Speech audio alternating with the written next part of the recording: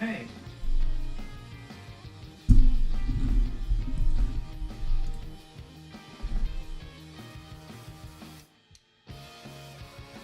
Who's Trexlers? Are you trolling me? Pretty sure. Are you a real person?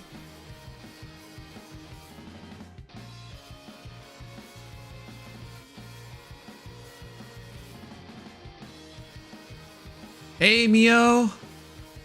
Hey BBG! To barbecue! Hey, nice to see you again. Hey, Fernie was here first tonight.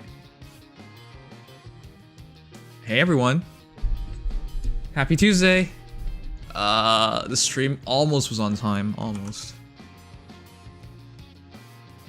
I either try to start at 7 or 8. I'm trying to start earlier, but I'm also like working a lot on videos nowadays, so it's harder to find that time and energy to start stream on time if just before the stream you were working on a video. Was that Obi-Wan again? Oh man. Hey Perry, what's up?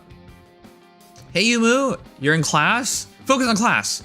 Death of consoles? Oh no. Yeah, we're covering another article tonight.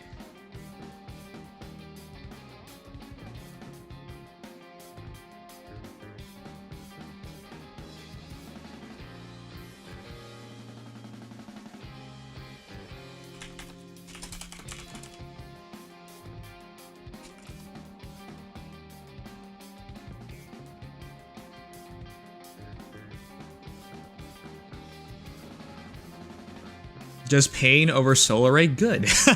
Good. Good, suffer. Isn't that the benefit of solar ray, to suffer? Because there's nothing else pressuring in this game. Union raids is not really pressure because your teammates, your union carries most of it. You only contribute a small part to it. And so it's the only thing that you struggle on. So isn't it good to struggle? You love losing hair? Okay. I'm sure you have plenty.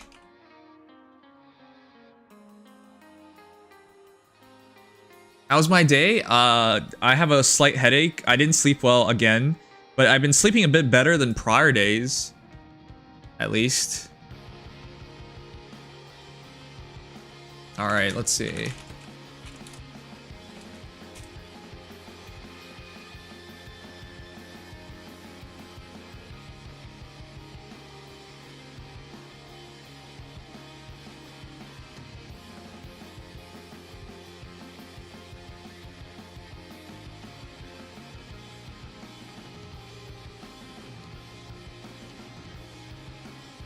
All right, also, I'm almost done.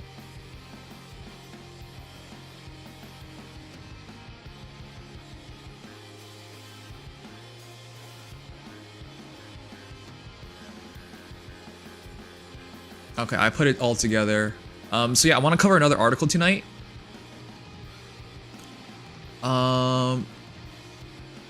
That's the hair stonks Nikke give you. You might be onto something. You can save on haircuts. Oh my god. I've shaved my head bald twice now. It feels pretty liberating, and it does make like washing your hair, because you don't have any, much faster. But I think I'll only do it once a year. It's not something I want to do every year, every month or something. Hey Gmo, I have no reviews for this time, but I am here to give moral support. Thank you. All right, chat. Before we begin, I want to ask a question. I've been shifting my content a bit. I've been following recommendations from a lot of. 7,678,941,622 got a bunch of merges for this lady on the new remix banner before the spark. Since rearmed units have been buffed and I have some things I want to machine duplicate, I decided to build her as a unit along the way. Nimchia. Is it over?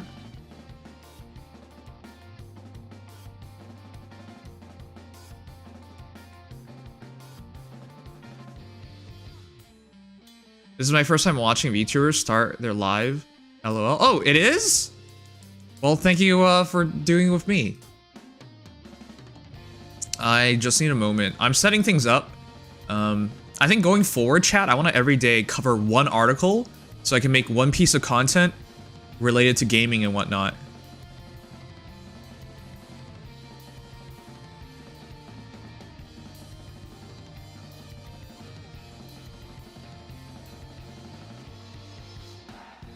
Yeah, I think that's what I want to do. Okay, perfect. I think we got it.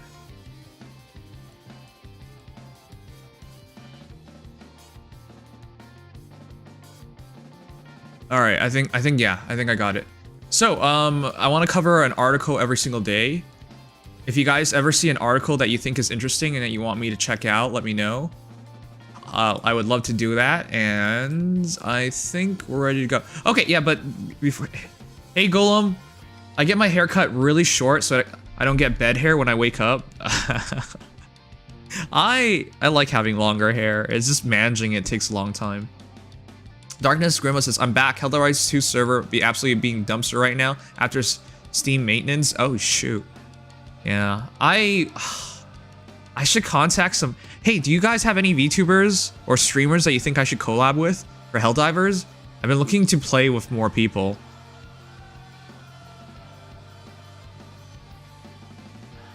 There's pressure when you're a UR organizer and sit there with gold for 9 hours, Sag. Okay, well, I guess if you guys want to go that far, I don't want to go that far. I don't think it's worth going that far.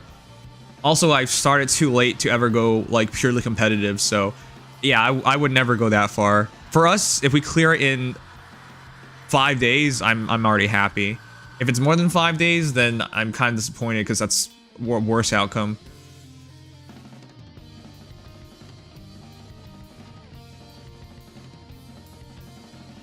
However, 2 servers have been getting better. The devs saw how much their game blew up, and they started pumping more money into it. All right, am I missing anything else? I don't think I'm missing anything else. Okay, so let me give you guys what today's rundown. I plan on fixing my Aether 8's defense team, doing some hero reviews. Then I'm gonna go over to Nikke, where we can speculate. Well, we'll take a break before Nikke, where we'll check out consoles and how they're potentially dead now. And after that, we'll check out Nikke, where I'm gonna be MLBing a Pilgrim. I'm gonna do some work. I'll show you guys my arena result, though some of you guys already know because I already posted it up. And then I think I'll play some Persona 3 Reload. Or do Honkai Star Rail, but I think I should probably do some Persona 3 Reload. I don't want to stream too late tonight. I am slowly fixing my sleep schedule. Slowly. I woke up at 1 p.m. today. Actually, I woke up at 11. Or I woke up at 12. And then I went back to sleep for a bit. But yeah, I still can't sleep straight. I just sleep like crap. Gonna go grab some coffee, see y'all in like 10 to 15. Alright, take care. Wait, coffee at night? What are you doing yourself? I'm the one with sleep problems. I can tell you that's a dumb idea. Alright, yesterday I thought of some music to listen to. Now I don't remember what music it was. How's the audio level, chat?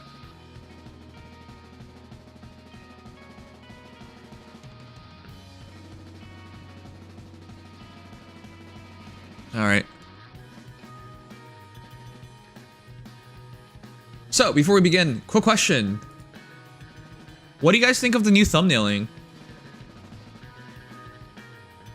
I think for once, I am satisfied with my thumbnails. For once. They're very simple, but I like how it fits together.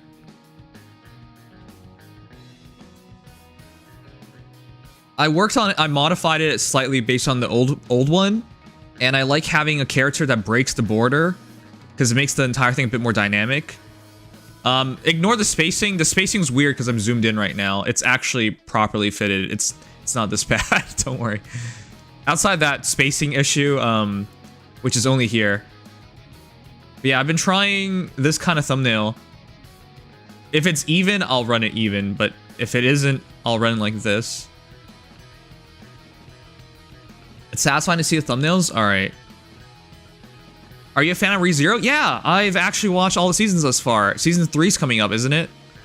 Unless Season 3 has already started. I haven't been watching any animes this season yet. I like them. They're pretty distinct from all of my other YouTube subs. Alright, nice. They don't take too much time to make, which is the most important thing. And the other thing is, yeah, I want it to be distinct, so that's pretty big news for me. I have not been satisfied with a thumbnail that I've made for a while now. So these new types of thumbnails, I think, are I'm looking forward to. Now, do you guys think I should write a tagline? This is a tagline. Surprise ReZero collab. That's a tagline. Or should I just do it blank, like this? I don't know. You let me know. There are 2 more elements here that molded together. The purple haze And of course the box here. But if I remove it, it's just a thumbnail like this. I don't know, I've kept the tagline because I feel like it could add something to it, and it helps unify the thumbnail. Blank looks less cluttered. Yeah, is that good or bad? The first one's more eye-catching. Yeah, I feel like when you write what it is, and unlike a title, it's clearly there. You can, even if your eyes are briefly glancing through, you immediately get an idea what the video is about. Blank looks better. Okay, so no tagline from Sugma, but Sugma's a Pepega, so probably bad idea to listen to him. I love Emilia de Soft Cringe. Rem is best girl, you weirdo. Stop. By the way, we're gonna have some speculation later about when we play Nikke about what banner we're gonna get. I think that's pretty good that we're gonna get some speculation.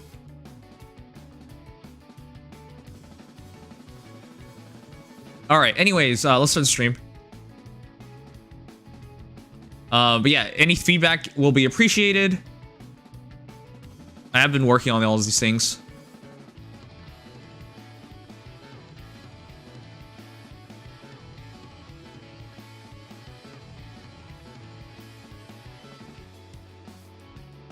Rem is the opposite of the type of girls you usually like. Surprised you prefer over Ram. Ram is very cold, and I don't think she's very interesting. Rem is a lot more interesting of a character. And you're incorrect. I like characters that are interesting.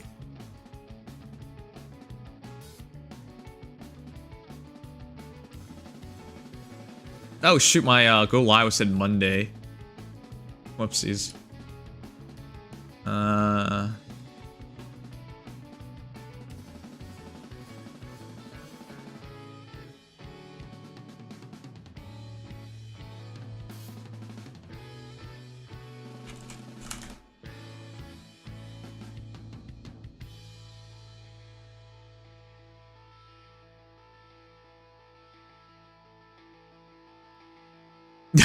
Okay. All right, one sec. I'm gonna also look it up.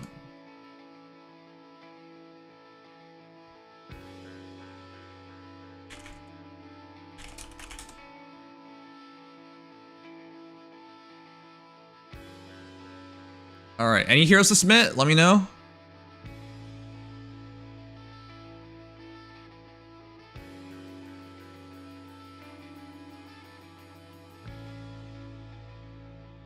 I'm gonna put together a character list real quick so we can have an idea of who could be in it.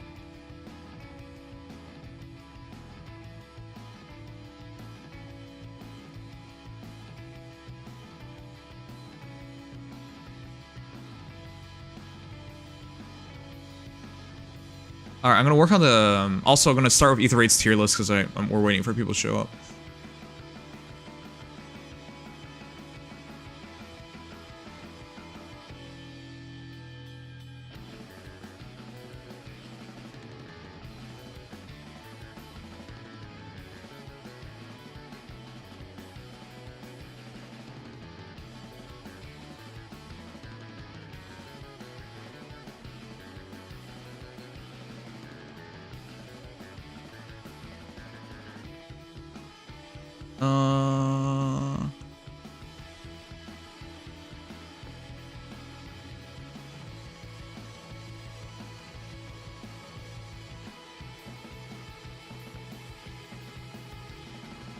All right.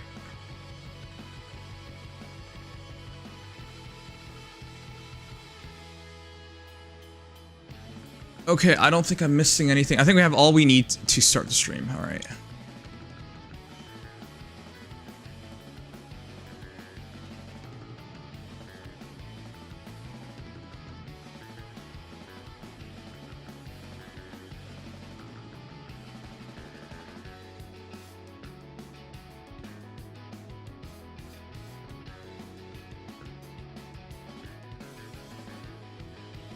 Man, if it actually is ReZero, I'm genuinely confused as to like who they're gonna put into Nikke.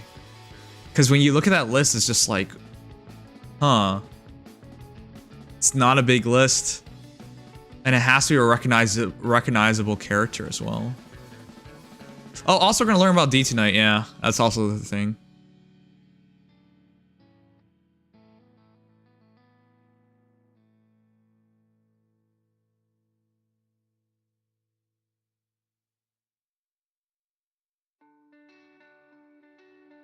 Preco also add a Ram, Rem, and Melia. I think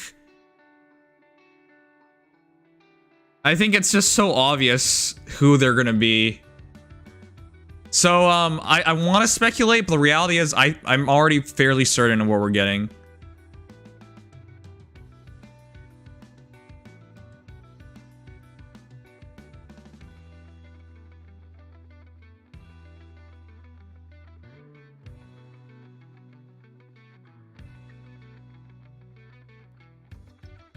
All right, I'm putting together a list of ReZero collabs.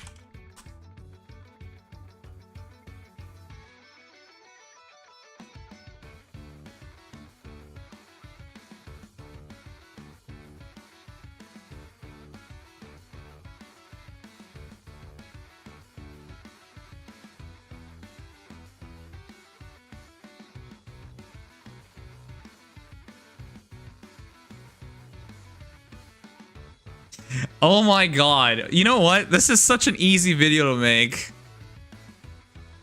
There's nothing to this.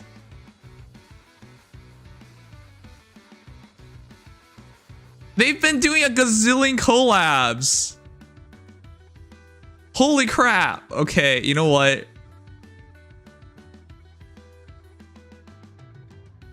Oh my god.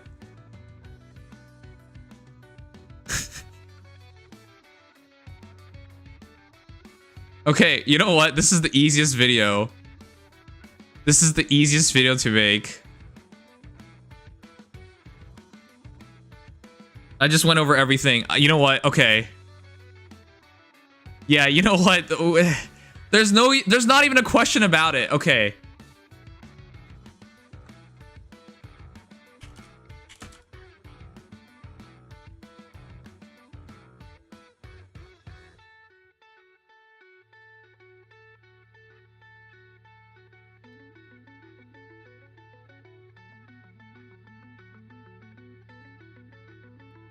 Payroll night. All right, chat. I am putting it all together right real quick. We keep losing this final fight. It's so annoying.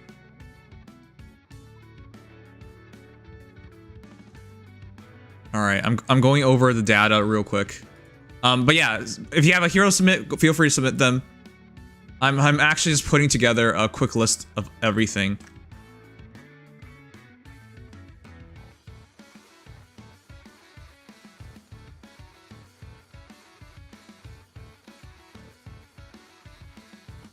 ReZero has done like a gazillion collabs, man.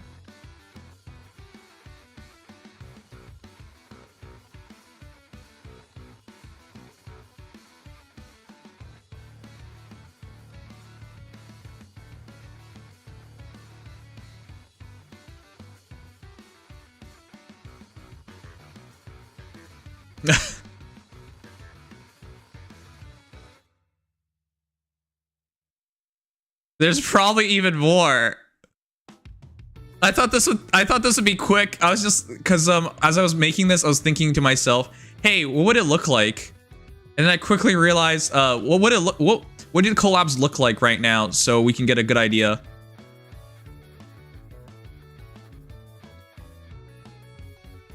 Yeah. Okay, you know what? You guys will see it in a bit.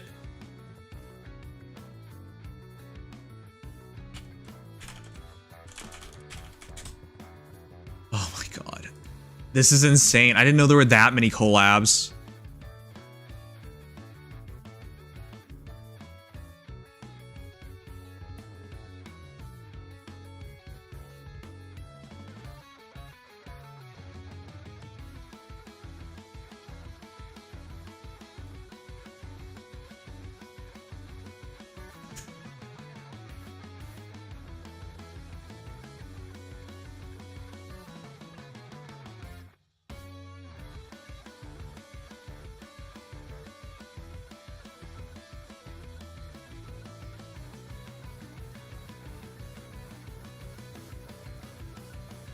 Okay.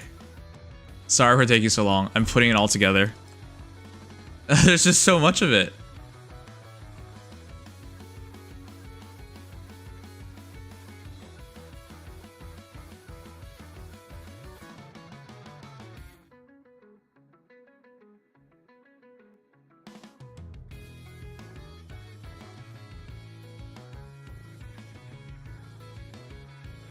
Yeah, okay. You know what? There's so much of it, I think I'll quickly, easily make my point.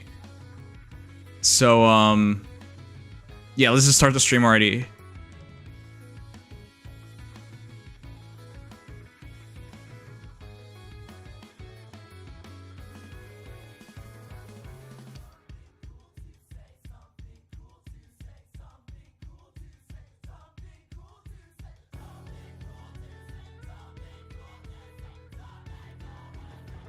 Man, they seriously have collabed with everybody.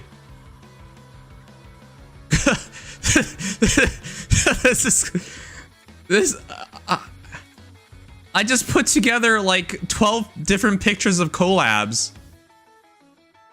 They seriously have just collabed with everybody. Was it always this easy to collab with ReZero? Yeah, I'm sorry. I thought this would be quick. It was not quick. All right, I put together everything. We'll cover it later. Anyways, let's start the stream. Hey, welcome everyone. It's Hero Review night. There's almost nobody here, so this will be a really quick Hero Review session. So be it.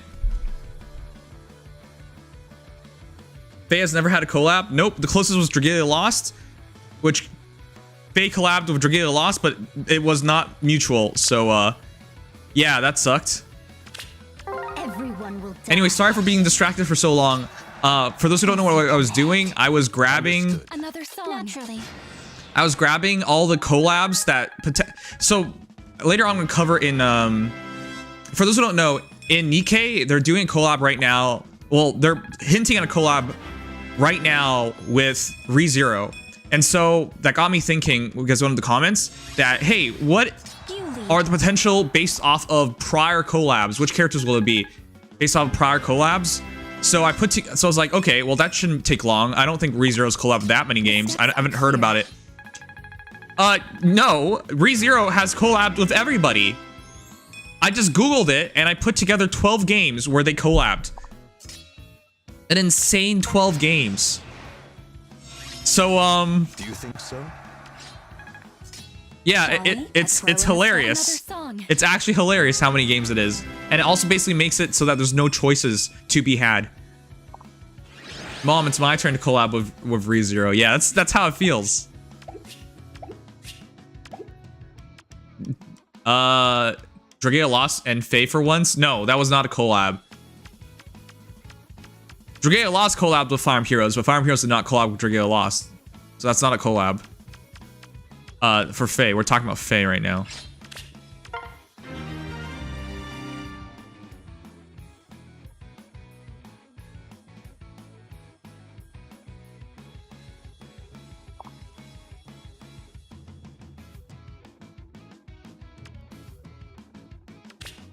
What fine music. Princess Connect collab? In what? You lead. Or are you talking about The steps are clear. ReZero? You.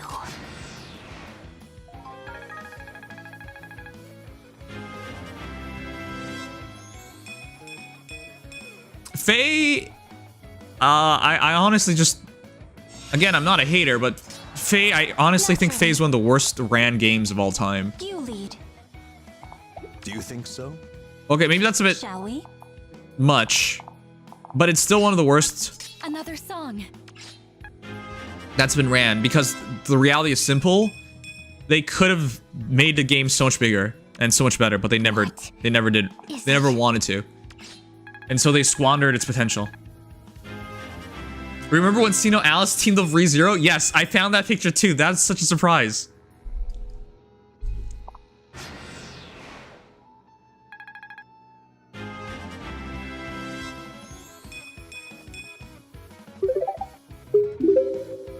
Hey, Nims, I've got a new merge project. What do you think? 03555594441. Understood. By the way, since you guys are my viewers, I mean, obviously you are, but like, how would you react if on my channel you find news videos about all sorts of games? Naturally. Or about consoles and whatnot? The steps are How would you clear. feel? Lead. Would it bother you Another guys? song. Because that's what I'm going to start doing. There's honestly not a lot of news I want to cover for Faye, because there's... like, they're not really news. I mean, yeah, sure, there's something new. So it's technically news. But they're not very exciting things, you know? And it's just for Faye people, which is... kind of dumb. Because, again... oh, Rock Slide Dance.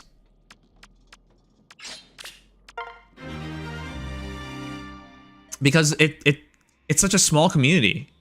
And I feel like I work on these videos and no one's gonna watch them. So what's the point? But then if I do stuff for other communities, it's much bigger. There's much more access to it. So lately, I've been wanting to cover, I mean, as of yesterday, I've been wanting to cover the new collab coming to Nikke. That's the first collab I'm ever gonna have access to. You. What fine music. Naturally. A twirl in a step.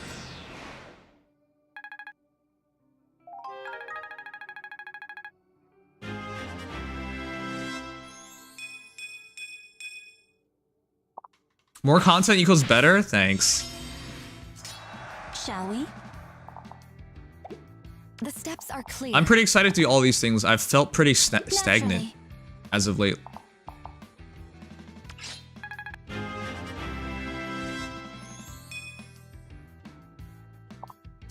A twirl in a step. Oh, come on. How'd that not As you kill? command.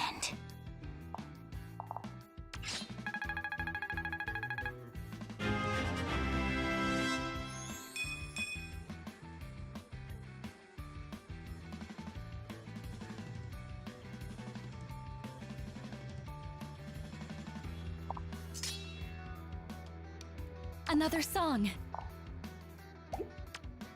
Oh yeah, it's triple the answers. What is it?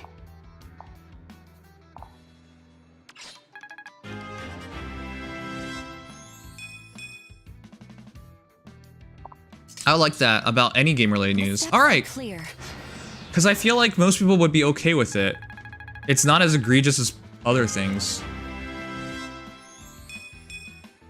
You think we should have a Jackbox game night someday? Nobody will show up. Lead. I've done that back in the day.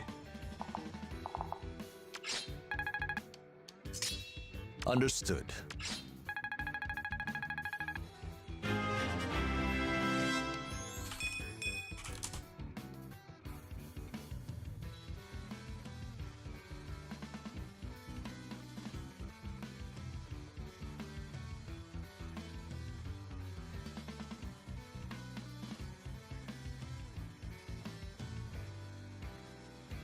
I had a playlist in mind. I just can't find it.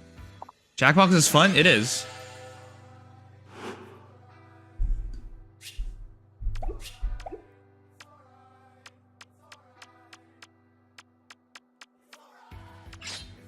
I agree, it is. But it takes a lot of time, and usually people don't watch it, and usually people don't play it, so then it's just not worth the time. Alright, no, seriously, I don't remember the playlist, so I want to play it.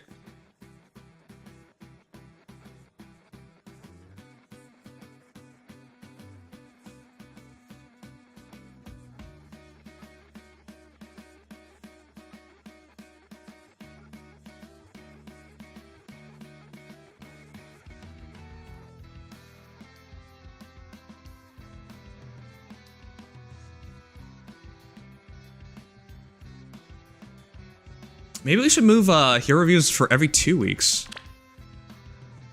Almost nobody showed up for it. Which is fine. I mean, people don't want to stream something else, jeez. What about Stick Fight? What the heck is Stick Fight?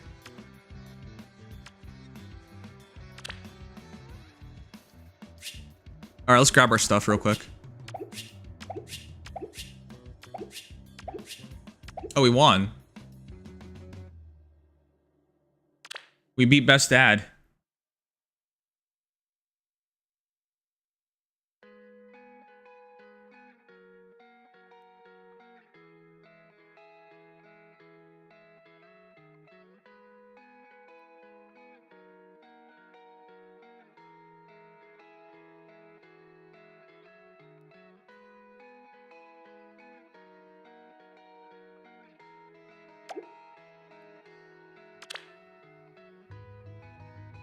Are you gonna pull in the supposed ReZero collab? Yeah, 100%.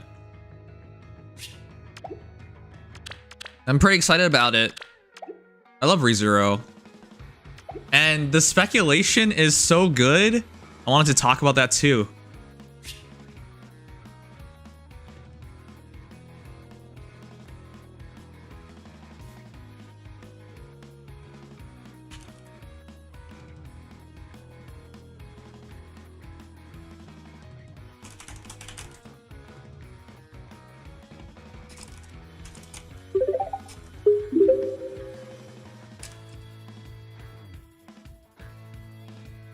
I'm not going to have any characters ready for hero reviews until after HR banner's out. That's fair.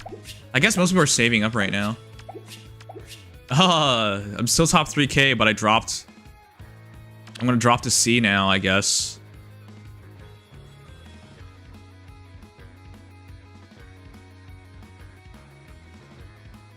Wait.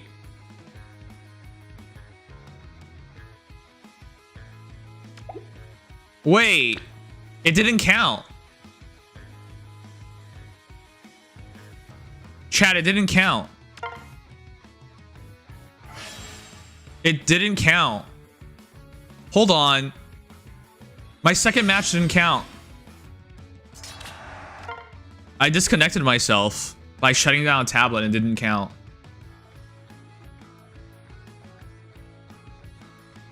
I did 2 matches, I think. Yeah, I did, because I switched to Edelgard. But I disconnected myself. What do you mean, oof? I was gonna lose it. I was so disgusted by the fight, I disconnected myself. I didn't know that would not count. Demoted. Ick.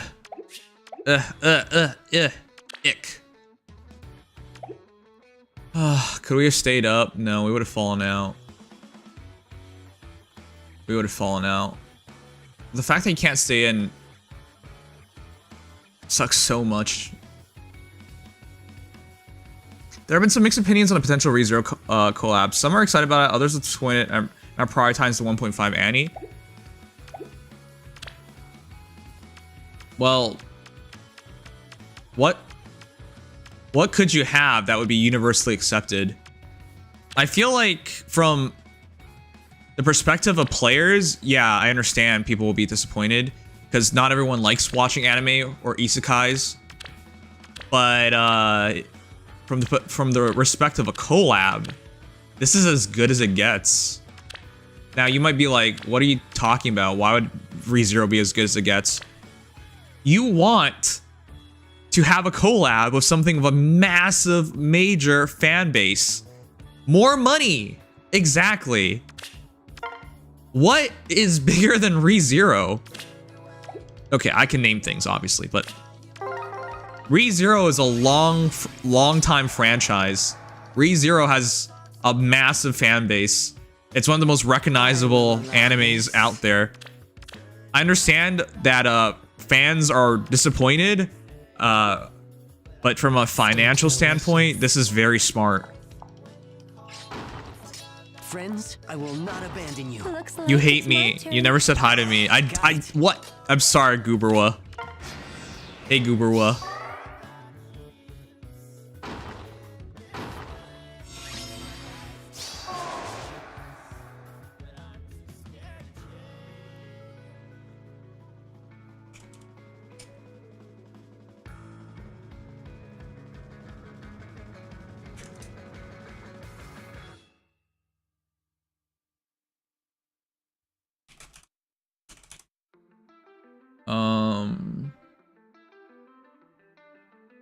Hold on one sec.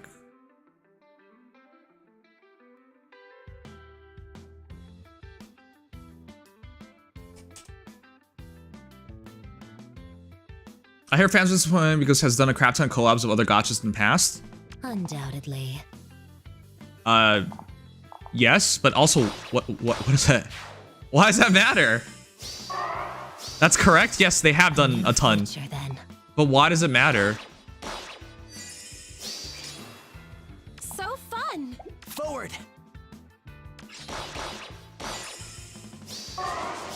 Friends, I will not abandon you. Having fun with Ivy. I wanted to pull for Ivy, but I couldn't. I decided to save up for HR. State your wishes. Oblivion awaits.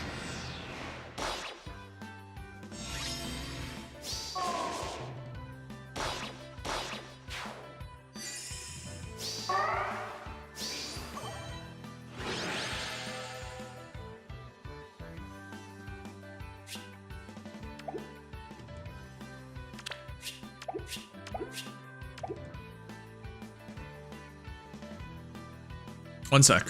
I'm looking for one more thing. Now that's been not put on my mind. Have the new banners good? Yeah.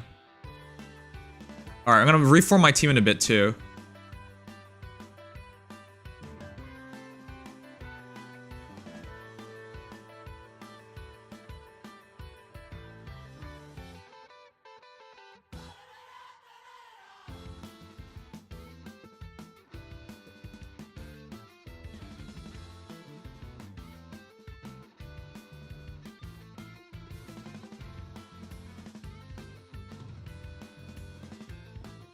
Okay, shoot. Let's get this done with. After this, let's build the Aether defense team. I haven't even looked at how it's done thus far. A new future then. Got it. Looks like it's my turn. Forward.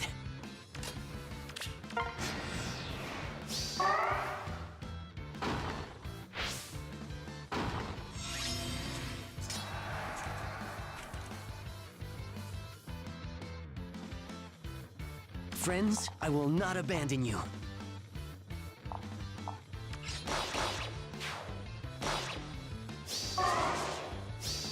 Got it.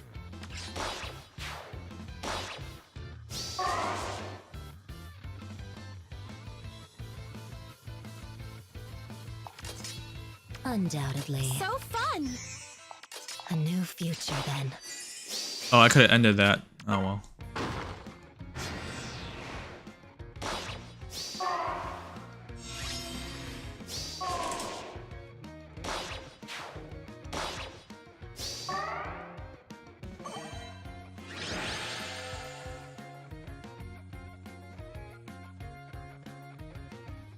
It's really hard to get something that's actually like really good here.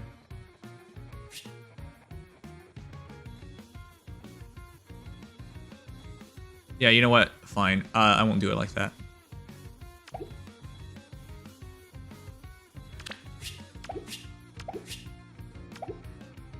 By the way, when's the next banner in Fae?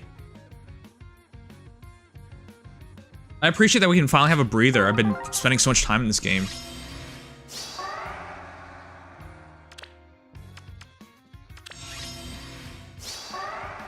State your wishes. Trailers tomorrow? Alright. I do not know. Friends, I will not abandon you. I will allow this. Ugh, too much stuff. A new future then.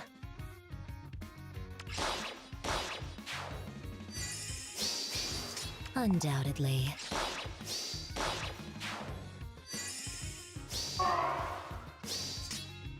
Got it.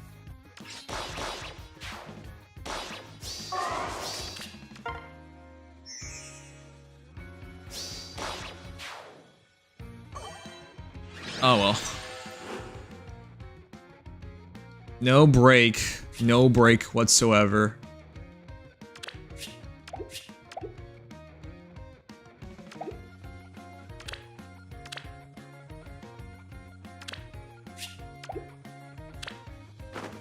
Oh, I almost thought I forgot to harvest my Have you guys ever forgot to harvest your field? Do you know what happens? Because if you forget to harvest for an entire week, it wilts, which means you get nothing. That's happened to me before. They shrivel and die, exactly. It's been a long time. That's why like it's on my mind nowadays, because it's happened once before.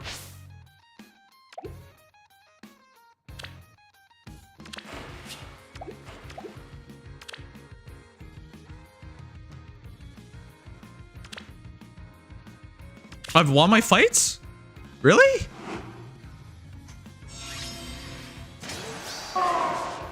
How the heck did I win this?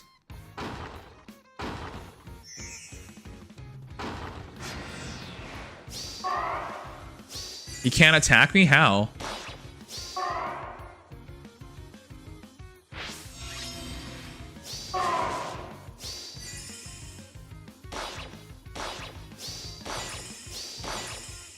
Ah, yeah, he gets miracled.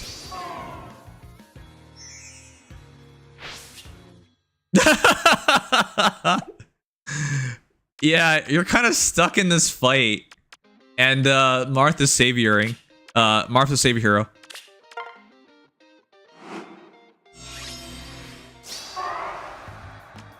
What? Oh, these aren't fully spec'd up. Goddamn new players. They get all these heroes and then they just do whatever the heck they want.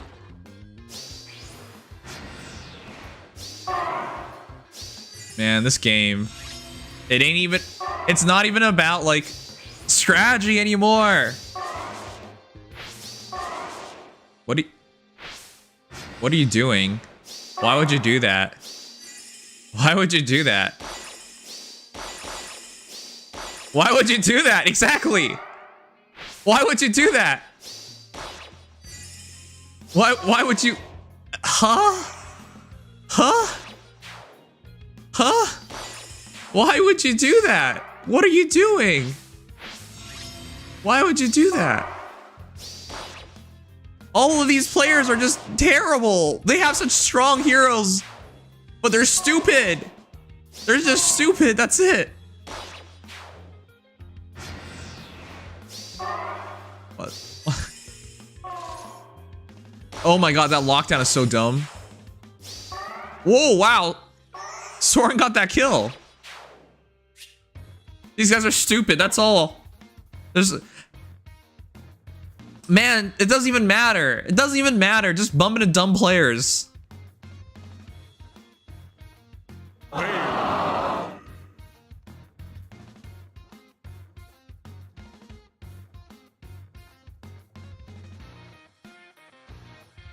New players are a myth? Sorry, they're stupid players. Almost as stupid as you are. Alright, let's do this. And then let's upgrade my team. I can't believe that this team worked. I'm going into a new Emblem team.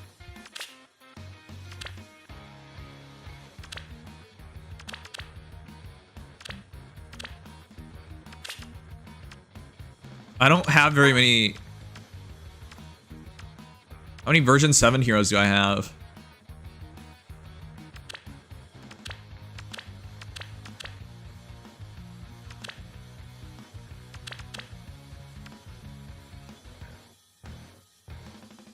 Morris is a version 7 hero. Oh, it'll be fun to use Oveg.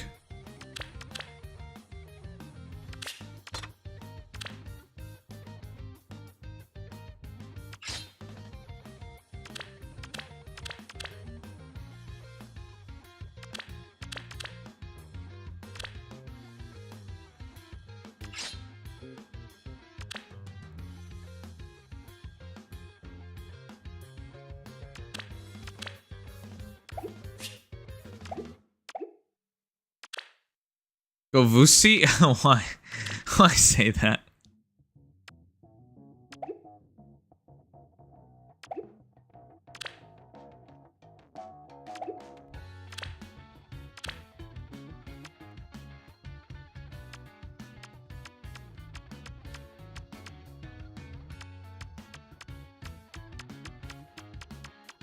Oh, I don't think I might. Okay.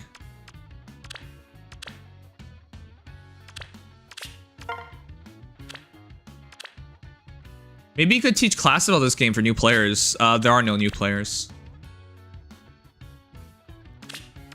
New players are a myth.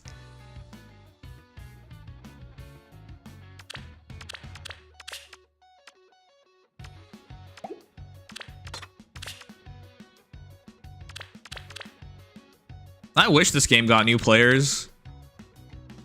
Then I'd be more motivated to make content and stuff, but not really.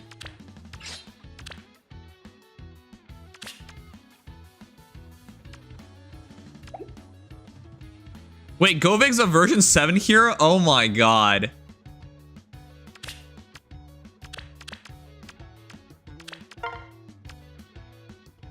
Now that I think about it, yeah, she's just before book 8. So she is a version 7 hero. What the heck?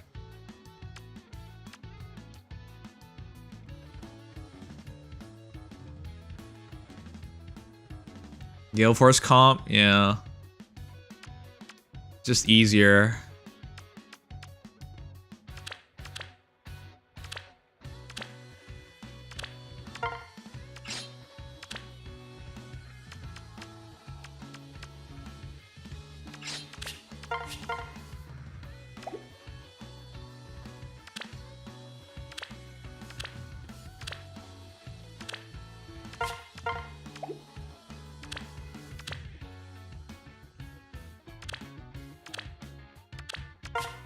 Govig plus Emblem equals W. Oh yeah, Emblem offensively.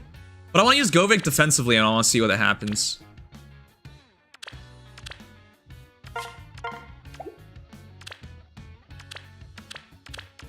Alright, good team.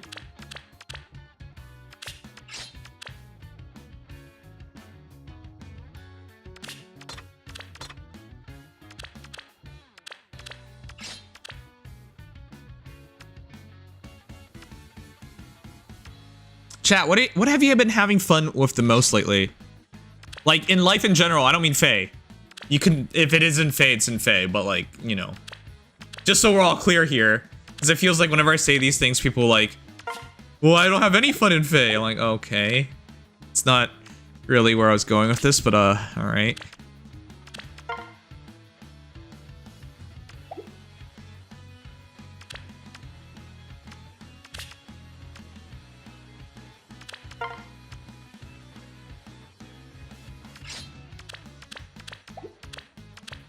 Man, why am I so sleepy today?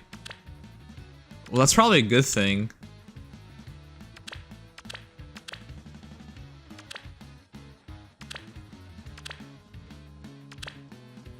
Honestly, Pokemon Masters is a more fulfilling game for me, but I'm too far in Fate to turn back.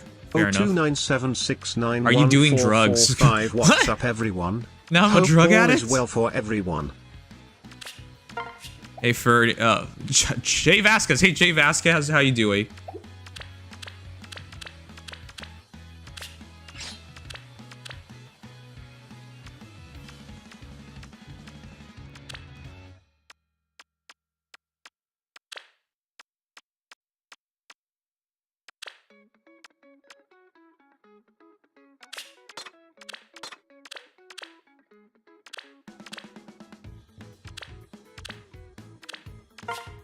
Building models is fun.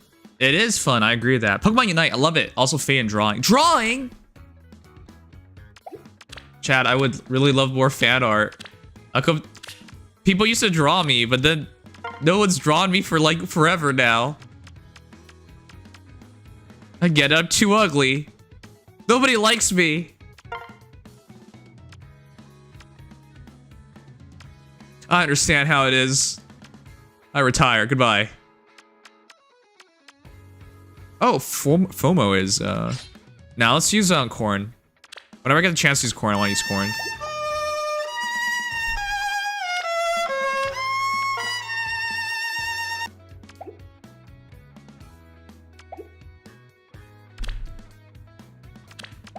Nobody would ever blame me if I killed Sugma, right? Just double checking.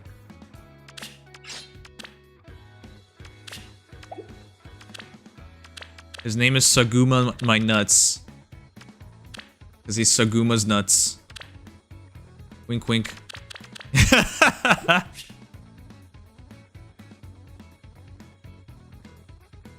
Double checking with y'all. Every single month I ask this. 400 lift is the maximum, right? Thanks, Jay Vasquez. I appreciate it. Maybe it's the way you're dressed. Maybe no one likes you because of your personality.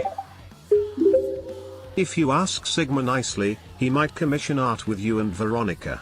Lol. Oh my god. If you ask Sigma nicely, he Why might did I play commission twice? art with you and Veronica. No, I don't want Lol. that.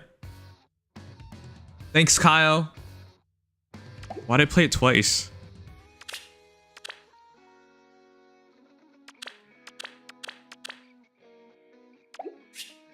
That's a bad idea. Yeah, I'm gonna get canceled. Even though I'm not even really a part of this. People want to cancel you nowadays for the most ridiculous things. No, thank you. I don't know why I showed up twice. Hey! Hey! You Jackass! failed, but good job on the video. Can I now hijack the segment like Shugma? JK. Oh, Kusanagi, you watched failed, it? But good Oh, job why? on the video. Why is it Can playing I everything now twice? hijack the segment like Shugma? JK. What? Why is it playing everything twice now? I've never seen that before. I think it just started doing this. Kusanagi, did you actually watch it?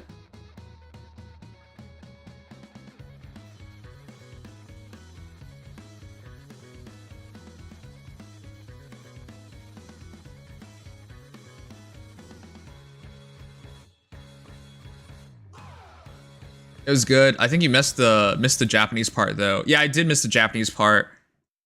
I was gonna look into it, but then I assumed it was the exact same font. Ah, that's what you meant. Yeah, that's what people meant. Yeah, someone brought that up, and I was like, yeah, I was gonna look into it, and then I realized, you know what? What doesn't even matter, because we saw the X and everything. But yeah, I'm gonna cover more about the Nikke news. I'm actually 100% positive. 100% positive of what we're getting. But I'll cover that when we do Nikke later.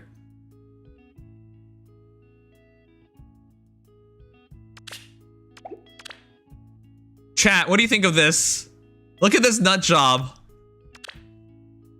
He's just going Byleth. You know why people do this? It's actually not the worst idea. The idea is if nobody can kill Byleth, in other words, you can't get your bonus kill, then you're jeopardizing your entire run. So then, you know, he wins. He wins. Also, no, he's not version 7. I don't know. I think the idea is if you can't beat Byleth, he wins. But, you know why this doesn't work? So my bonus hero is Goveg. And this one is Corrin. Corrin's version 7. And Kron, you can also do it too. But yeah, I'll do it this way. Despair. Ivy can kill them? Sure. It's just a base Byleth. It's not that crazy.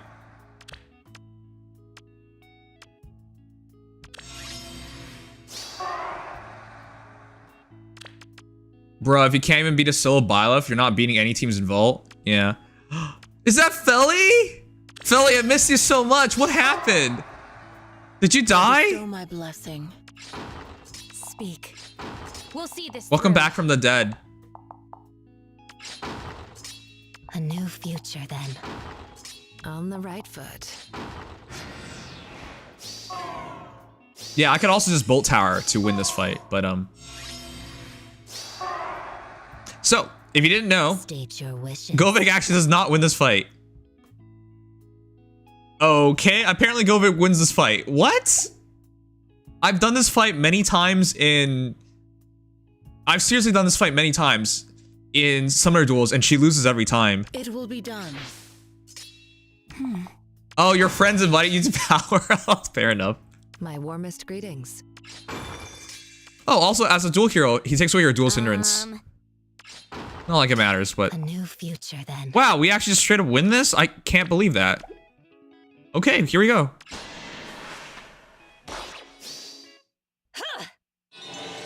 Oh, yeah, his fortress level's probably wrong. He needs to have the tower on the bottom left, the chill tower. He's probably just off. He's probably missing all 4 stats because he's missing 4 to all stats, is what I'm saying. Yeah, no, he didn't have his bone structure. I'm pretty sure he did not have his bone structure.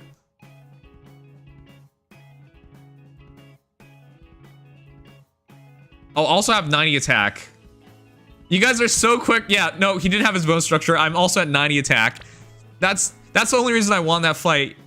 Govik does not beat Byleth. I know that flat. I know that for a fact. I've tried that many times.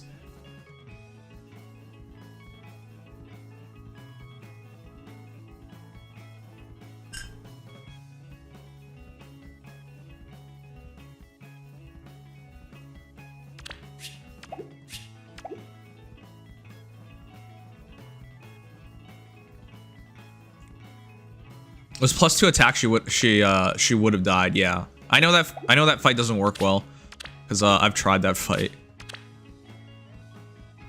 You know what? I'll keep that battle for tomorrow. Let's cut tonight's stream short. Tomorrow is trailer after all. All right, let's change up our Aether Raid's defense team real quick.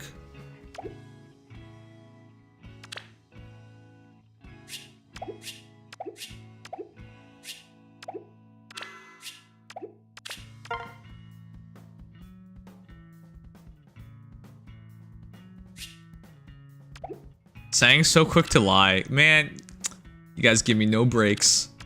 No breaks.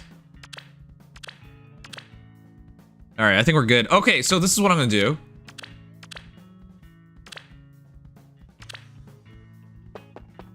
You know what? Let's make the Aether Raid's team tomorrow. Should I? I could do it tonight. Let's do hero reviews first. Got it. Guys, almost nobody has submitted heroes. This is about to be the fastest hero reviews of all time. I don't mind it being fast, because then I'll just move on to Nikke after this, but, if you guys don't have anything to submit, this is gonna go really fast. Remember that around the times that you were doing your driver's test, I was doing Lady Dimitrescu donations, talking about her being your mom and her bringing you a cute. No, I don't remember anything of that. From I don't China. remember. I don't remember. Well, I wanted to do a fan edit of you driving a car with a cute Jiangshi sitting on the co-pilot seat.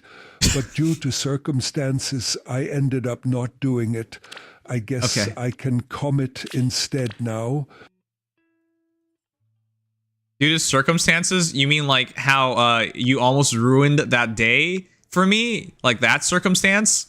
Yeah, I remember that circumstance. Yeah, don't worry about that. I remember that circumstance. You got it. Yeah, I remember. Chat, do you like it when people people tell you that they hate your guts and that you're the worst? Do you like being shown stuff like that? Do you? According to Sugma, the answer is yes. Because that's what he did. On the day of my driving test, this guy showed me a post where everyone was shitting on me. And then when I asked him like, hey, why are you showing me this? He's like, I'm pretty sure you told me to show you this. I think a lot of people, like, when you drop by my stream and you hear me shitting on Sugma, you're like, why would you do that? She got some recent updates, so here she is: 3,056,379,481. She got some recent updates. Okay, I have no idea why everything's doubling up. 3,056,379,481. That doesn't make any sense. It wasn't even doing that at the start of stream. I have no idea why it's doing that. Alright, everything's double for tonight.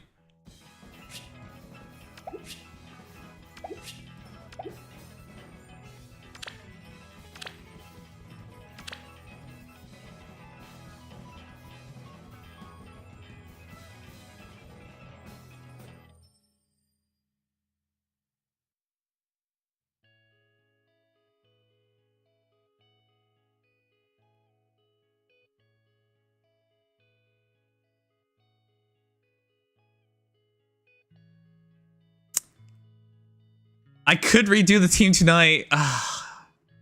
Should I? Fine, we'll do hero reviews first, and then I'll decide. How about that?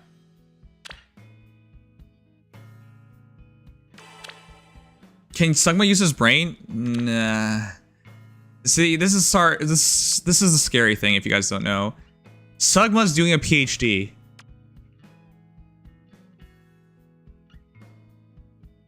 Supposedly. I have no idea, man. Alright, I'm gonna remove everybody from this friend list. Alright, I'm gonna open things. Feel free to submit your heroes. Tonight's will probably be a very short hero review, which is fine. By the way, Fernie was here first. Yeah. Thank you, Fernie. What, WTF? Yeah, I know, WTF. Why is this guy getting a PhD? I don't know. You don't know. Nobody knows. Could it be that he's smart? I don't believe that.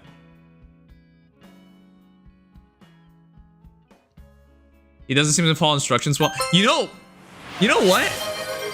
For those who don't know, yesterday he kept redeeming things while I was playing Persona 3 Reload. He didn't even understand this. He redeemed no using SP. Sorry, no, let me read exactly what he wrote. Sorry, he redeemed restoring SP. He redeemed ban an in-game action using enemy weakness. And then prior to that, let me repeat this to you guys. If you go to your points section, there is a points thing called ban an in-game action. Right? You can ban an in-game action. So Sugma first redeems winning the battles you enter. He tried to ban winning the battles you enter. Do you guys understand? That's not an action. Winning is not an action. Winning is a state. Do you know what an action is? Walking, running, jumping, reading. Actions. Those are actions. Winning is not an action. It is a state. That's why people say, are you winning? They're not asking if you're doing the action of winning. Are you in the state of winning? Action is a state. And then he says, when I told him that, that's not an action, you know what he did? He redeemed again. And he did ban an in-game action. Again, ban an in-game action, underlying action. And it says, using enemy weakness. Using enemy weakness. Let me ask you guys, is that an action? Is that an action? What the heck? And then later on he tries to ban restoring SP, which makes the game unplayable. That's Sugma. Can you believe this guy's about to get a PhD? No way. No way. Like, I'm terrified. And how do you not know what an action is? Anyways, whatever. It's so dumb. Can I submit 2 heroes? No. I'm sorry. Rules are rules. ChatGPT is gonna get a PhD. Yeah, that's what it feels like. But yeah, that's Sugma, man. It's rough.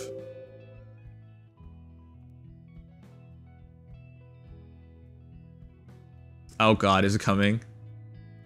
Is it coming? Thank you for 46 months, 20 months in a row.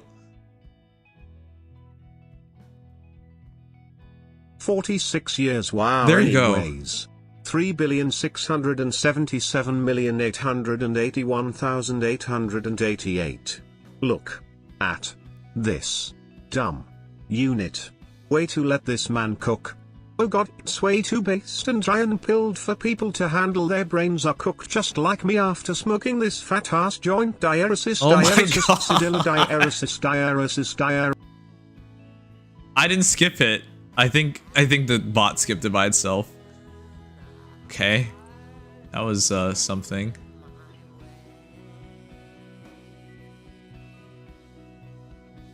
sorry, rules are rules. If I make an exception for you, I need to make an exception for everybody, and all of a sudden everyone gets 2. So no thank you.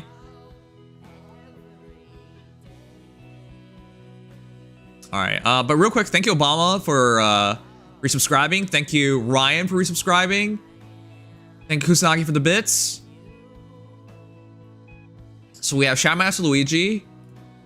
Thank you Tarantula for the bits. We have Jay Vasquez. We have Ethical Maple, and we have Sugma.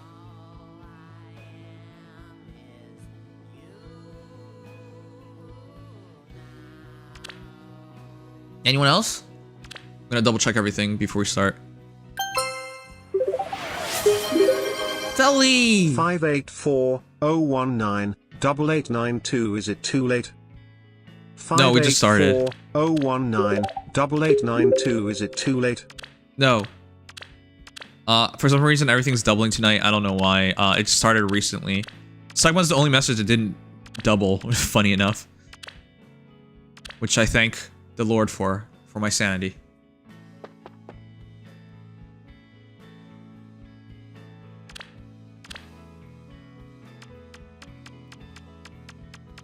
Alright, I guess there's a really fast hero review tonight.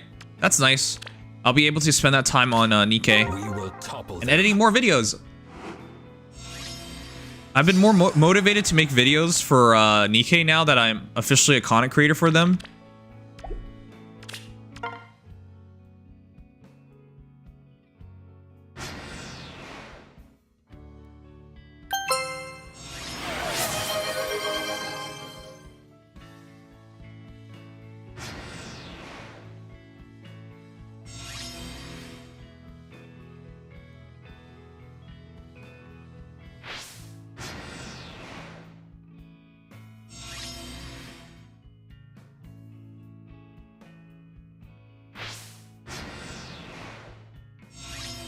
All right, let's let this battle pass. By the way, I have a lot of thoughts on like a new series to make.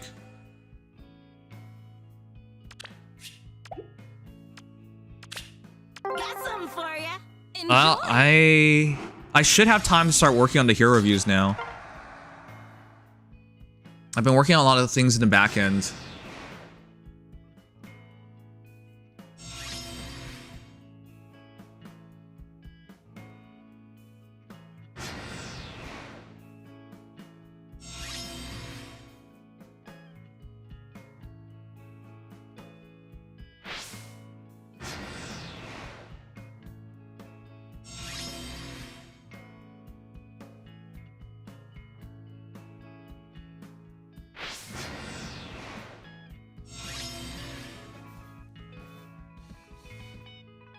By the way, hasn't Power World slowed down a lot in recent times? Alright, chat, you guys got like a couple more minutes before I close the submissions. I guess tonight's gonna be a really fast hero reviews night.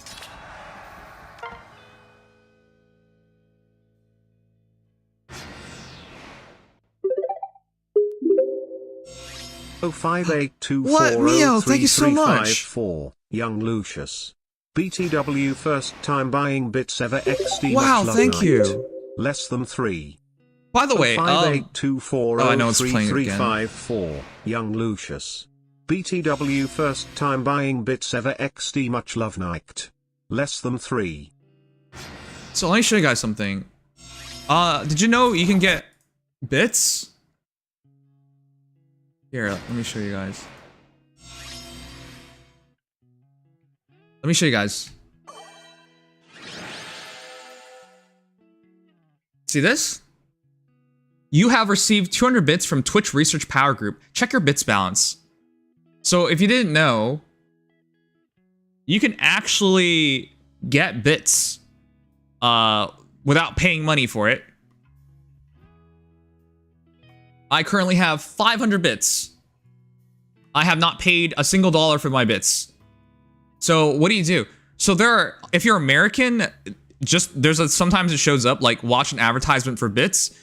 I don't know if they still do that, but back in the day, that's what they did. Hey, Silver Dude. Back in the day, that's what they did. And then nowadays, they have a Twitch RPG group. So let me search it up for you. Here. If you guys want to earn bits, it does not take very long. These are short surveys. But basically, they pay you 100, 200 bits to do a survey. It takes like 5 minutes. And it's asked very simple questions like, oh, have you seen this advertisement on Twitch? You say yes. Does this advertisement feel related to gaming? You say yes or no. Like, it's very simple stuff. But Twitch RPG is something that you can do if you want to like earn bits. This is real. I just showed you it's real. So check it out. If you guys don't want to spend money on bits, but still want to earn bits, this is something you should definitely try out. But of course, I appreciate it nonetheless. And you obviously don't have to spend it on me. Like, use it on whoever you want.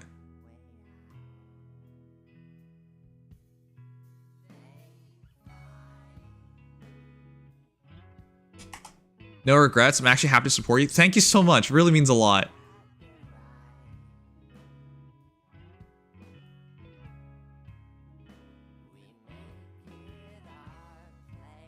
I don't even want to admit this. I have not had like the best mental health when it comes to being a streamer, especially in the past like couple years. But like, it really means a lot to see that support. Hold on, I'm gonna double check for you guys. I logged in. Yeah. Here.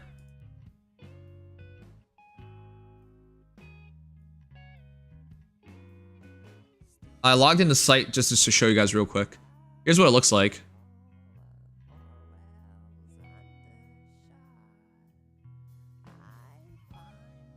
This is what this website looks like once you log in. And then every once in a while, they'll send you an email about a survey. Anyways, has Twitch made an impact on your life?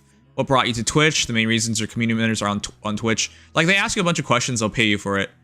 Pay you in bits for it. Anyways, oh, I might be too small.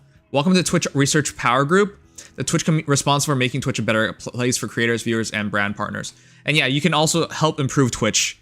They have been around for several years, and it's not a scam. It's actually just Twitch. This is just Twitch. So yeah, if you go on Twitch itself, like, it'll show up in your notifications and whatnot. It's directly there.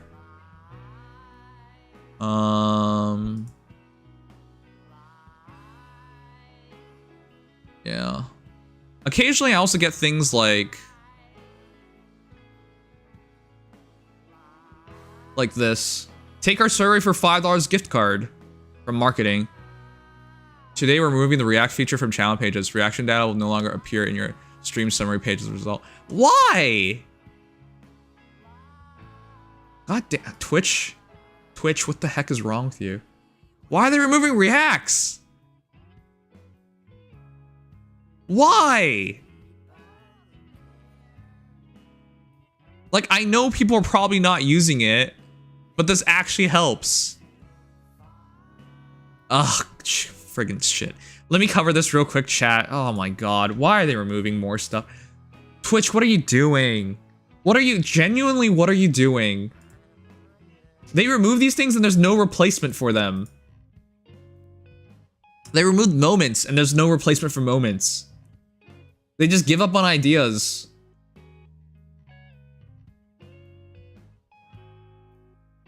What a piss off. All right, one sec. Let me check.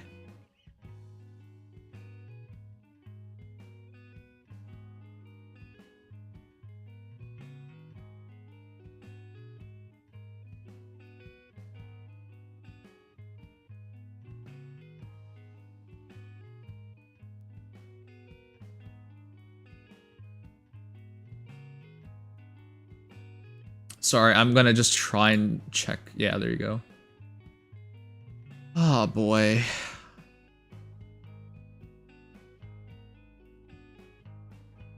Sorry, let's cover this really quickly. Reactions are officially gone. And for those who forgot what reactions are, what are reactions? We're letting viewers react to moments throughout a stream with a limited set of emotes. Hype, funny, love, what? Oh no. Viewers can react every 5 minutes and will deliver these reactions to stream anonymously in their creator dashboard after each stream to give them a snapshot of how viewers felt about key moments while they were alive. I understand most of you guys don't use this. I know this is a streamer. I don't get very many of these feedbacks.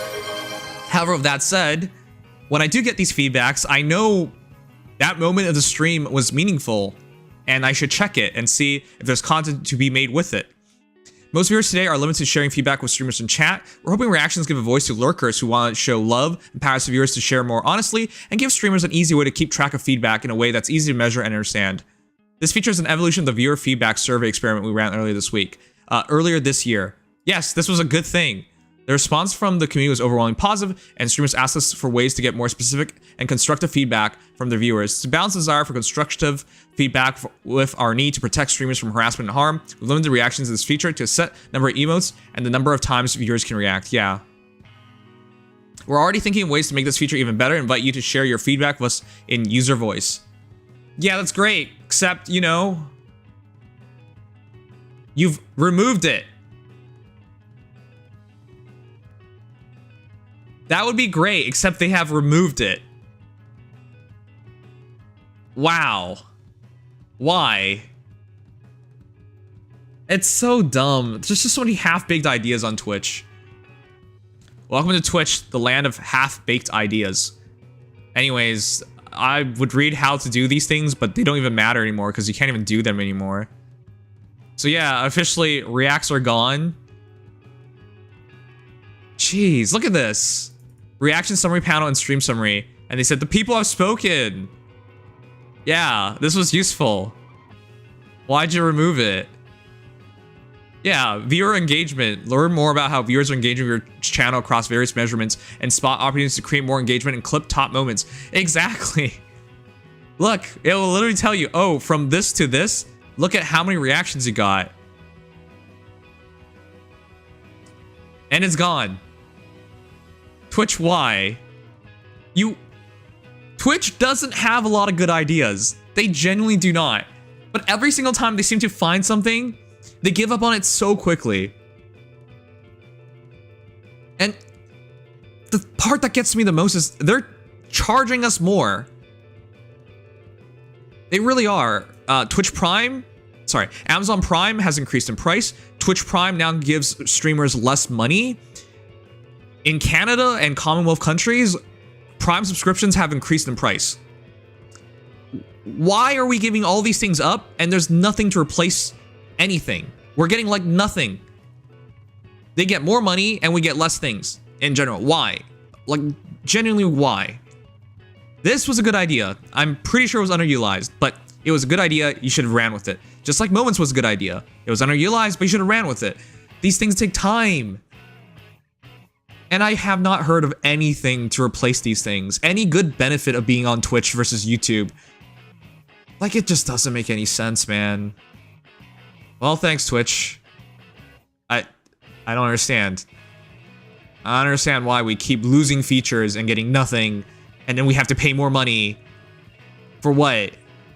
Doesn't make any sense. And how much money does it even take to do something like this? You're just tracking reactions. This is unbelievable.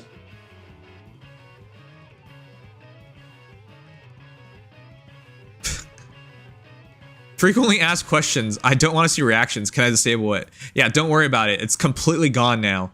Anyways, congratulations, Twitch. You've done it. That's that, chat. I don't have anything to say. That's so dumb. That's just genuinely so dumb.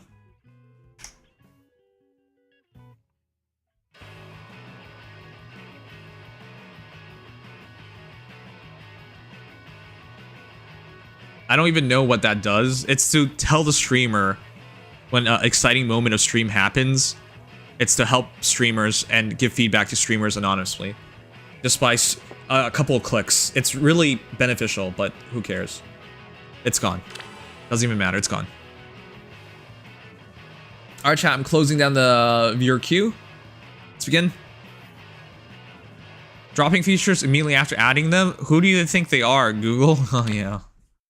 I'm genuinely so disappointed because what are we getting? We get nothing. There's no benefits. I do think Twitch is a superior streaming platform than like Kick or something, but like, that's genuinely not saying much. All right, let's do Hero 1. JW Ballistica, thank you so much. Thank you so much for almost a year. These might be the last 2 years of Faye. Chat, how much longer do you think Faye will last? Because if I'm honest with you guys, I think this game has 2 years. 2 years remaining. If even that. 5 more years? Nah, there's no way. Gotta reduce that AWS service bill somehow, even though you are AWS. That's so dumb. Isn't the entire point of having Kick so they can subsidize you? Subsidize Twitch to do more crazy things? I thought it was the idea. Why would you allow a competitor? Faye forever. Okay, you guys are crazy. Sugma. Truly a Sugma. The beautiful mage Sonia. 40 plus 4, 3 flowers. Only at 40 plus 4? I thought a fat whale like you would have her at plus 10. Got a bunch of merges for this beautiful lady on the new remix banner before the spark. Since rearm units have been buffed and I have some things I want to machine duplicate. Rearm units buffed? You mean skill inheritance buffed? I decided to build her as a unit along the way. Okay. Anyways, AoE build on her is absolutely correct. Beyond Witchery, you would never remove that. Oculus Strike is really good. If you do true damage, it's basically the guarantee Sonya gets the kill. Attack Res Ploy for more damage output. Ploy and Exposure is always really good. Still Water to increase attack for better Blazing Wind damage. Attack Oath Echo for more attack for AoE. And of course movement. And then Arc Caliburnus is still amazing. There's really nothing for me to review. It's just a very clean and simple build. Sonya is one of the best nukes in the entire game. Shame more people don't use her. But then again, as a rearm, it's kind of hard to even get her. Anyways, 43 HP, 81 attack, 41 speed, 24 defense, 64 res, plus attack is 81 attack. That's kind of insane visible stats. It's because of Beyond Witchery adding 8. Wow, it's just plus 8 to everything visible. Anyways, crazily good hero. All you guys need to know is that Blazing Wind is instant and then she just nukes you. And for those who forgot, Arc Caliburnus is cooldown +1, so you will instantly refresh yourself into another AoE. And neutralize foes' bonuses to attack and res, which is super simple. And yeah, not much to really talk about. Actual attack is 5.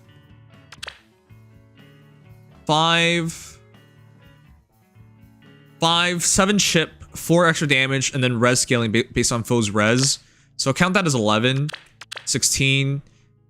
If they're debuffed, it's 23, exposure 33, and then Oath Echo is 39. So in totality, you have 120 attack, and yeah, with whatever the Blazing Wind is, that kills about everything. So very simple build, very strong. She's also not too slow, having an actual speed of 5 plus 4, 9. Well, 50 speed is not great, but that'll break Waries easily. Cause I am holding on to the inheritance recharges.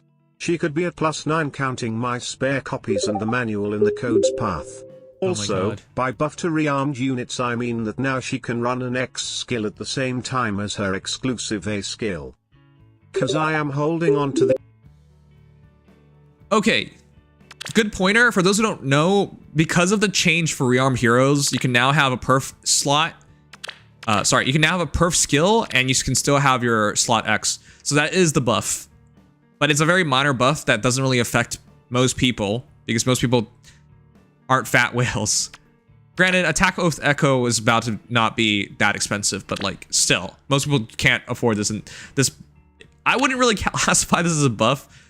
Technically, yes, it's a buff. But a buff is inherent. It's not inherent here.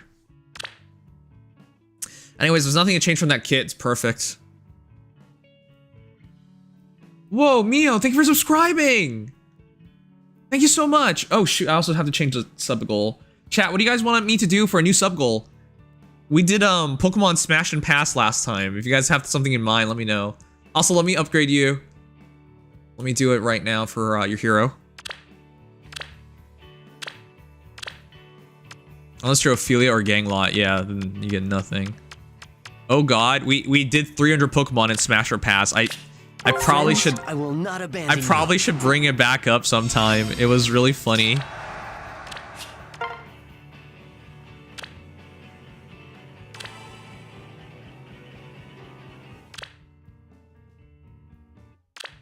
I should probably edit it as a video sometime.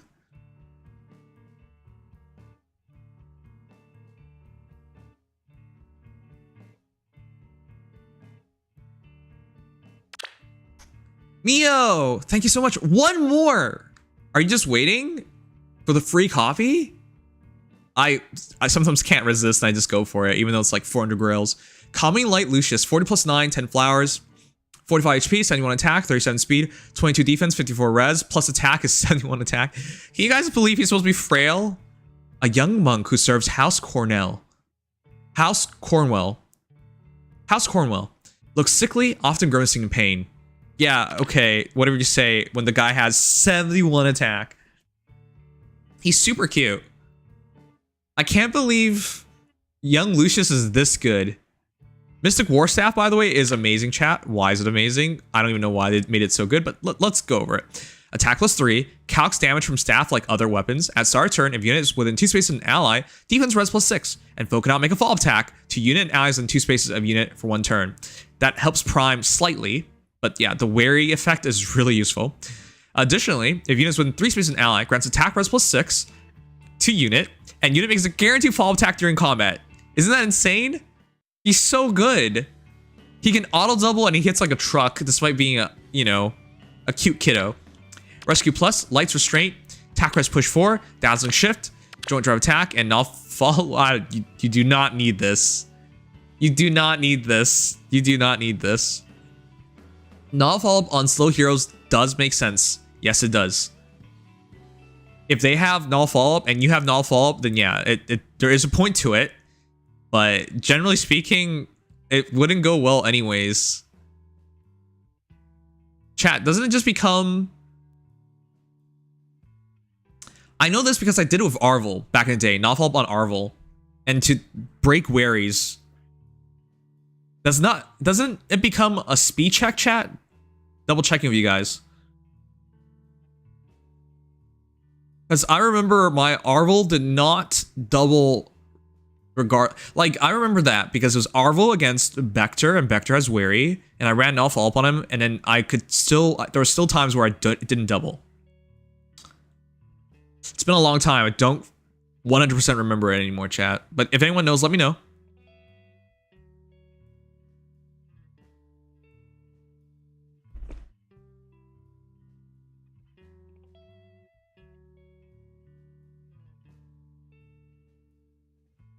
Okay, no one's saying anything, so I'm going to just give you my recommendation.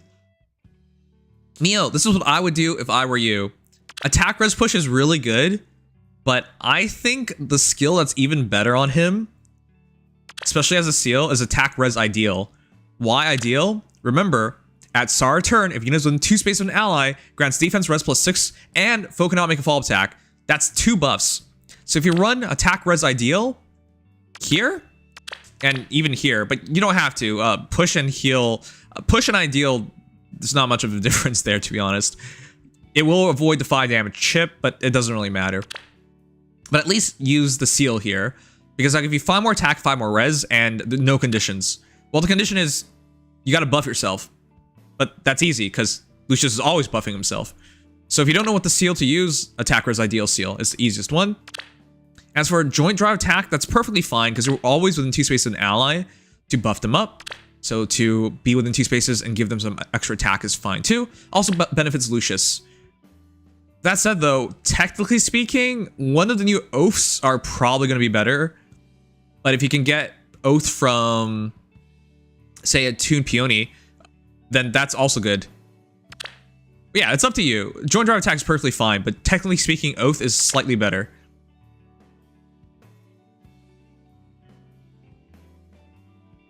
Yeah, you can do some interesting things with Oath X Rescue Plus to teleport forward and then move heroes. That could also be interesting as well. But it's up to you. Anyways, I like your build, but I would just switch your seal, and it's up to you whether to change your C slot or not. As for your attack, it is 6 plus 7, 13, plus 4, 17, which takes you to 88. Not bad. And of course, Lights Restraint. Now, you don't trigger that easily because you attack... They don't attack back because they can't counterattack, and then you attack. So that's the only problem. But you can hold that for next battle, so it's not the worst. Oh, shoot. Sorry. Don't use Oath because you're already using Dazzling Shift. My bad. Wait a sec. You can run this on infantry? I thought this was only flyers. Why did I think that? Huh. Okay, never mind. Then yeah, just keep it as is.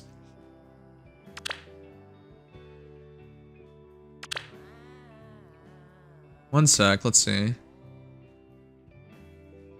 Yeah, you might as well go Dazzling Shift. There's nothing to give up.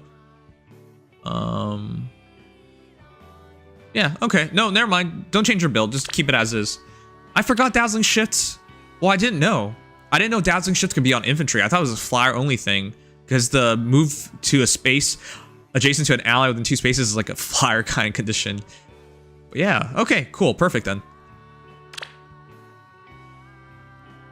I really want Ideal as well, but I only have 1 legendary Edelgard. Oh yeah, don't kill Edelgard just for that.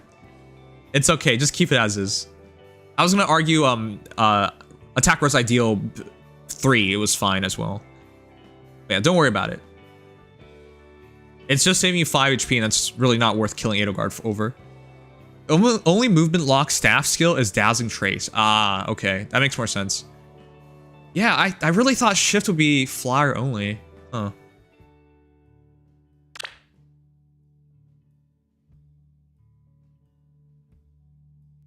It's so easy to forget these things nowadays because they've released so many skills. And it's so rare to fodder these top tier units. Ethical Maple. Hey Nims, I've got a new merge project. What do you think? Who's Nims? Alright. Adorable Artist Rosado. 40+2, 5 flowers, 47 HP, 61 attack, 52 speed, 49 defense, 17 res. Acts of Adoration, Ride attack speed plus, Bonfire, Earth Wind boost 3. Yeah, of course.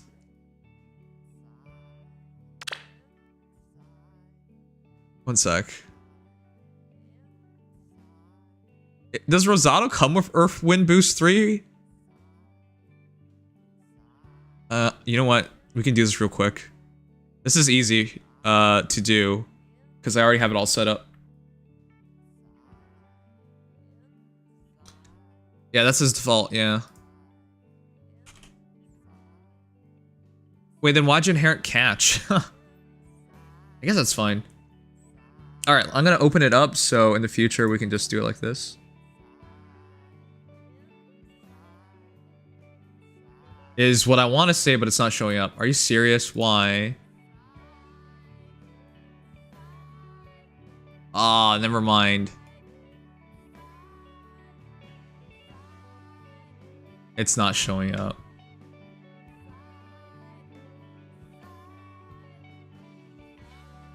It's not showing up. No. Alright, never mind. I guess at least I can fact check things if I really wanted to.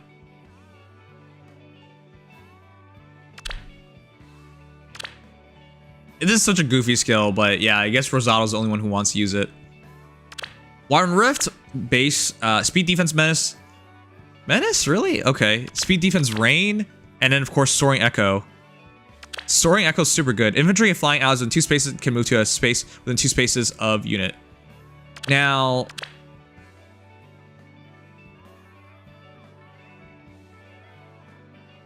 Rosal does not come with a C slot. Do you guys think Speed Defense Menace is the best on him?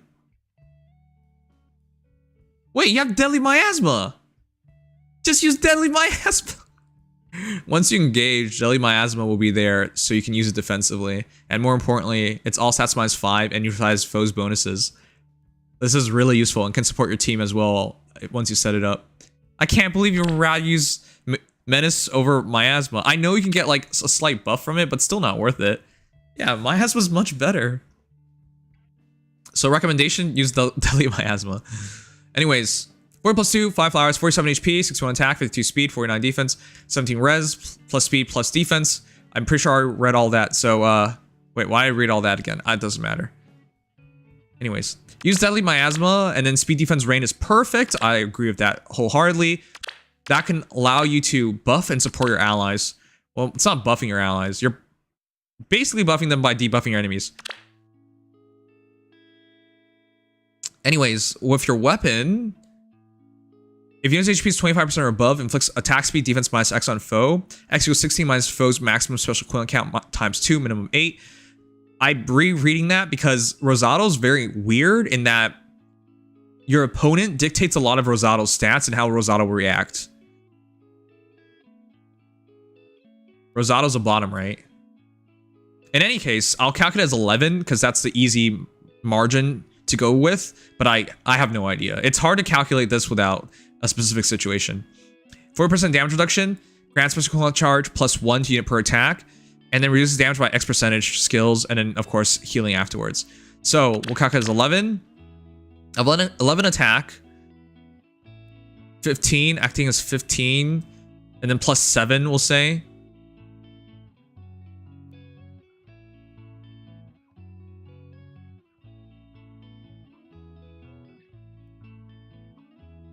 Sorry, I know an ad's running. I'm waiting for it to pass. 11, 15, 22. Once you drop their defense by 6, 28, 32. So at best, 93 attack. I thought Menace would help more of Wyvern Rift, but that makes sense. Wyvern Rift is not visible stats.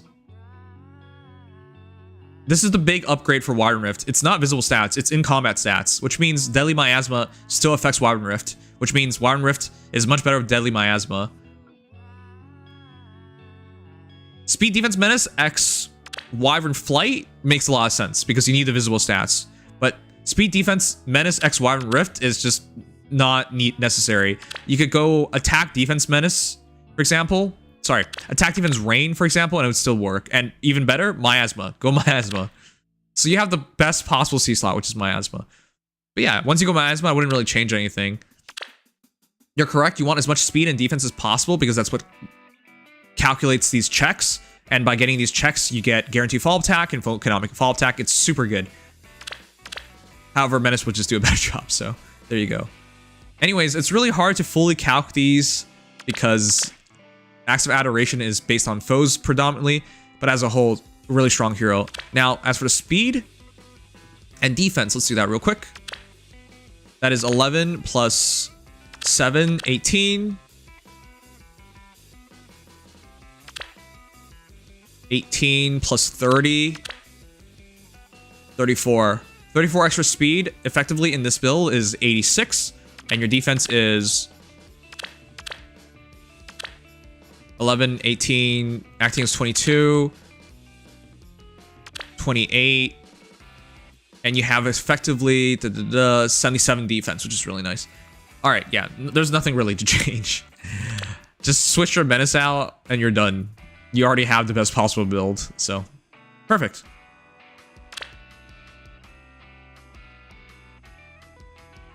Are you gonna actually try and plus in Rosato? Isn't that super expensive?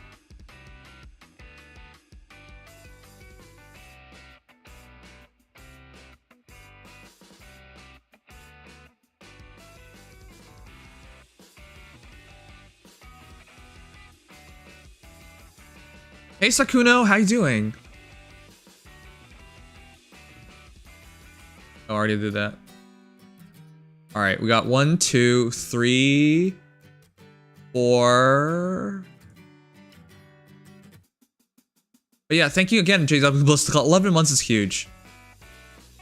All right, we got 4 more donated heroes, and then we'll move on to the open ones.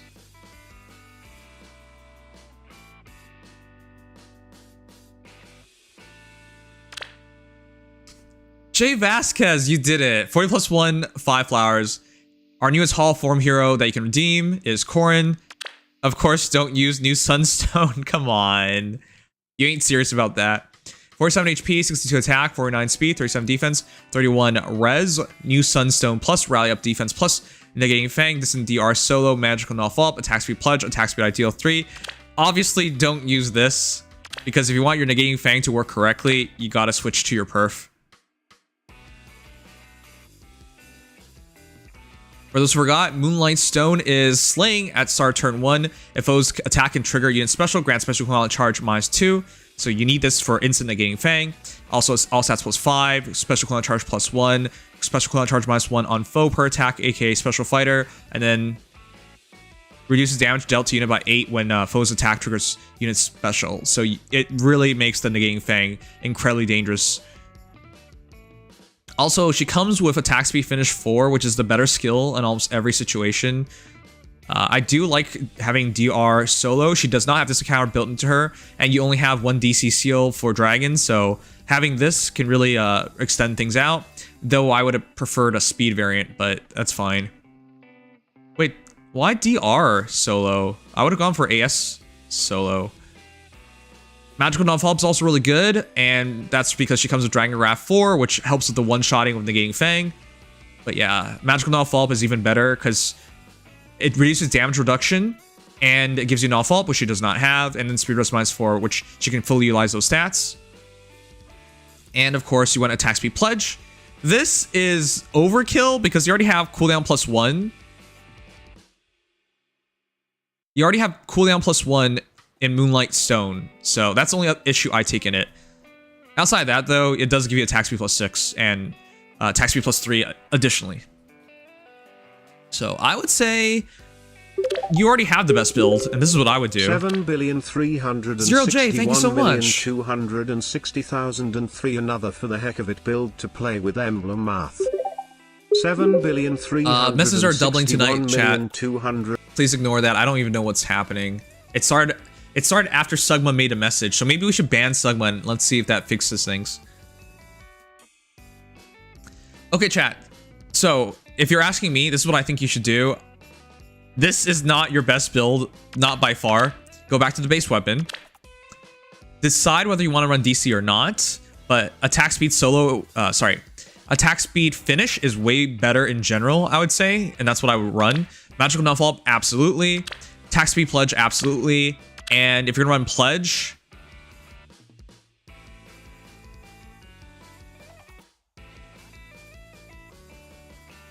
is it a buff? Oh, pledge is a buff, right? Yeah, pledge is a buff. And then attack speed ideal 3 is perfect, so that's what I would do. I think you're really close to perfect build. There's just no point in calculating with New Sunstone. You wouldn't be using this. It just doesn't make sense. But yeah, once again, I think the ideal build is base weapon, attack speed finish, magical null follow-up, attack speed pledge, and then attack speed ideal. So you're so close. I think you're right there in terms of the best build. Pledge is perfectly fine on her, but Oath 4 would have technically been a bit better, is what I would say. But it's not such a big difference, so. Anyways, really good Corrin.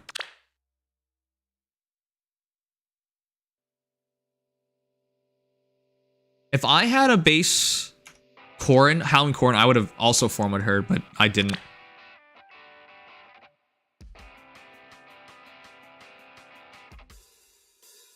Oh yeah, tomorrow's trailer is 1 hour later.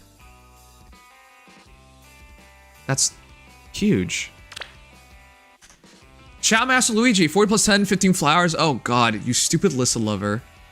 Is Lissa like the goddess of love? NYSSA. Is she? Like, which Greek goddess is Lissa? I'm pretty sure she's Greek. I'm gonna double check this shit.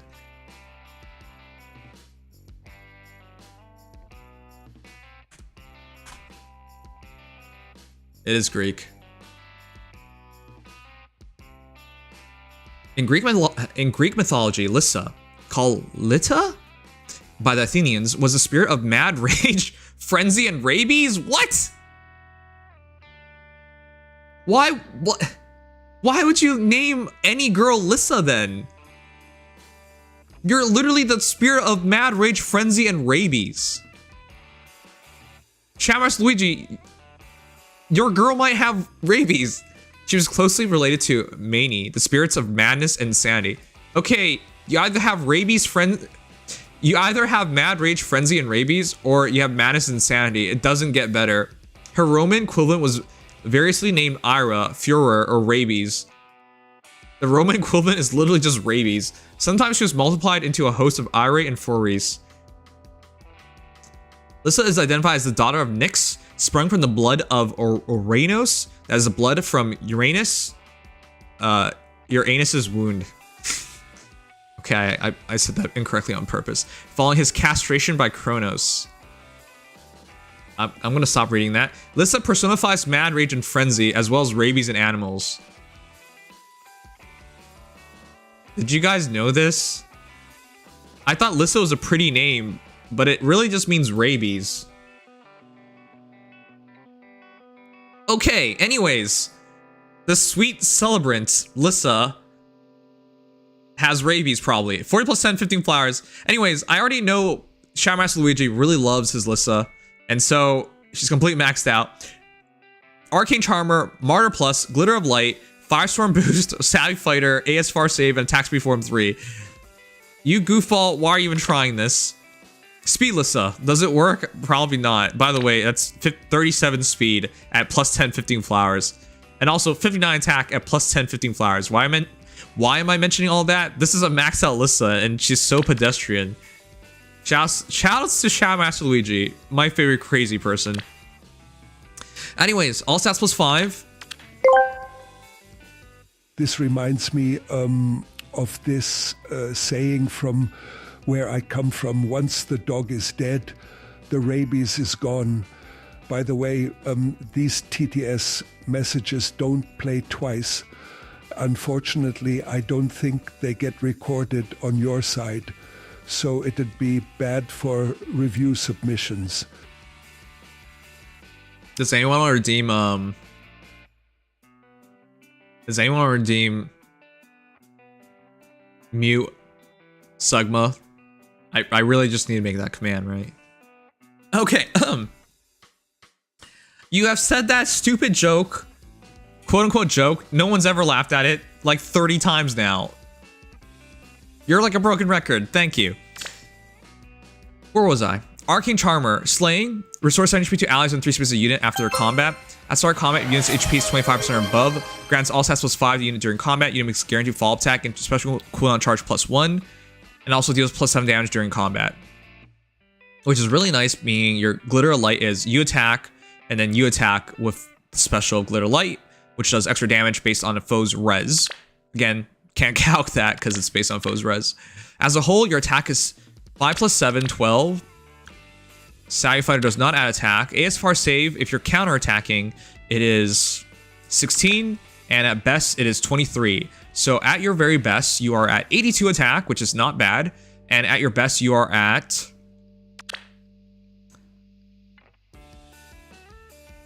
27. At your best, you are at 64 speed, which is not bad, but not great either. This is pretty nutty to even try this. The more important part is your defense and res is pretty good. 49 defense, 52 res with damage reduction from Savvy Fighter and partial no follow-up. Sorry, full null follow-up and damage reduction. It's a very interesting build. I don't know if I would have ever done this, but you're a big fan, so why not? Is there anything to adjust? I don't really think you can do anything else. You need as much attack and speed to pull this off, and I think you got that. It's not a joke, it's a real saying. Okay.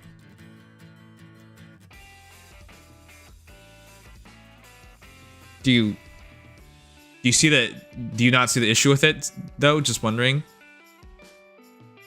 Chat, what if what if every stream I say, you will die? Hey, it's true. It is a saying. Nobody wants to hear it, though.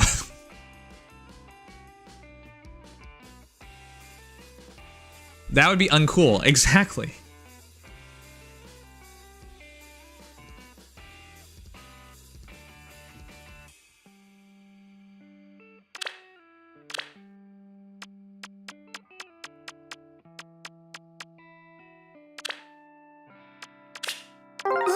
Sugma, chat, I like to believe this. Chat, do you believe everyone is interesting? You might be better off stack resing and giving Lissa a tier 4 ploy skill. Yes, that's the smart thing to do, but he's committed to the Savior unit. I've seen him run various Savior Lissas throughout the years. It's not bad. Lissa is an interesting Savior unit. But yeah, technically speaking, can use ploy. The problem with ploy is she doesn't move well, so she doesn't ploy well either, even if she has the res stat. So I think Savior makes more sense. It's easier to use, and she does pull it off. Okay. Chat, just wondering, do you think every person is interesting? prior to Sugma, I would have easily said yes. I think everyone has a story to tell, you know? I think everyone has interesting parts of their lives. Maybe they just don't know how to tell someone about that, or maybe they don't know how to, like, present it, or maybe they don't remember it, or maybe they don't know how to break it down in a way that makes it more interesting. But I genuinely believe everyone is interesting until Sugma. So now it's everyone is interesting asterisks except for Sugma. That's how I feel.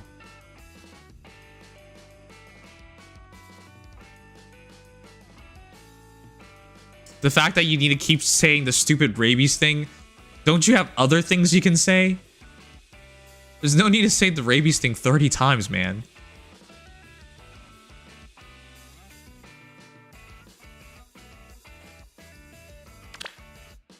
Listen, it should not be hard for you to say something interesting. You know I'm Canadian. You know in my life, I have not dealt with very many or had relationships or friendships or anything with Mexican people. This isn't supposed to be racial, chat. I'm in Canada. Most Mexicans go to America, not Canada. So they're really rare in Canada. So it's not meant to be racial. Please don't take it that way, please. So I'm trying to say, you should have a lot of things in your background, in your culture, that would be interesting. But you insist on saying the exact same thing over and over and over again for some reason. Is there a reason for that?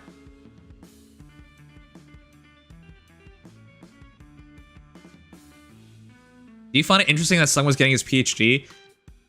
I'm gonna be honest, I don't even believe Sugma. Normally, if you guys tell me something, I believe you, but I don't believe Sugma. I need to see him graduating, holding his PhD, and on his PhD it says, PhD, like, this doctorate is for Sugma. I needed to see that on the paper, otherwise I don't even believe him. At this point, it's that bad. Also, yeah, as someone doing a PhD, don't you have like 100 more interesting facts to talk about? Instead, like, if we just mention rabies, you'll just say the one rabies fact you know. Or if we say orange, you think everything orange is fine. Like, come on.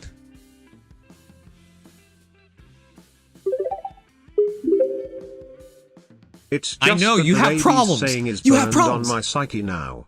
That's a saying that one of my doctors told me a Yes, I couple know. of times You know. when he suggested me to undergo a surgery to remove my intestine, as a treatment for ulcerative colitis and also to prevent cancer. A very wild suggestion, with a wild saying to go with it. Okay, It's I get just it. that the rabies saying is... I get it. I really do. I get it. I get it.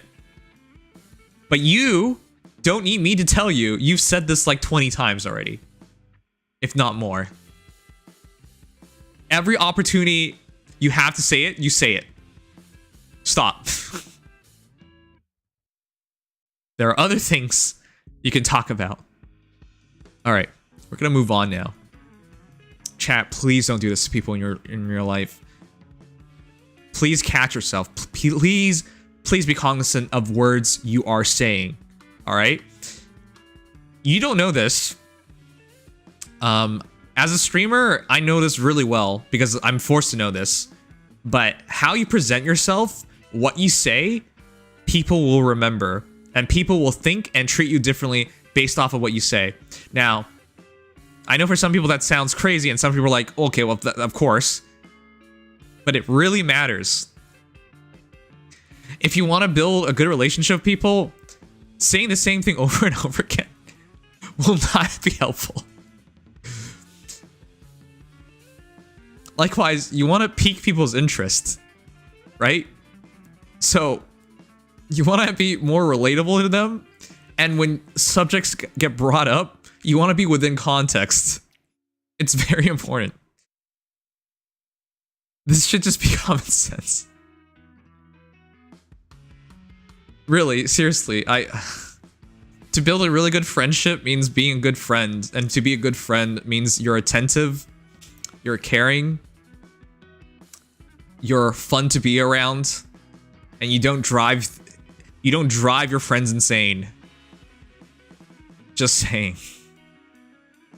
All right, let's do Felly. I'm so sorry. Jeez. Here's Felly. Wow. Wait, what? Felly, you've seriously never pulled more Lil Nas? I'm genuinely surprised. What? What the heck? Firelight Leader, Lil Nas, 40. Just 40. Level 40. 20 flowers, 43 HP, 76 attack, 22 speed, 10 defense, 56 res. Take care, Trey Vasquez. I know an ad's running.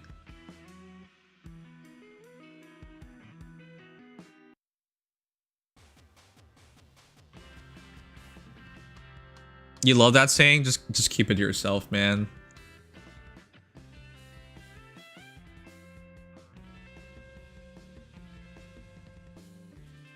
Oh, wait, how old is her account?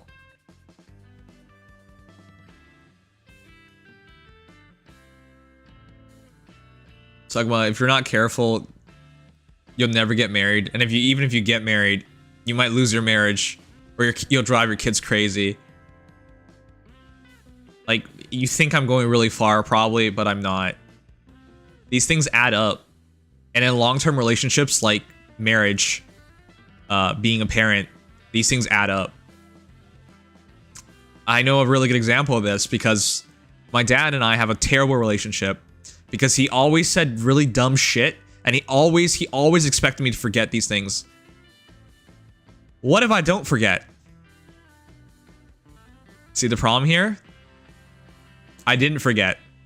So there's like a giant list of dumb shit, and that's because of that I don't want to deal with him. You do not want to put yourself in these situations by constantly being like this. I understand, like, you're just repeating yourself right now, but like these little things will drive someone up a wall. You don't want to do that. Wait, fella, you've only played it 1 year? The heck? You made so much progress in a year then. Alright, you know what? That makes more sense, because if you've only played 1 year, by that time, Lil Nas was already irrelevant. She would not be on very many banners because she was taken off of banners. She didn't have a refine till recently, so that makes more sense why you have just a base Lil Nas. With that said though, it's not a bad value because at the end of the day, Lil Nas with more merges doesn't really get very much. More attack, more res is helpful, but like what, more defense, more speed does not matter. More HP does not matter. And so, Stillwater 3, smart. Doubling up for attack, res, ploy. Gifted Magic 2 is as good as it gets. And with Studied 4 Blaze, it's instant and you get Canto 1. So there's nothing really to change. It's a perfect build. I think a lot of people talked about using her like this. Utilizing her high res for Sabotage AR3, attack, res, ploy. Once ployed, her damage output skyrockets, and having ploy dropped on your opponents is really annoying to deal with. Likewise, dropping their attack and res down, and then using that to scale higher up, increases your damage output. So let's calc the damage. Attack res plus 6, attack res plus 5, 11. 11 res plus... Wait, I'll just calc from there. 67.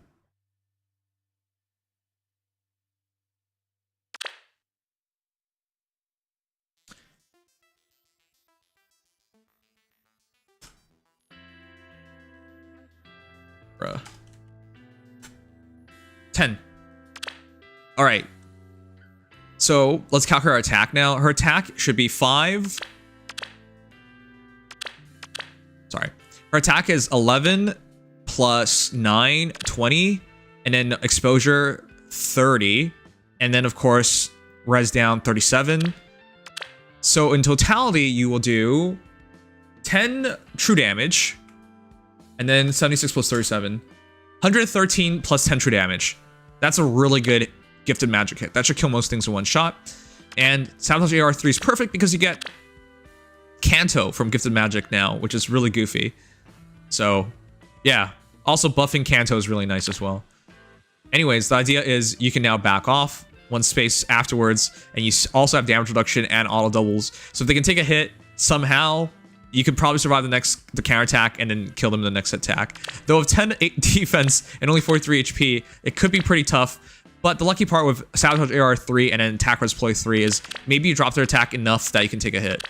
Either way, this character is really scary now. Very easy to build. Not much to it. Her active res is likely to be 11, 20, 27. 27 effective res most likely. Which takes her to 83, which is pretty good. Or 84. Anyways, nothing to change. I really like your build. It's very clean. Kind of makes me regret not doing this myself. Wait,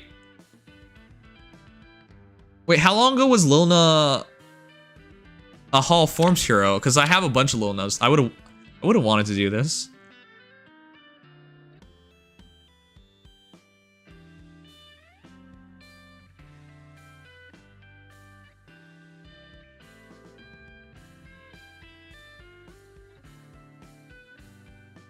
Oh, okay, that makes more sense. I was like, I don't remember.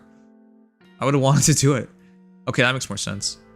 Yeah, I can't tell. Unless you're Sugma, then Sugma will insist that you can see their names, but yeah, we found out you can't.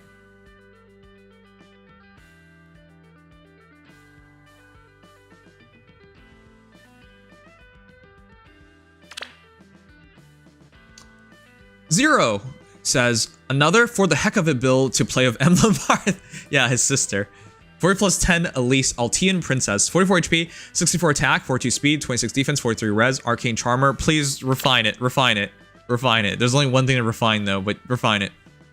Restore plus, Glitter of Light, Attack Res Ideal, Poetic Justice, Infantry Flash, and Stillwater 3.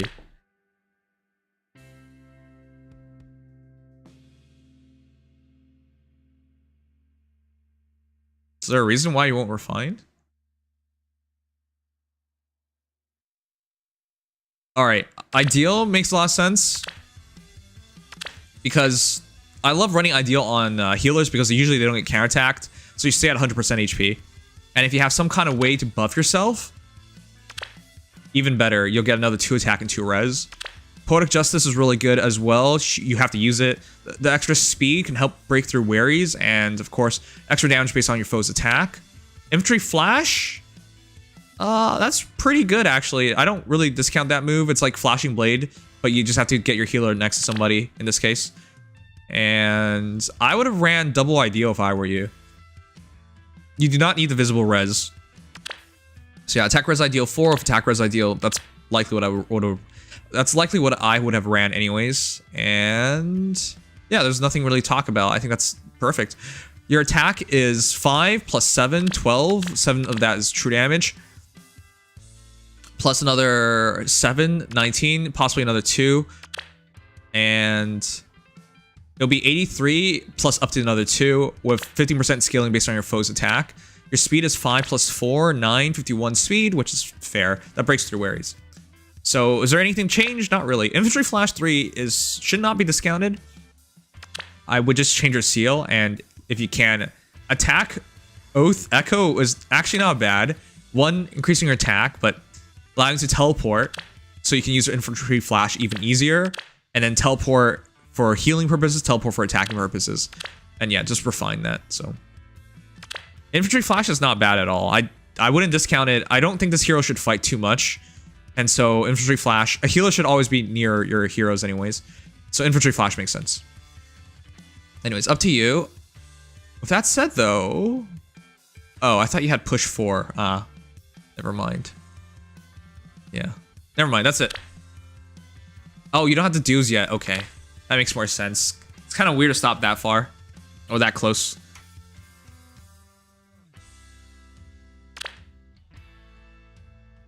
All right, that's all the donated heroes. Let's get to the list. I'm gonna flip a coin. I think there's only 2 heroes on the list. 3 heroes. I'm gonna flip a coin. Odds starts at Bulbachu. Even starts at Darkness. Whatever. There's just 3. I'll just do all 3. It takes more time to flip a coin and explain this than just to go over it. Bulbachu. Oh my god.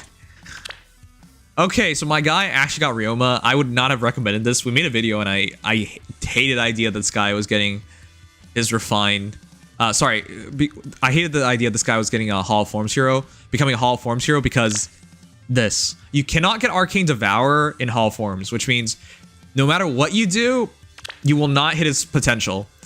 And to use Arcane Devour would not hit his potential anyways because the new free-to-play flyers, the Pegasus Knight, what's her name again? It starts with F.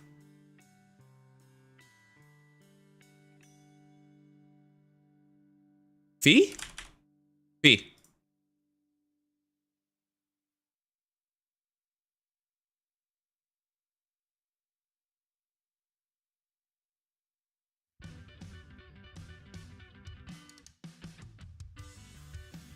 Here.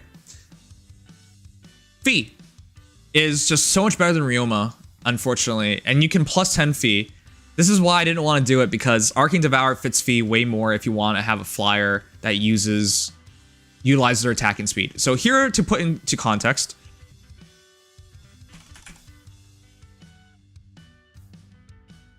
Fee versus Ryoma. Fee has 37 HP versus Ryoma's 41, 4-point advantage for Ryoma. 40 attack versus 34, 6-point advantage for Fee. 45 speed versus 39, 6-point advantage for Fee.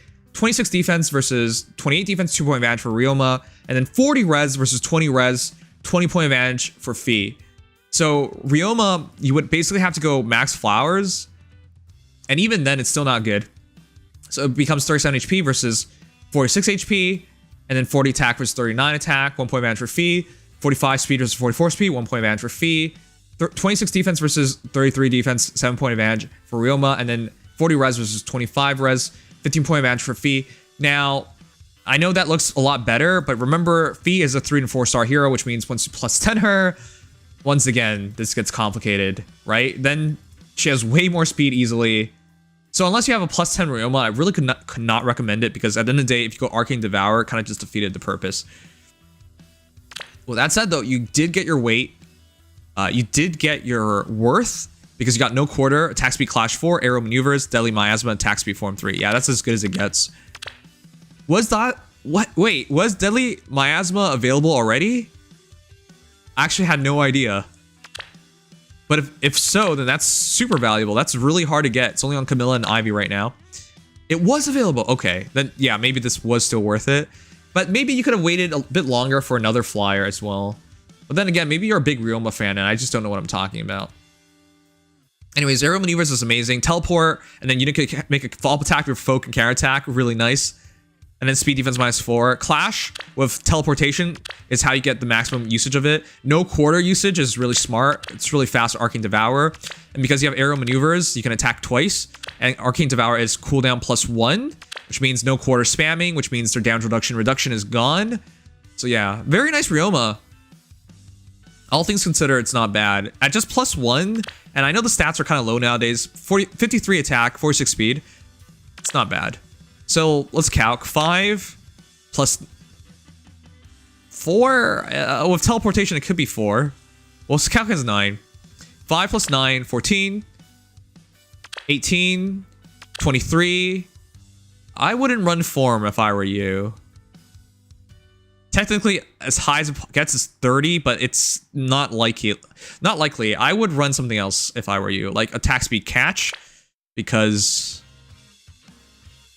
attack speed catch, attack defense clash is now available. So I guess you're really waiting for an attack speed clash to do it twice in the future, or yeah, just run attack speed catch, or run one of the new Squad 8 COs with attack and speed on it. Anyways, at your best, 83 attack. At your best, 76 speed, which is not bad at all. Yeah, very nice Ryoma. It's as good as it gets, but yeah, I wouldn't have done this without more merges.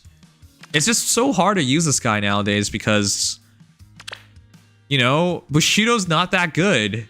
It's kind of lame nowadays, in fact. It's damage reduction, neutralize effective against flying bonuses, and then 7 extra damage. It's really not very good anymore. And then, of course, Raijinto Refine is just all stats +4 and then no follow-up. Inherent distant counter, but yeah, it's rough. All right. Kind of crazy. Ryoma hasn't got an alt in 5 years. Yeah, I'm glad. I hate Ryoma. Here's Huber. Attack speed finish? Magical Downfall up, attack speed 04, bonus doubler. I don't even know how to feel about this. He already makes a guaranteed follow-up attack, so you don't really have to go finish. I love Hubert, or Hubie, as people say. But man, he's mostly a support hero, so I don't know, man. He has pretty good HP. I probably would have tried running ploys and panics, I guess, is what I would have tried. Not ploy based off of res, but like based off of HP. Or sabotages. Again, based off of HP, not... You get the point. Anyways. Could he use the speed? I guess. Plus 8, 7, 15, 19, 28, 34. So at your best, you are at 73 speed, which is not bad. It's quite good actually, but if they, for example, nullify your oath, then all of a sudden your speed plummets, and then it's no good. The good news is you do have auto doubles, so they'll have to have null follow up as well, and then you having magic null follow up really helps. But yeah, predominantly he's supposed to just be used for like reposition, shove, pivot, so you can drop guard exposure on your opponents and then debuffs. He's a support hero first and foremost. All right, your attack is 4 plus exposure, though you can't really use it like that. I'll calculate it anyways as a counterattack. 4 plus 17, 21, 25, 32, 36, 45, 51. At your best, 108 attack. And then if you can get finished, go off even more. It's not bad. It's kind of crazy, though, that you're going for a speed Hubert. I've never seen this. I respect it. I love Hubert. Everybody needs a Hubert in their lives, right? You know, it's like, oh, you know, you got to do the moral choice. Should you nuke the planet or should you not nuke the planet? And you're like, I don't want to nuke the planet. I would never nuke the planet. Nuking the planet is bad. I'm willing to do the right thing and make whatever sacrifices is necessary to win this in a righteous way. Oh no, Hubert, why are you pressing the nuke button? Oh no, Hubert, you just nuked that planet. Oh no, Hubert, these billions of lives lost are on your hands. Oh no.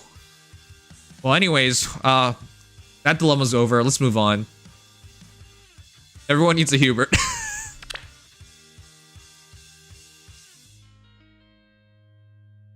The OG Edelgard simp, yeah.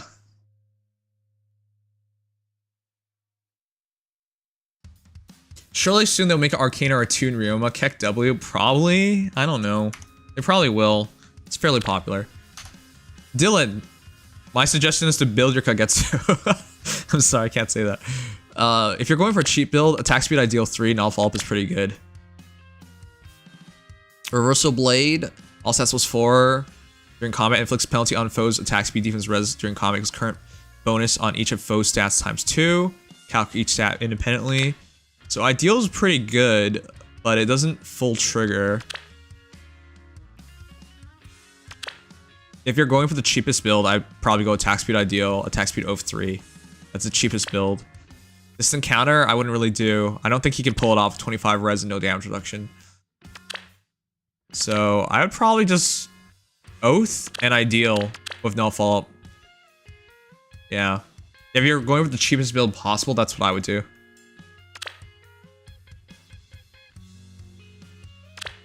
Alright, last 4 heroes.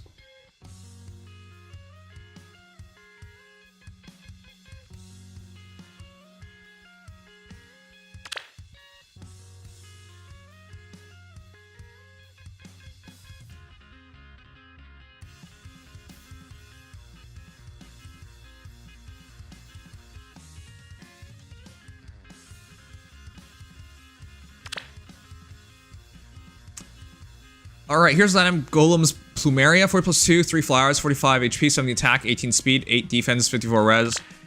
I know we talked about using Caribou on her because she has a lot of res, but it's really rough to really get this to work. For those who don't remember, Caribou is really good because at start of player or enemy phase, so it's dual phase debuffing, or dual phase deploying. If any foes within 3 rows or 3 columns center on unit have res greater than units res +5, which means you can have less res than them and still triggers, which is super weird. If those attack defense -7 and discord on those foes during the next actions. Additionally, if foe initiates combat or foes HP 75% or above at start combat, grants attack res +5 to unit during combat, and if discord is inflicted on foe, unit makes a guaranteed follow-up attack and foe cannot make a follow-up attack. In other words, it attributes discord on them, and then you can use the discord. And obviously, discord's a really good debuff. And a really average messaging app. Anyways, Stillwater with Stillwater is the way to go. Attack res 04 is the way to go. That buff will matter because it's dual phase deploying. And then Firestorm Dance is really good. So yeah, that's the build. That's really the build. So let me double check.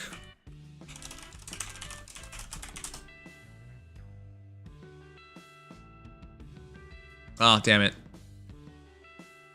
God damn it.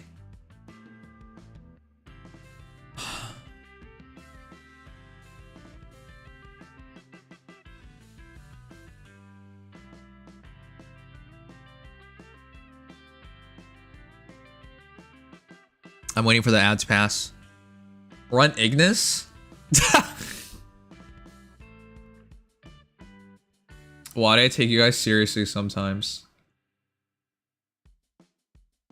When will I learn it's a mistake? It's a mistake to listen to chat. Alright, chat. I'm gonna try and calc attack real quick. If I were to give her ploy, then things may be better. If you give her ploy, it would hit her potential. Because double Stillwater would want ploy more. But Oath 4 is not bad. Teleportation into Firestorm Dance extends your dance range. Likewise, that res can be utilized. Likewise, attack can be utilized. So Oath 4 is not bad. Obviously, ploy is better, but Oath 4 is not bad. I think that as a secondary option, it's as good as it gets. Anyways. So real quickly, Carrot Bow, the way it works, attack defense -7, so you'll hit 7 extra attack. Discord means every time they're within 2 spaces of said hero, you'll do more damage. So it's 2+. So at minimum, it's 2 extra to all stats. So I'll just calculate as 2 right now. It's really hard to... man, these things make things too complicated nowadays. Anyways, in total, you should get 14 extra attack at minimum. And then from your Oath, you can get another 9, so that's 23. So at your best, it's 93 attack times 2 with Weary, which is not bad. The problem is you would have liked to have some damage reduction so you can survive things. Oh, Cece, thank you for the follow. Welcome. I appreciate it. Thank you for being the first follow of the night. Anyways, there's really not much to change. Decide whether you want ploy or not, but it's not bad. The only problem is if she gets counterattack, she dies. So she has no damage reduction. So that's the scary part. Came from YouTube? Hey, let's go. I almost never... wait. YouTube from what video? Or how did you find me? Sorry for like interrogating you, but as a content creator, finding out how people find you is one of the most important things, but nobody ever tells you how. All right, 3 more to go. Oh, randomly scrolling on YouTube. Thank you. Welcome. Seriously, welcome. Thank you so much.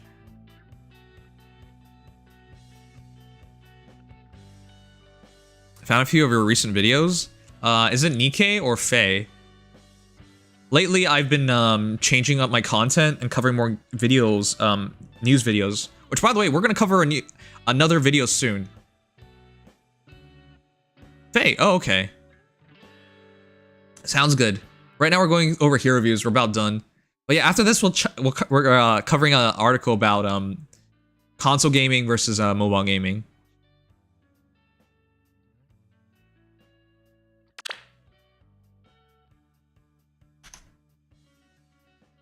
What? Most standard Robin?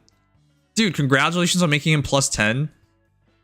He's still... chat, is Robin still a top 3 legendary? I think he's that good. I do not keep Engage Marth as part of legendaries.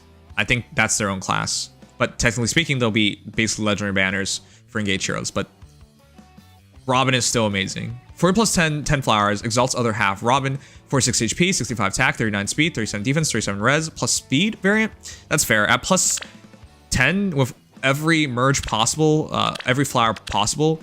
Remember how Master's tactics works? He's actually really fast, really quickly. And then Powerful Plan is really amazing. Magical No Follow-up is really amazing. Attack Speed 04 is really amazing. And Attack Res Ideal 3 is really amazing because he will be buffing himself and that counts. Oh, by the way, I'm from YouTube as well. I remember I found you from your hero review videos. I just moved to Twitch 2 weeks ago since you prefer us watching it from Twitch. Thank you so much. Yeah, because my sponsors only care about Twitch. No offense to YouTube people, but my sponsors don't care about you guys. So yeah, that really helps. Again, if we can just average 50 viewers on Twitch, opens up a lot of paths. Which has been really hard lately because base falling off, not a lot's happening in Nikke, and I need to put a lot more time in Honkai Star on Genshin Impact to pull those up. And I really want to play Persona 3 Reload, but every time I do one of those streams, we'll not be able to hit 50, so it just makes everything harder. Balancing everything else so hard right now. Anyways, with that said, for those who remember Master's Tactics, Sling Ability, at start of turn, if unit's HP is 25% above grand strategy to unit allies in 2 spaces for 1 turn, inflicts attack speed, defense, res -4 on unit through its next action. Inflicts -6 on the highest and second highest stat values between attack speed, defense, and res for each ally within 2 spaces through the next actions. And you might read that as like, what the heck? Why are we debuffing ourselves? Because grand strategy turns that around, and so they become stats, which is insane. So you actually want to be debuffed with debuffed when it comes to grand strategy.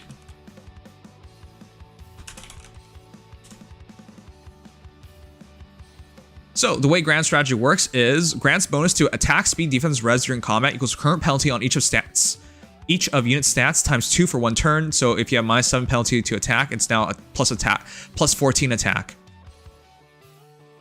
And it was originally on dual Chrom, and then Robin just spams the damn thing, which is super dumb. But yeah, all of a sudden Robin is +8 to all stats, and then of course inflicts attack speed, defense, res -3 on closest foes and foes in 3 spaces, and at start combat, attack speed, res -5 on foe during combat, and foe cannot make a fall attack. Its entire thing is just so dumb. So in totality, you are getting 4 + 3 + 5, 12. And then part of the plan adds another 20.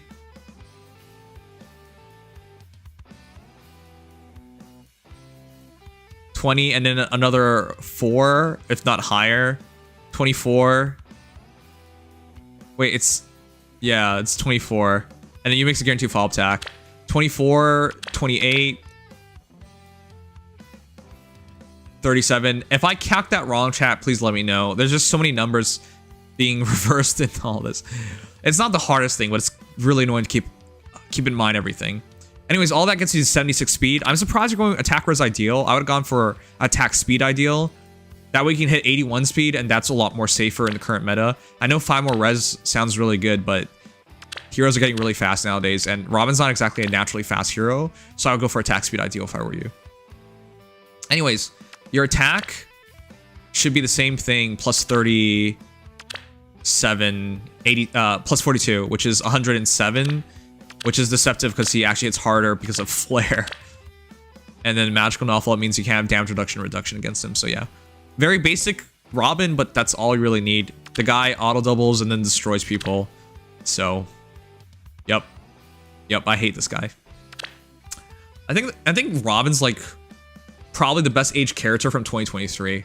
Everybody else is kind of screwed.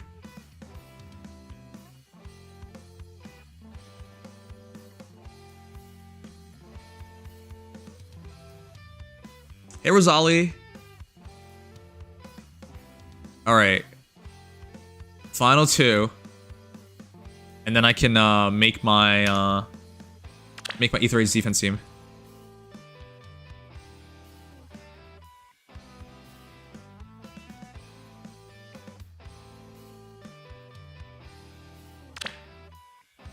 I'm not reviewing this. What is wrong with you? Why, man?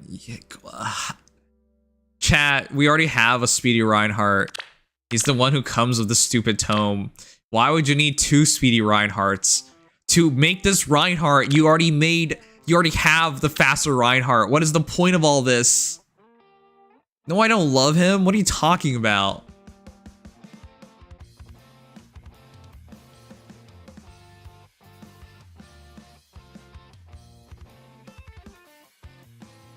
I will say I like his old art better, especially as Resplendent. But let's be frank here, this is really silly. Look, a base rearmed Reinhardt has 45 speed.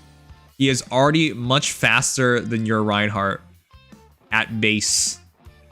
Not at plus 10, without 25 flowers. There's no need to do 2 speed Reinhardts.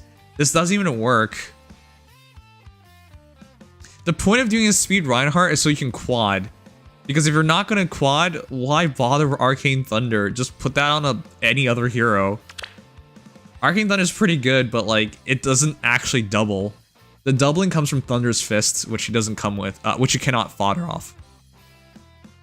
Anyways, for those who forgot, Arcane Thunder is Slaying, all stats plus 5, special cooldown charge plus 1, neutralize foes bonuses speed and res, and if unit speed is over foe's speed, neutralize effects that guarantee foes fall attacks, and effects that prevent units fall attacks during combat. So you have to be naturally fast.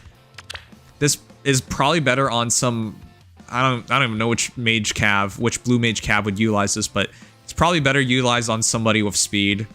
I don't know, like Muriel or somebody? Oh, man. I don't know why you're doing this. 5 plus 7, 12. 16. 16 plus 12, 24. Plus another 2 potentially. 26 plus 9, 35. At your best, you are at 74 speed, which is not the worst, but in this current meta, it's not good enough. As for your attack, 5, 14, 21, 25, 31, 40, 100 attack. All right, I don't know what the point of this is. Chat, you see a tuned Reinhardt on the left. A plus 10 Reinhardt with maximum flowers at plus attack only matches him. They're both 60 attack. And the old Reinhardt has 6 more speed. Yes, he's not foddered off, I get that. But you have better things to do with Reinhardt than to make a speed heart. No need to do this. Yes, Summer Tharja. This is Summer Tharja, please. What's my recommendation? You should send this hero home. If it were me, I'd rather have the feathers. Reinhardt sucks. The memes are dead. I'm glad he's never going to come anywhere close to winning Choose Your Legends. And he's smelly. Just like you.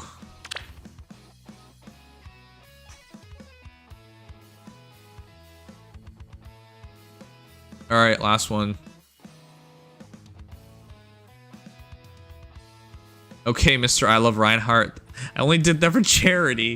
It was for charity. I don't actually love him.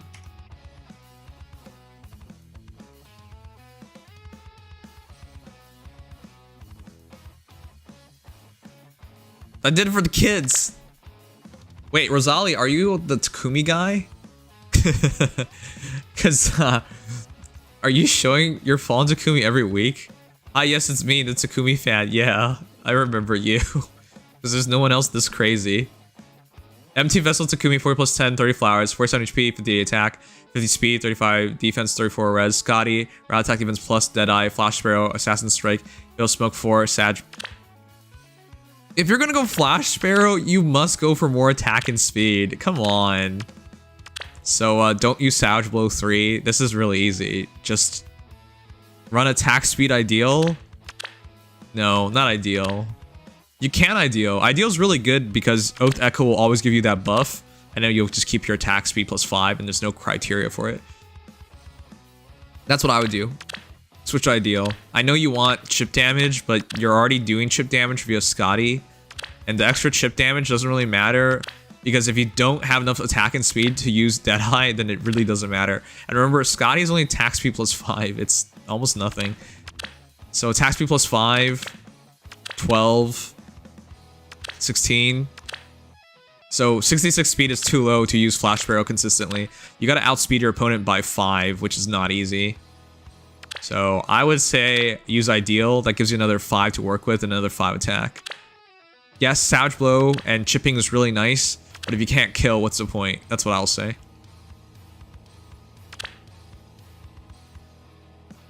As for your attack, it's 5, 7 chip, so 14, 18, 24, and then scaling based on your foe's defense. So it's at minimum 82. All right.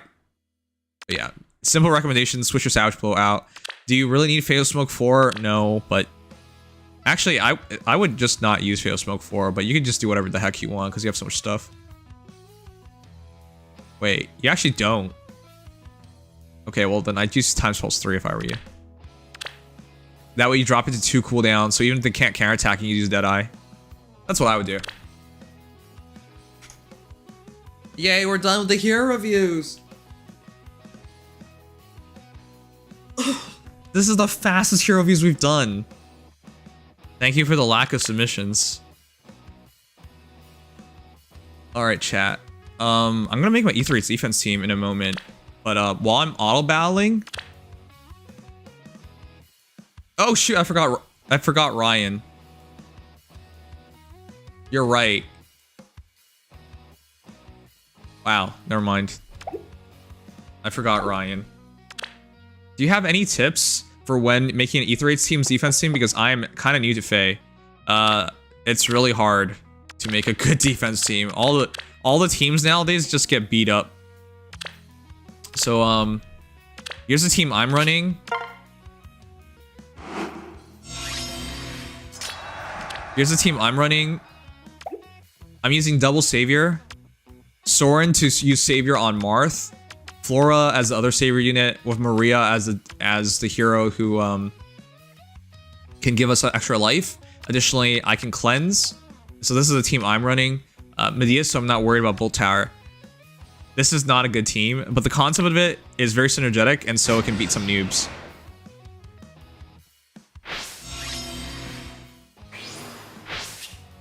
Yeah.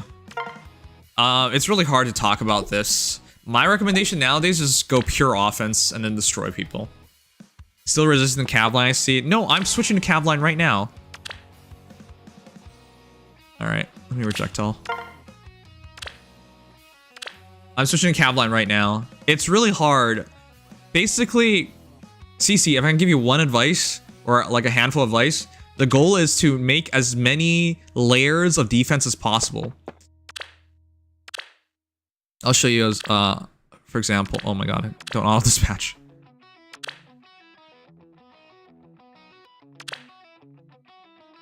So, concept, it's really hard. I'm sorry, this is really hard to talk about. There's so much that comes into it right now. Alright, concept 1. Layered defense. So what's a layered defense? Look at this. This is a spot I can attack. Alright?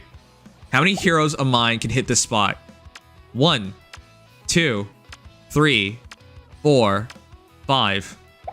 Concept 1. A layered defense. Why? When your opponent is in range, you want to gangbang them. You want to mob them. Right? You want to fill every orifice there is and make them explode. That's the easiest concept to having a successful defense team. Have everything hit one thing all at once. Right? Again. In range. In range. In range. In range. In range. This way, it doesn't matter what unit they are. Green, blue, whatever the heck. I don't care. They all get hit. Number 1, layer defense. Number 2, buffing. You want to buff your team with really good stuff. Tip the Scales is one of the best buffs in the entire game. Gives you stats and gives you cooldown +1. Buffing, great concept. Concept 2, debuffing. You want to hit them with sabotage, like here. I'm debuffing with sabotage, stall, etc. And then sabotage AR3, right? So concept 2 or 3, 2 and 3, I don't know, you can put it together. Buffing and debuffing. You want to disadvantage your other enemy team, you want to advantage your team. And then concept 4, 3, I don't know how you want to calc this. Chasing. So if your opponent hits you, they can't run away. And then, yeah, this is also debuffing. Ruler Nihility is a debuff as well. And then the other concept is, do you want a savior? Yes or no? But yeah. So to sum it up, concepts: layer defense, buffing, debuffing, chasing, and that's it. If you can keep in mind those 4 concepts, you'll win some battles. But honestly, nowadays the meta is so dumb. It doesn't even matter what you do. You might just lose. All right, so here's my other team. Again, same concept. Catra is buffing. Everyone's gonna teleport, so everyone can reach this tile and reach this. So if my opponent ends up here, it might look like Chrom can't chase, but Chrom can through buffing. So I can target. But yeah, buffing, debuffing, chasing, and then if you want, you can guard yourself. But that's not really an important concept nowadays. Is this why cav lines are so good? Yes. Cav lines threaten them immediately. So you either do what I showed you, which is a defensive concept where you defensive concept where you force them to get hit by a lot of things all at once, or you rush them down so they can't set up. But yeah, I'm gonna make a cav line after this, so if you have questions about cav line, you can just watch it. When is the next hero review stream? To be early for next time. Tuesday. It's every Tuesday.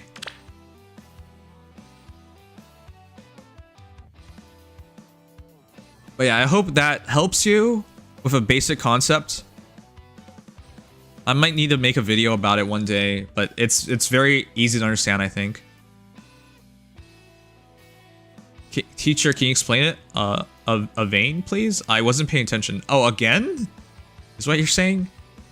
Just remember the 4 concepts. Concept 1, layer defense, which is having as many heroes hit the same spots as possible. This way you can mob them. Concept 2, buffing and debuffing. You want to buff your team and debuff the enemy team. You know, debuffs can be like Discord. Buffing could be like Catra's Flower Balls. Right? Those are all buffing concepts. Concept 3, chasing. This can be like heroes that can somehow catch enemy heroes, whether through teleportation, refreshing. In Chrom's case, it's future, whatever the heck. All these things help you chase your opponent down, which means they can't retreat versus you. And then the final concept is, I don't know if you want to run saviors or not. That's not important. But that's a defense concept first. In terms of concepting of a cav line, I can show you that after this because I'm going to be making it. But yeah, maybe I should just make a video about it. I think I can cover it really quickly.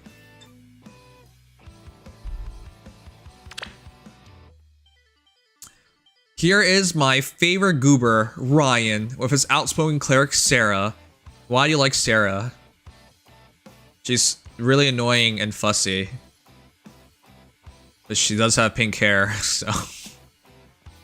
Anyways, 47 HP, 59 attack, 48 speed, 33 defense, 45 res, plus attack, plus speed variant, 30 flowers, completely maxed out. Arcane Charmer, even though there's nothing charming about her whatsoever. Cav lines in 2024. Lightning! Does Cav supremacy ever end?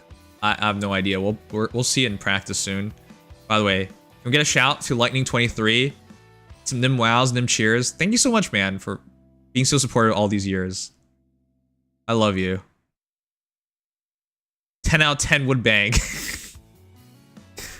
Anyways, Arcane Charmer is really good. I think this is much better than anything else you could have gotten because Sarah's speed is trash at just 48 speed. So the auto doubles are huge. Also the 7 damage and the healing aspects because Sarah's a bad healer. She's slow. She's annoying. She doesn't hurt very much. Did I say she's annoying? Anyways, she doesn't offer a lot, so Arcane Charmer does the best it can to remedy everything. Holy Pressure at 1 cooldown. You engaged Holy Pressure. Why do you like her so much? Anyways, you attack and then you just hit them with Holy Pressure. You need this badly because her damage is crap. Attack speed finish for more damage, healing as well.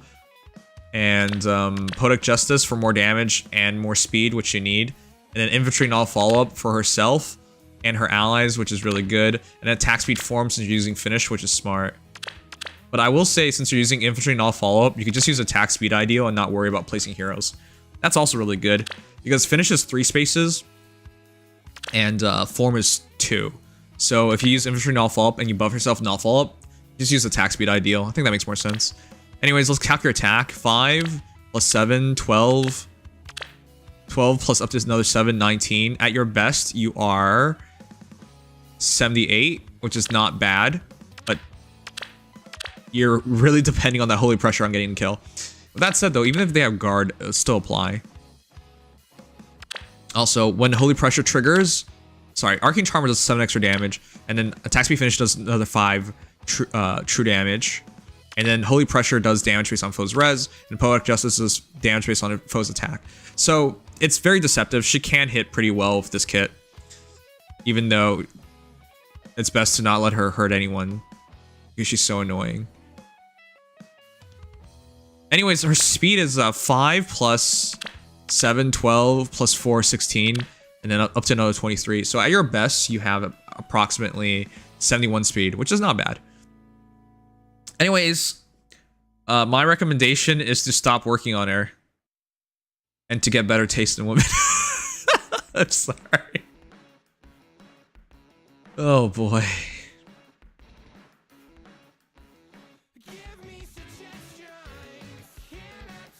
Let's see. Sang's pretty sure is Reinhardt, but I have speed meme regular Ephraim, but I'm not gonna submit because apparently hero views is over. Yeah, we're finishing up.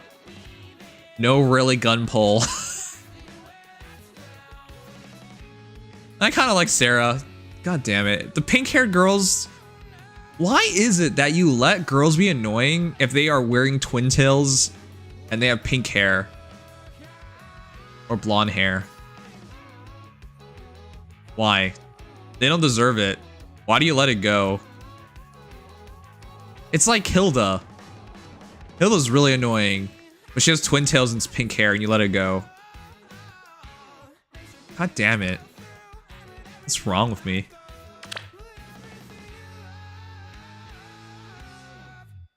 Sarah harasses purple-haired males. Yeah, like Urk.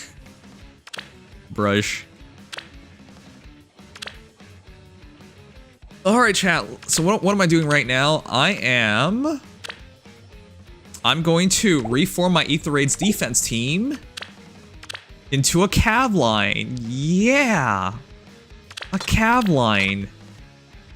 Aren't we all looking forward to this? So let me finish my Sigurd and my dagger, and then we'll make this cav line. And then yeah, we'll see how it goes.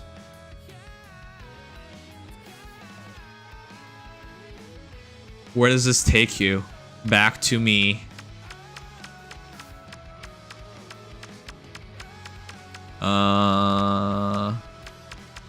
In the meantime, we can cover art now. I'll just cover article faux focus. Chat, what do you think of this Mythic Hero battle? F something something. Why do they name it like that? Anyways. I don't know anything. I'm stupid. Astolfo sleep. Why are you Astolfo sleeping?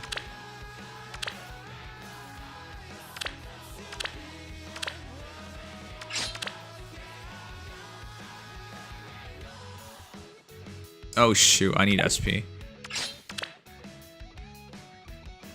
Oh shit, I need SP. Oh, forget it. I'm not building the stupid team today. I quit. I quit. We're not building it tonight. I'll build it tomorrow. Sorry, if you guys want to see the cav line team, check it out tomorrow. I'm too lazy to do it right now. I'm sorry.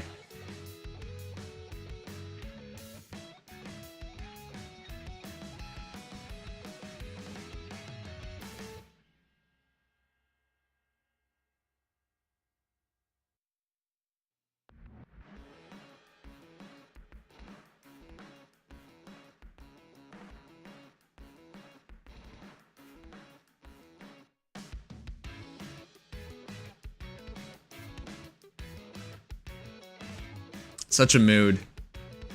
Laziness prevails. Keck W. It's just one more day. I have to get all the SP as well, and I don't want to wait. I'd rather just do other things. Speaking of which... Hey, I wanted to cover something tonight, chat. Before we begin, can I ask you guys a question?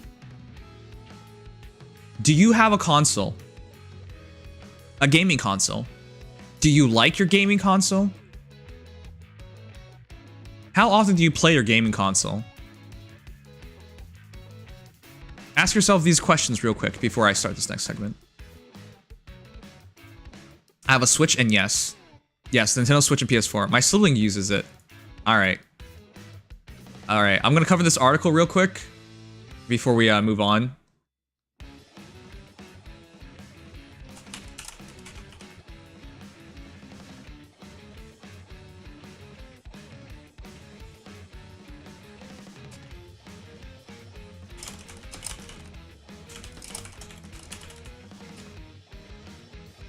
Switch and PS4, still haven't bought a PS5 yet.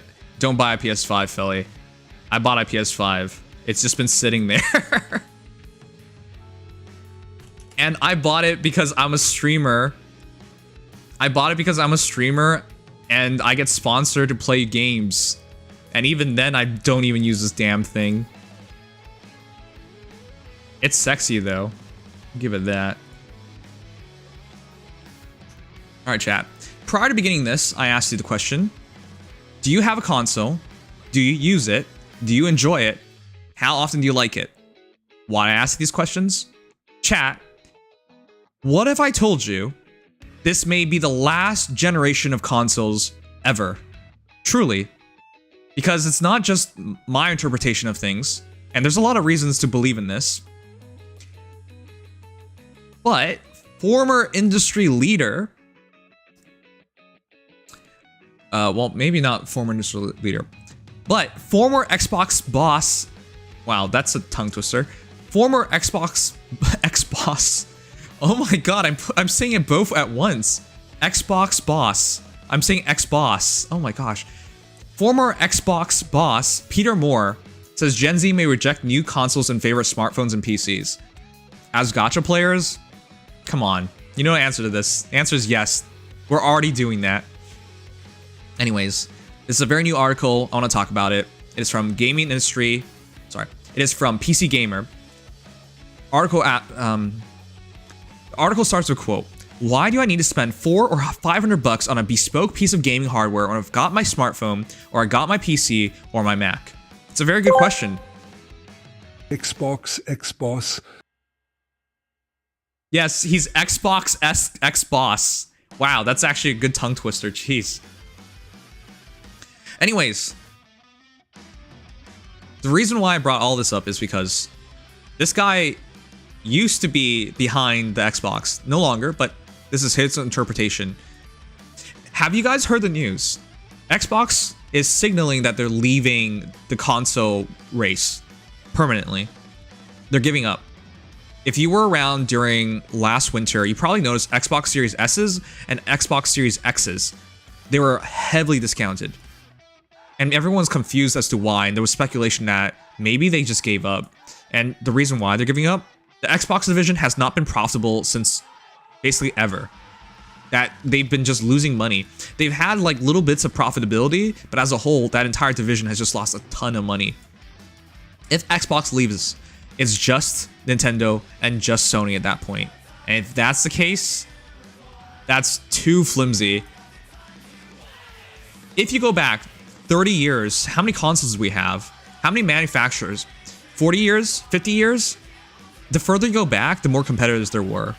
But yeah, as time goes on, it continues to dwindle. And sales continue to dwindle and everything goes bad. But let's get into the article and I'll show you guys what exactly I'm talking about. Peter Moore displaying his famous and apparently real Halo 2 release date tattoo at E3 2004. Have we reached the last console generation? Former Xbox boss. That's such a tongue twister. Peter Moore doesn't claim to know for sure, but he thinks it's a question that current Xbox head Phil Spencer must be asking. And he doesn't sound very confident that consoles in their current form will last much longer. I agree. I think the consoles that have the best chance of surviving this is like the Switch. If they're portable, there might be a chance. But even then, it's not that much better because they're competing against smartphones. Moore himself was asking the same question in 2007, a couple years after the Xbox 360 released, which was... The 360 was the Xbox's best console ever. And even then it had a lot of issues. Remember the Red Ring of Death on launch? And later on, the console itself... It was still third place. The Wii and the PS3 outsold it, I believe.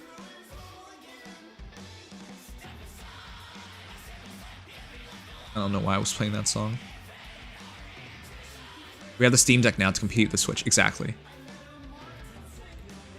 But yeah, I'll get to all that in a bit because there's a lot to go through. I actually have... This is not just a singular article. A couple years after the Xbox 360 release, he said in a recent interview with IGN, back then Microsoft was wondering whether TVs would start to come with chips that can play games. By the way, this has already happened. Did you know a lot of TVs nowadays have Android incorporated into it? So you can actually not just use it for Android apps, Android games. It's actually very interesting. Said more, or if a PC gaming renaissance was afoot, it was, and whether or not a new console generation was worth hemorrhaging cash to get into people's homes on the hope that game sales and Xbox Live subscriptions made up for it. I'll be honest, I have a PS5, I have a Switch. I don't use them nearly as much as my PC or my phone or my tablet nowadays. So I don't think it was worth it. And even as a content creator and streamer who gets sponsored to play video games, I only got in a handful of sponsorships for my Xbox Series S and PS5. It's very few. So yeah, it's entire thing looks so bad right now. But anyways, Microsoft obviously didn't stop making new Xboxes, but a lot has changed since then. Moore's observations on the habits of today's gamers are pretty typical. The kids these days want stack-sized stuff like TikTok videos, he theorized, or they want to gorge on the limitless well of streaming TV. Exactly. Entertainment is just so much different nowadays. People don't actually want to sit down and play video games. I think, especially as a streamer, I know this.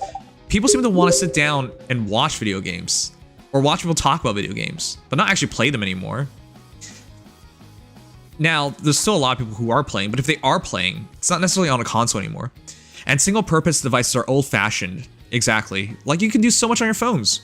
But he did characterize the past decade and a half in a way I hadn't heard before. Entertainment has moved from the living room to the bedroom. That's true. Every night, maybe this is why I sleep poorly, but every night I watch some YouTube videos and read the news. Said more. With gaming audience leaving communal TV screens in favor of smartphones and PCs.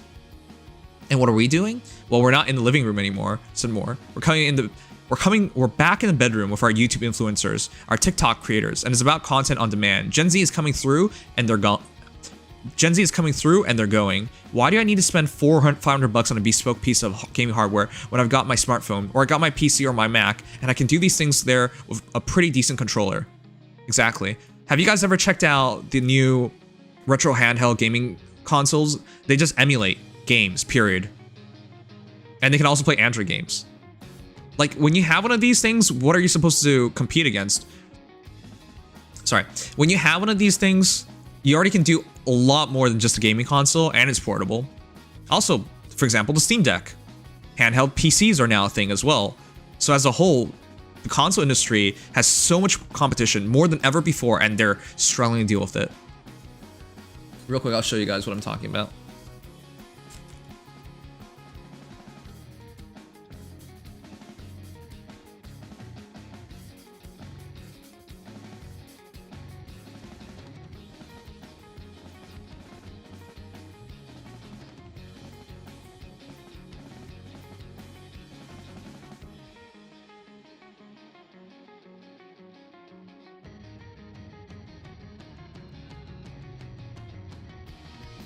I love showing this one off as an example.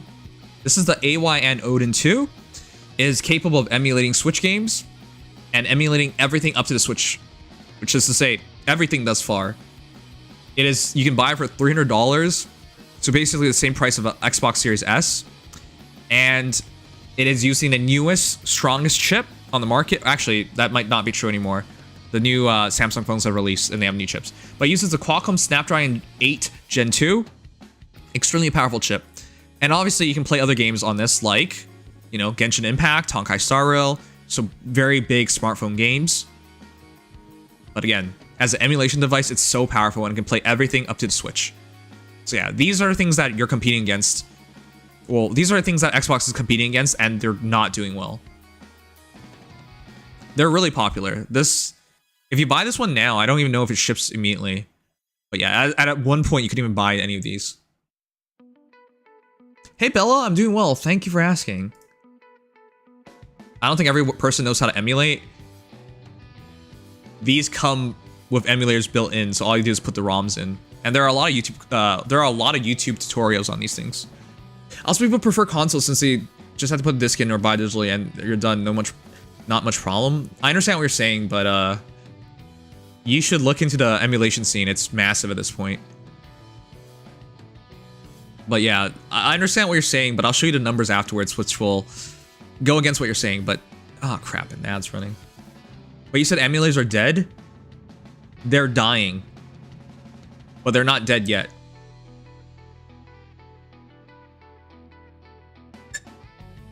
Remember, I said emulators are dying and they could be dead soon. But even then, it wouldn't really be a problem until a year or two down the line. So it's not right now. But that doesn't matter because the problem with consoles is right now. Emulators and whatnot dying in the future is in the future. So even if there's no support, they'll still work for the next couple of years. But consoles don't have a couple of years remaining.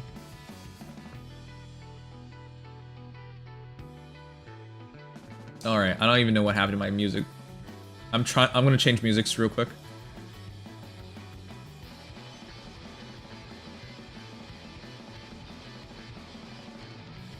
When the next set of consoles release, gamers might say, I don't need this. Times are tough.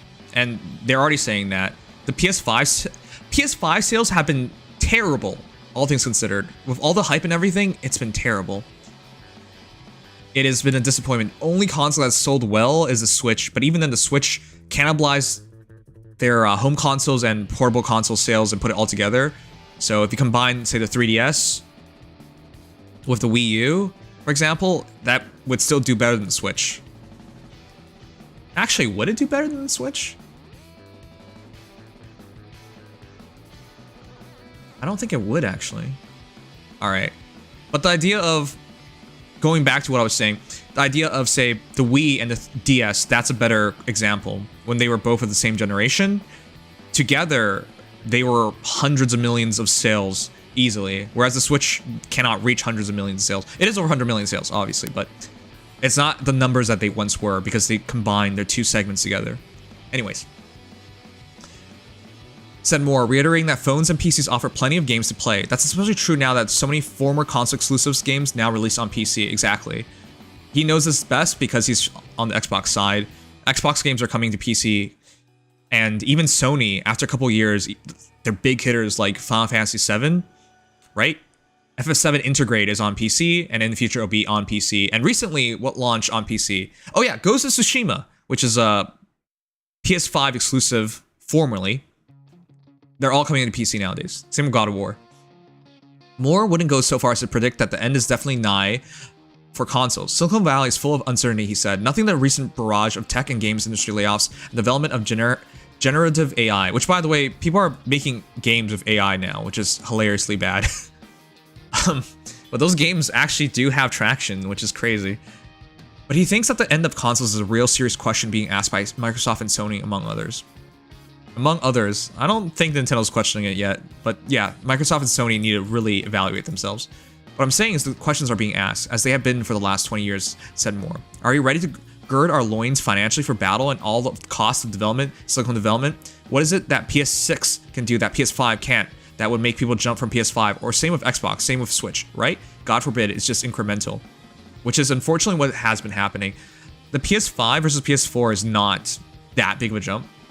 Sure, it has a current generation SSD and things load much, much faster. Sure, current generation, well, no longer current generation GPU, but its chipset was much better. But we know that's not enough because the Xbox Series X has sold poorly, for example. PS5 is only okay, and even then, Sony themselves admitted PS5's kind of a disappointment. In any case, the changes thus far have just been very incremental. Nintendo's the only one that sidestepped it, but I don't know how much longer they can sidestep that stuff. For example, the Wii U was too gimmicky and it didn't work, but then they took it a bit further with the Switch and it did work. They're just making a tablet only. Anyways, we'll see. And I think that the companies are also looking at that. What can we do to extend this life cycle? And then if you're Microsoft and you're Phil Spencer, you've got Satya Nadella coming in and saying, all right, what's the future here? And how does this play into the biggest strategy of Cloud of Azure with AI? What are we doing with AI game development? Which they tried, by the way. Isn't Titanfall with AI in mind?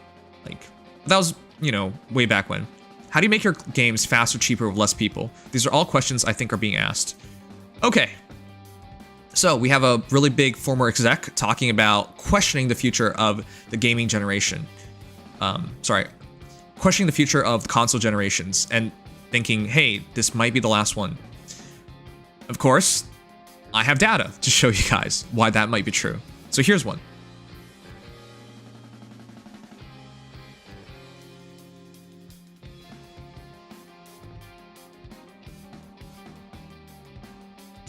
This is from Statista. This is from Statista, and it says, mobile and console games dominate video game market. How bad is it? Well, the year of 2023 is officially over, and we now have the full-on data. How bad is it? I'm sure you guys understand this is not going to be good. This is how bad it is. Mobile and console games dominate video game market. Mobile games have accumulated $92.6 billion. Console games, $56.1 billion. Downloaded box PC games, $37.1 billion. And then browser PC games, which is literally like, I don't know, like Neopets or something. That would count as a browser PC game. Yeah. So mobile games still as dominant as ever. Unchanged. Console games up by 7.4%. Downloaded box PC games up by 1.6%. But you understand, chat, in 2022, you could have added console games and downloaded box PC games together, and it would have been less than mobile games earnings.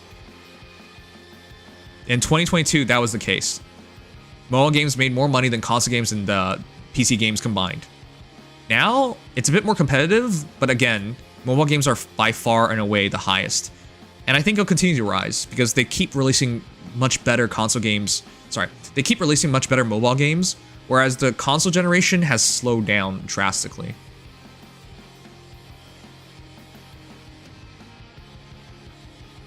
Let me read what you guys are saying.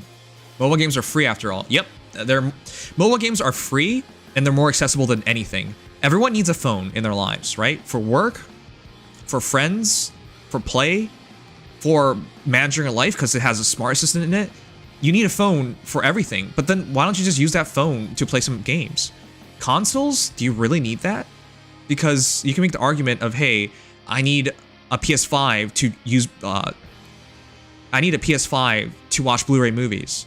Hold on, do you really need that anymore? Because you can just stream movies in 4K nowadays from Netflix, from Amazon. So consoles nowadays are being relegated to basically just playing games. Even though they can do a few other things, most people just prefer doing those other things on other devices. And it's too expensive to justify spending all that money just to do a couple of extra things outside of gaming. But yeah. Do I want to keep spending $70? And sometimes in Canada, you spend $90 plus to buy a new game just to play it on my console, like my PS5. No, not really. That's way too much money. I don't really want to do that. So yeah, mobile games is dominant because it just makes more sense for everybody. The games are usually free, and while it's freemium models, if you want to spend the money, you're much more comfortable with it because it's a smaller amount instead of one big amount of money all at once. So mobile games have just made more sense as a whole. But that said though, console gaming isn't dead yet, but if Xbox seriously drops out of the console generation races and they give up on Xbox, if Microsoft gives up on Xbox and it's just Sony and Nintendo, then you can pretty much say console generations are basically dead. Because at just two companies, it's not... That's definitely not healthy. It's at minimum dying at that point. Alright. I wanted to show you guys one more thing. Or two more things, sorry.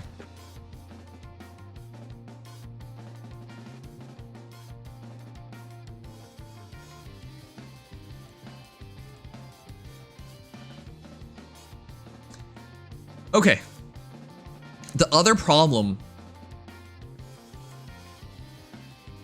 how big of a difference do you guys think is between your phone and your PC, or your phone and a console? Your PC definitely has an advantage over your phone. Definitely. Almost guaranteed, especially if you have a dedicated GPU, right?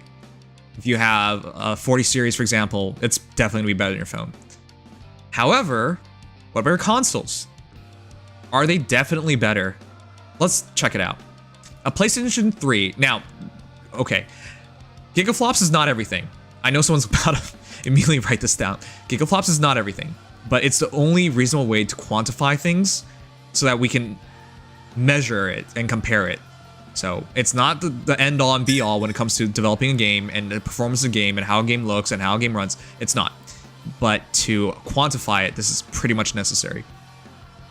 A PlayStation 3 was 230 gigaflops, which is surpassed by iPhone X, which is 350 gigaflops. However, a Nintendo Switch, with its outdated hardware, which, by the way, if you guys don't know, the chipset in the Nintendo Switch at this point is about 10 years old. Kind of insane. It's really old. 392 gigaflops, which gets beaten by Samsung Galaxy S8. Right now, we are on to S23, S24. We're way further in the future at this point. But yeah, all those years ago, S8 was already, technically speaking, more powerful than Nintendo Switch. A OnePlus 6T, 737 gigaflops. A Samsung Galaxy S10, 900 gigaflops. S20, I have that phone, 1,250 gigaflops.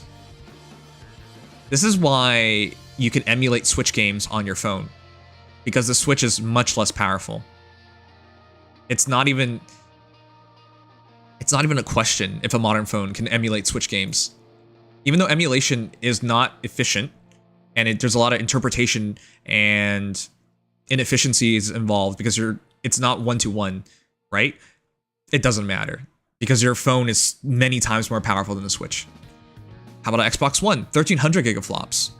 iPad Pro 2018, 1,300 gigaflops. iPhone 12, 1,300 gigaflops. Xbox One Series S. This is the cheaper Xbox Series X version with a weaker GPU. I believe the core is called Jaguar, and this is the cut-down version. 1,400 gigaflops. Samsung Galaxy Note 20, 1,400 gigaflops. S21, 1,700 gigaflops. Again, this is from 3 years ago. S21's from 2021. PlayStation 4, 1,850 gigaflops. iPhone 13, 2,000 gigaflops. iPad Pro 2021, 2,600 gigaflops. Oh, sorry, this is the 1S. My bad, I made a mistake. I thought they didn't write the series, but I forgot it's supposed to. There is a 1S, never mind. Here is the current generation of Xbox Series S's. My mistake. 4,000 gigaflops. PlayStation 5, 10,280 gigaflops. Xbox Series X, 12,000 gigaflops. But it's just to illustrate that the power, while higher, it's not everything though. To have all that power doesn't really mean anything, because I think at a certain point, you're not going to care about graphics. As someone who plays Genshin Impact and Honkai Star Rail can tell you, hey, it's good enough. That's all we really need. What are the extra gigaflops getting me that I need so badly? Do I need ray tracing? No. Do I need the game to load immediately? No. Like, if I don't have to pay for the game and it looks good enough, why do I need to spend hundreds of dollars for a PS5 and Xbox Series X when I already spent over $1,000 or at least around $1,000 for like a current generation phone? You see the problem, right? It's getting harder and harder to justify these things. And honestly, if games on my phone look as good as they do on PS4, I'm gonna be happy. And that's not to say the new Steam Deck, which isn't here by the way, because it's from 3 years ago. The new Steam Deck is gonna be somewhere between Xbox Series S, or around Xbox Series S, sorry. So, again, that's portable and it can do more than just play games. And it's quick and easy to pick up and use, and it's beautiful. Right? Anyways, I'm just saying, a lot of competition for consoles right now. It's getting harder to for most people, it's hard to just commit to buying a console nowadays because it just doesn't make sense anymore. But yeah, that's all the data that shows all these things. Now, finally, phones are better than the Switch. That's embarrassing, Nintendo. It is, but Just don't tell Nintendo fanboys. They'll tell you the Switch is powerful or whatever nonsense. All right, chat. Here is the final piece of data. Desktop versus mobile versus tablet versus console market share. The green line is mobile. It is by far the highest. It is at 60% when it comes to market share. So at this point, more people have a phone than the second place, which is desktops. Desktops are at 38%. So the majority of people own a phone, the majority of people own a desktop. What are these two lines at the bottom? Those are tablet and consoles. 2.11% own a tablet. This is the entire market share, so it will come up to 100%. And how many people own a console? 0.03%. I think that illustrates everything perfectly. Why console generations and consoles as a whole just don't matter anymore. Everyone has a phone. Not everyone has a desktop, but close enough. And then consoles is just a minute sliver.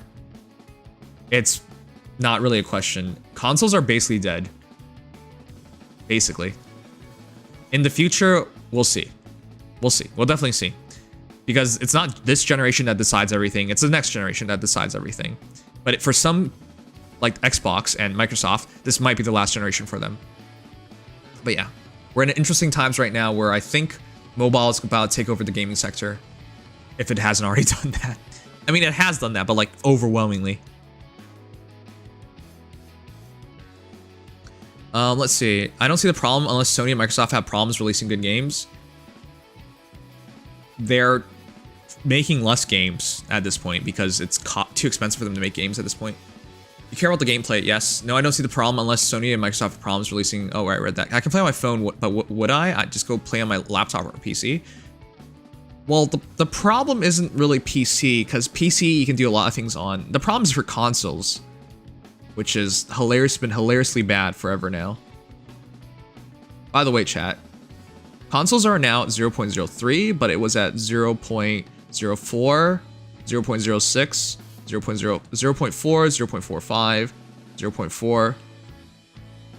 It's terrible now, but it used to be slightly better. 0.48, 0.5. Yeah, it was better. It was genuinely better. Anyways, the final math is 59.89% for mobile, 37.96% for desktop, 2.11% for tablets, and 0.04% for consoles. Consoles are falling off a cliff.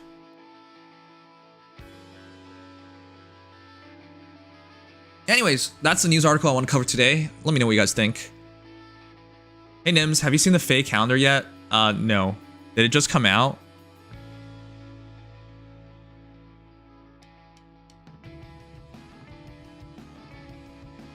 Should I even check it out? I don't think I really care. Oh, it came out some days ago, then I don't care. I might check it out tomorrow just so I can have it in my mind. But yeah, I don't really care, man. Faye is just new trailers that I wait for, and everything else is we already know about. So many console games end up being flops, IMO. Yes, and they spend so much money on them. That's why you can't really expect game developers to keep spending so much money making games, because it's just not making sense.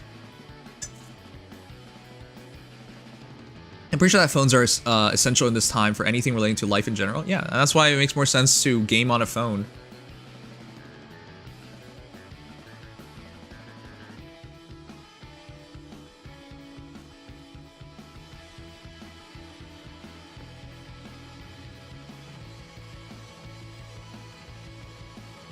Anyways, I hope you guys enjoy me going over articles like this. I put a bit of work in it, so you guys can get a good idea of what's happening. Indies are doing bigger than some bigger companies. Yeah, because bigger companies don't want to spend money making games anymore. It means one from Sony and Microsoft and the Nintendo ones are pretty successful. Hi, I'm a Fire Emblem player. Hello, I bought a game called Fire Emblem Engage. Hello, Fire Emblem Engage has completely flopped. I understand where you guys are coming from, because you see these massive hits from Nintendo, like, you know, New Legend of Zelda, for example. Tears of the Kingdom. That's amazing. It's an amazing game, genuinely. But not everything's a hit. Engage is a flop. They stopped printing Engage. Bayonetta 3 is a flop. There are a lot of Nintendo games that actually do not sell well. I think we covered this a couple of weeks ago. We saw the entire sales chart for Nintendo games, but Nintendo to stop printing Engage.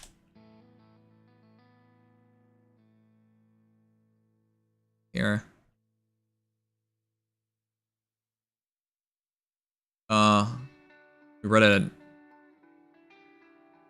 We read it. Oh man. Anyways, we covered this before. Maybe I should just make that in a video so people can read it. Yeah, but not all Nintendo games are successful.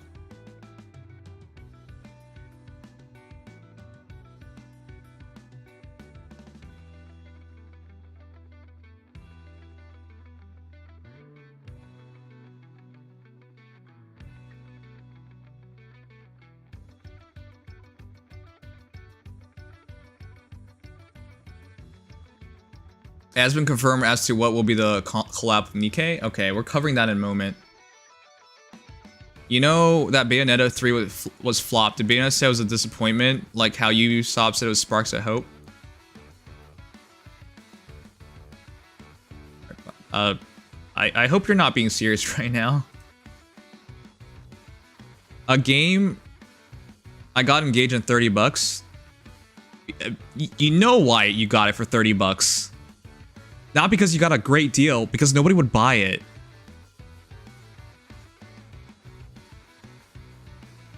But yeah, I hope you're not being serious right now. A company does not have to say verbally that something's a flop for it to be a flop. You can just look at the sales and find out it's a flop. That's what I'm trying to say here. Here. Bayonetta 3 sales. So originally people thought it was going to do good because it sold 1 million copies in 4 months. Well, here's the problem.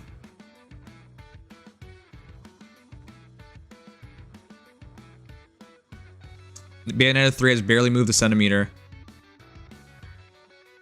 It never even reached 2 million copies.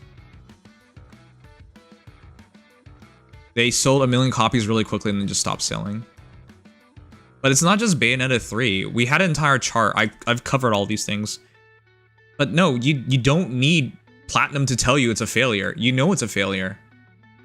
1 million copies is not good.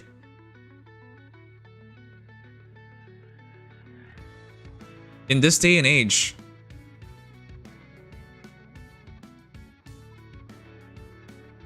Anyways, whatever. I covered all this. Maybe I'll just make it a video. I don't want to reiterate all of these things. But they detail all these things. So yes, Nintendo has some big hits, right? Like Super Mario Bros. Deluxe, Luigi's Mansion, right? I agree with that. However, there are games that legitimately do not do well, and this is a good call. Xenoblade Chronicles 3 is another example of a disappointment. 1.81 million sold, right? Engage is another good example, which is like 1.4 million sold. I just don't think you guys understand how much money it goes into like making a video game. If you're selling 1 million copies, you're not really making profit. Like, we're not talking about small games. Xenoblade Chronicles 3 is massive. Bayonetta 3 is massive. Engage is massive. These games cost money. A lot of money to make. So, if you spend multiple years, let me put it this way, because I think this is what you guys don't understand. To make like Bayonetta 3, it took them what? 2 years? 3 years? Between 2 to 3 years to develop the game, which takes up an entire team of people, multiple teams of people. You got to get your publishers involved, your developers involved. You got to spend a ton of money to make the game, ton of money licensing people, getting rights, getting VAs, working with artists, illustrators, marketers. Do you understand where I'm going with this? You spend all that time, money, and effort, and then you barely make any money. That's not good enough. It's not good enough. So even if no one comes out and says this was a failure, that doesn't change the reality of it. 1 million copies nowadays for a current generation game, you're barely covering the costs. So you can't spend multiple years to make a little bit of profit. That doesn't make any sense. That's the problem. People seem to think like as long as the game isn't losing money, it's fine, but it's not. Nobody wants to spend that much time and effort to barely make an impact.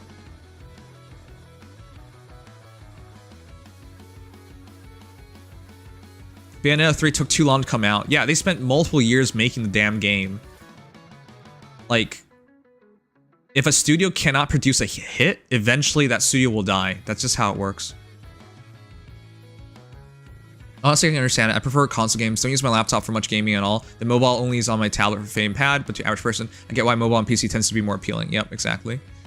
All right, anyways, I'm gonna go over to Nikke. We have Nikke news to cover after this as well, because the new collab is almost guaranteed. And I know who the new collab characters are. I went over every Re:Zero collab. And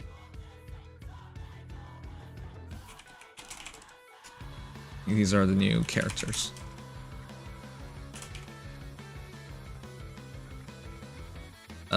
Re:Zero collab. Hey Nims, have you seen the newest fake calendar yet? I've already said I haven't, and I'll probably check out tomorrow. Not almost, it is official. Wait, do we know literally who it is?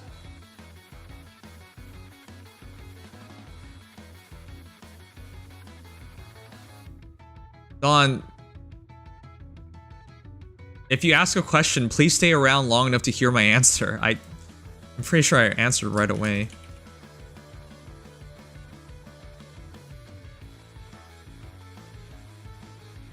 Alright, let's go to Twitter.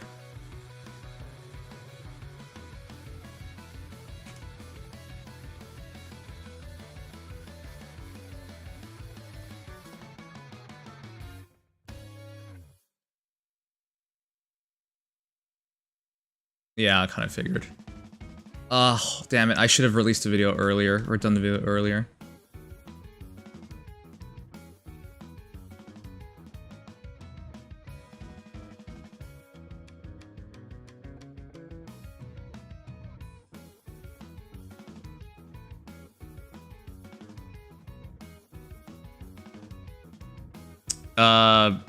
Yeah, I'm gonna talk about it in a moment. All right, give me a moment to grab some water. I'm running out of water.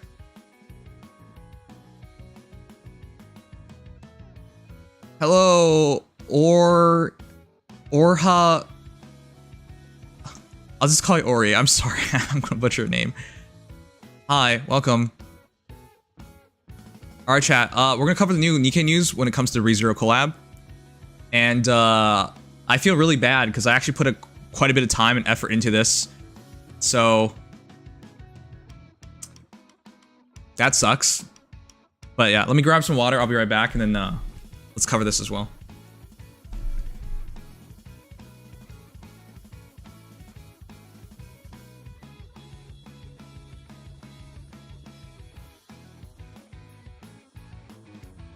People don't like the collab. It doesn't matter what the people think. I'll explain that later too.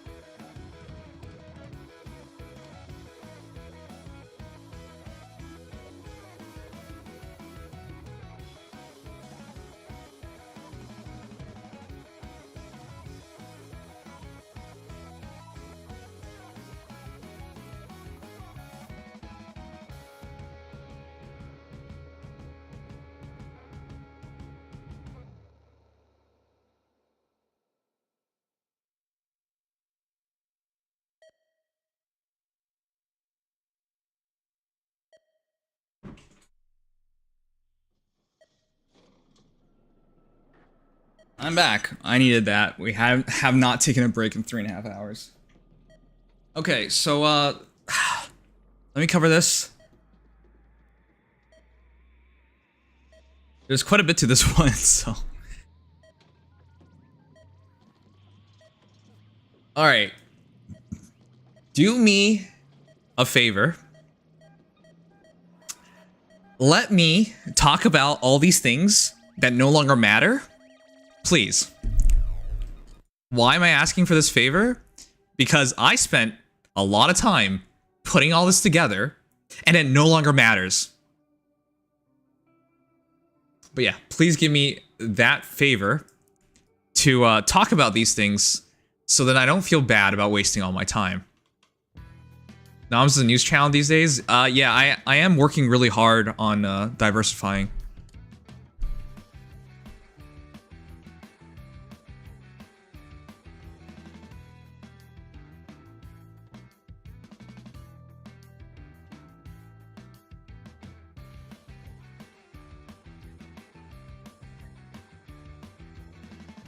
You like it? I'm glad. The reason why I do this is I read all these articles every day anyways, so I might as well cover it on stream. Alright, anyways, thank you for waiting. I'm just making some quick changes before we begin.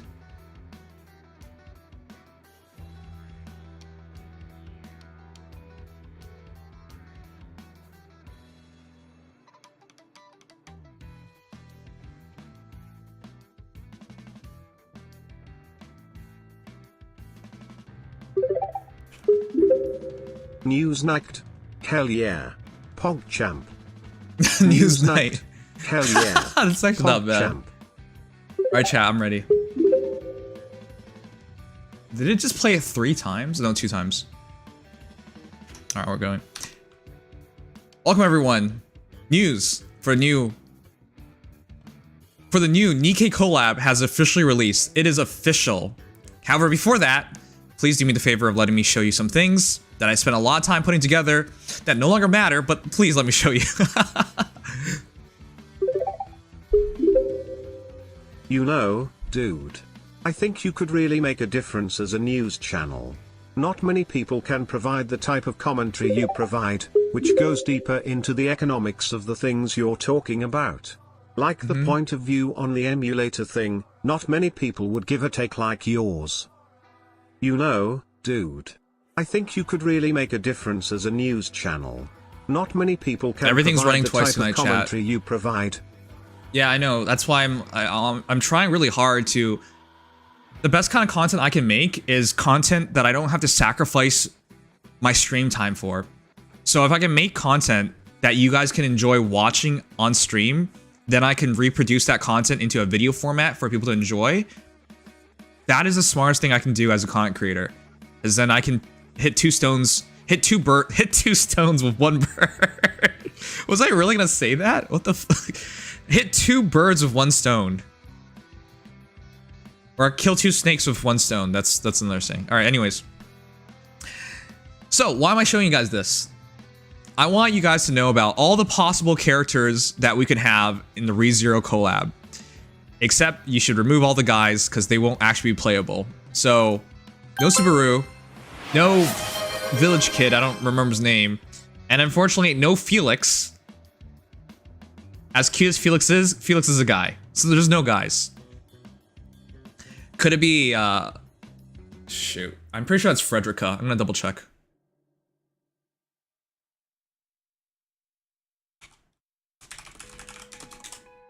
I'm gonna double check real quick. It's been a while since I watched, ReZero.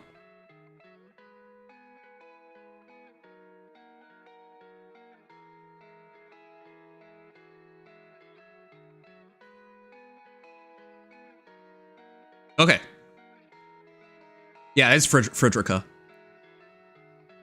Now, as much as I want to pretend that Frederica, she's the shark girl with the blonde hair, could be in the game, probably not.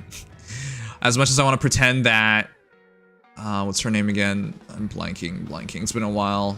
I watched season 2 like a year ago.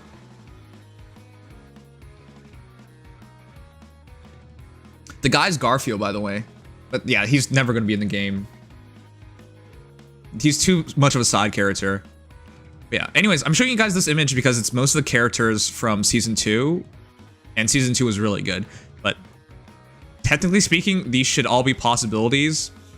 Except they're not. And the reason why I know they're not is because of the following. This is not the first ReZero collab. In fact, how many ReZero collabs do you guys think there are?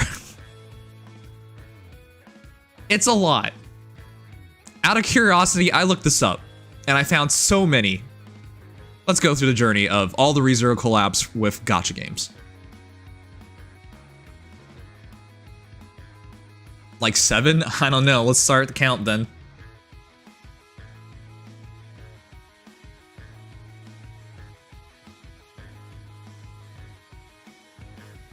Let's start with a gacha game that's pretty new. The Sky RPG X ReZero collab is now live. And this is what they got. They got Betty, Rem, Ram, and Emilia. This was March 3rd, 2022. Which means... I think if we go through this and we go look at most of the majority characters showing up, we'll know who's on the actual... who's coming to Nikke. The idea here is if we go through all of these collabs and whichever characters show up the most often, that's most likely where we're going to get at Nikke. Now, do they truly fit Nikke? Because Nikke is known for having girls with butts and assets. I think Rem and Emilia are pushing it. Betty, no. And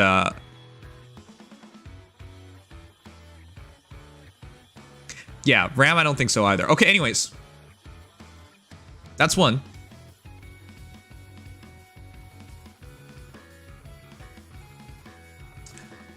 Here's the second gacha, ReZero X Sino Alice. Rest in peace, Sino Alice. They actually sponsored me once upon a time. Notice again, who are the 3 characters? Rem, Ram, and Emilia. But I guess Subaru was in the game as well. Wait, who's the red-haired guy? I don't remember that at all. Oh wait, he's one of the knights. Anyways, Sino Alice. Pretty good game, nobody ever tried it. Continuing on, here's ReZero X Valkyrie Connect as the 3rd game. Again, who are the characters? Rem, Ram, Echidna, and Emilia.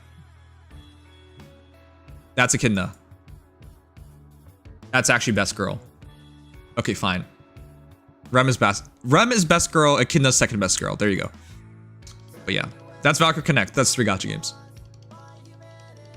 Here's the one that tipped everyone off for Nikke. That cross, that X, that tipped everyone off. Here's the Epic 7 one. Again, Rem, Ram, Emilia. I think you guys are seeing a pattern here. Anyways, keep going. Here's ReZero X Crash Fever. And who are the girls? Rem, Ram, Emilia. And they have multiple characters. So there's Subaru. There's the... This guy was cool, then he went crazy, then he became cool again.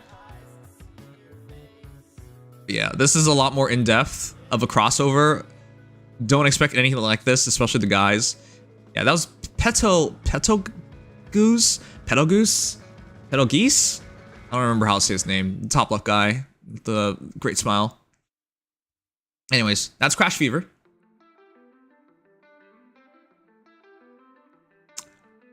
Here's ReZero X World Flipper. So who are the crossover characters? Rem, Ram, Emilia, Subaru. I think Subaru could be in the Nikke crossover as just like a story character like A9 was, right? It's A9, right? No, it's 9S. I think Subaru can be a part of the crossover like 9S. There you go. Oh, also like Denji. Yeah. So, Subaru like Denji, like 9S, could possibly be in the story, but not playable. That would make some sense too. Continue on. Here's ReZero X Alice Fiction. This is not Sino Alice, this is Alice Fiction. They are different games. Once again, it's Rem. I'm pretty sure Ram's also in this game, but Emilia's here as well. Okay. Did you think we're done? No, we're not. Here we keep going. Here's Shadowverse X30. Here's Amelia, Rem, and Ram. Alright. Pretty obvious when ReZero does collab, they like a certain group of girls, huh? Going forward. Here's ReZero X Valkyrie Connect. This is a lot bigger. Here's Echidna. Here's a brat from season 1. Forgot her name. Rem, Ram, Amelia, and then the new girl in the new season. What was her name again? Well, I don't remember her name. That's not Elsa, by the way. That is... Elsa's a season 1. That is...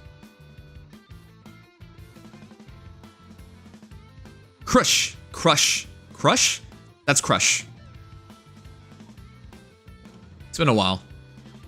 By the way, season 3 is not known when it's going to be airing. I watched season 2 a year ago. But yeah, this is a continuing IP. By the way, if you guys don't know... Oh wait, I'll do that, all that later. Hey, continuing forward. Here's Konosuba X ReZero. Which, by the way, why did we get the reused X from Epic 7? It's very clear that they've used different X's for other collabs. Why did we get the same one as Epic 7? I don't know. Anyways, this is Konosuba X ReZero. This is Rem, Amelia, Subaru, and I'm surprised he made it in. Petalgoose. Petalgoose? Petalgeese. I'm surprised Petalgeese made it in.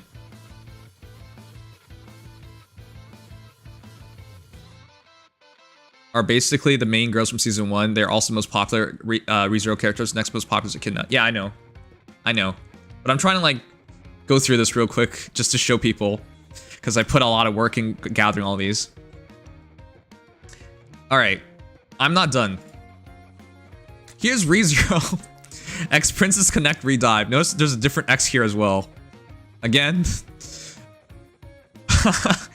I don't need to keep repeating myself. It's the same group of girls. You guys know.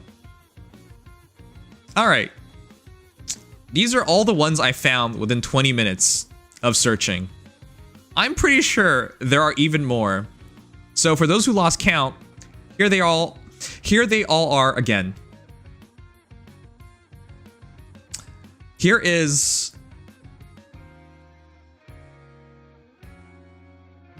That's the Skya X ReZero. That is ReZero X Xeno Alice. That is ReZero X Valkyrie Connect. That is ReZero X Epic 7. That is ReZero X Crash Fever.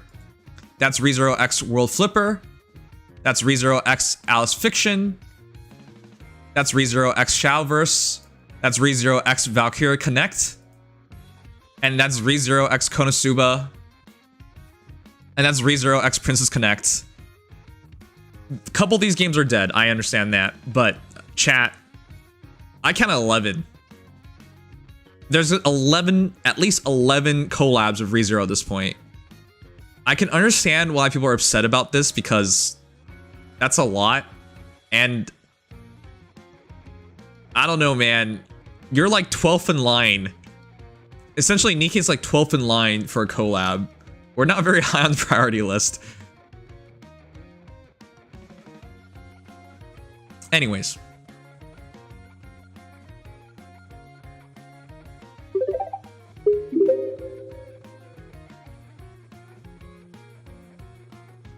I think I get it. It's called ReZero because the number of guys are guaranteed for collabs.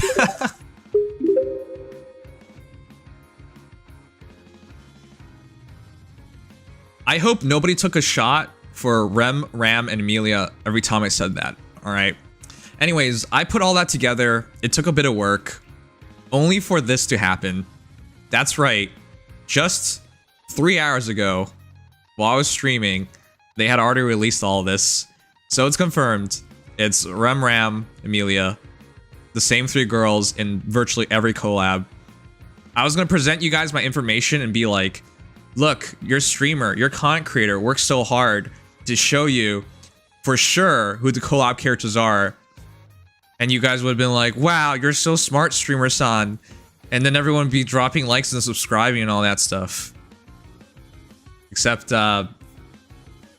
thanks Nikke for ruining it. Anyways, with that said, everything's official.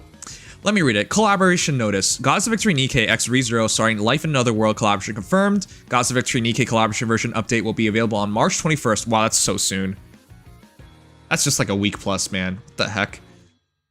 And then starring a new adventure in Another World. It's all official. Nikke X ReZero. Now, there are a couple things I want to talk about here because I've heard all sorts of things.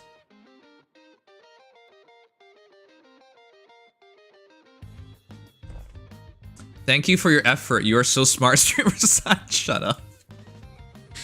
Ugh.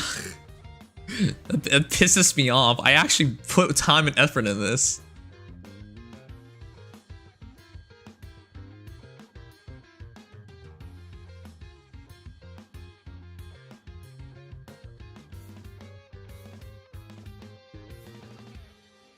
All right. Chat, quickly. Oh, wait, I can pull this. Let me just pull this. My bad. Sorry. I was just gonna ask. Now it's confirmed, I can ask the question.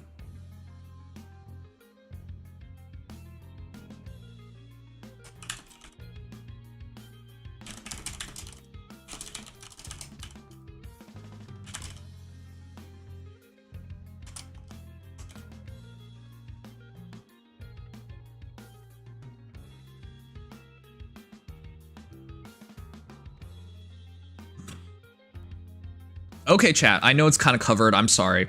But I want to know, are you happy about the collab being ReZero? Let me know. I'm going to explain this in a moment. I just want to change the poll so it's easier to see.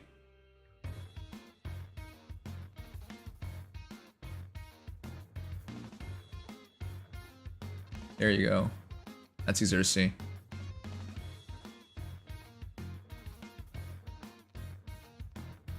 All right. So, polls up. Are you happy about the collab being ReZero? I've heard all sorts of things. People are happy, people are unhappy. I'm on the side of happy, but I'm gonna explain this in detail in a moment, but I'm on the side that's happy. But oh my god, you guys, look how even it is, chat. Look how even it is. This is exactly what I mean. Okay, I've heard a lot of discourse about the ReZero collab. It's all over the place. Some people are ecstatic, some people are horrified. Some people are happy in a different way in that they can save their gems for the 1.5 anniversary. I understand all that. I get it. However, all that said, this is a really good collab, and let me explain why.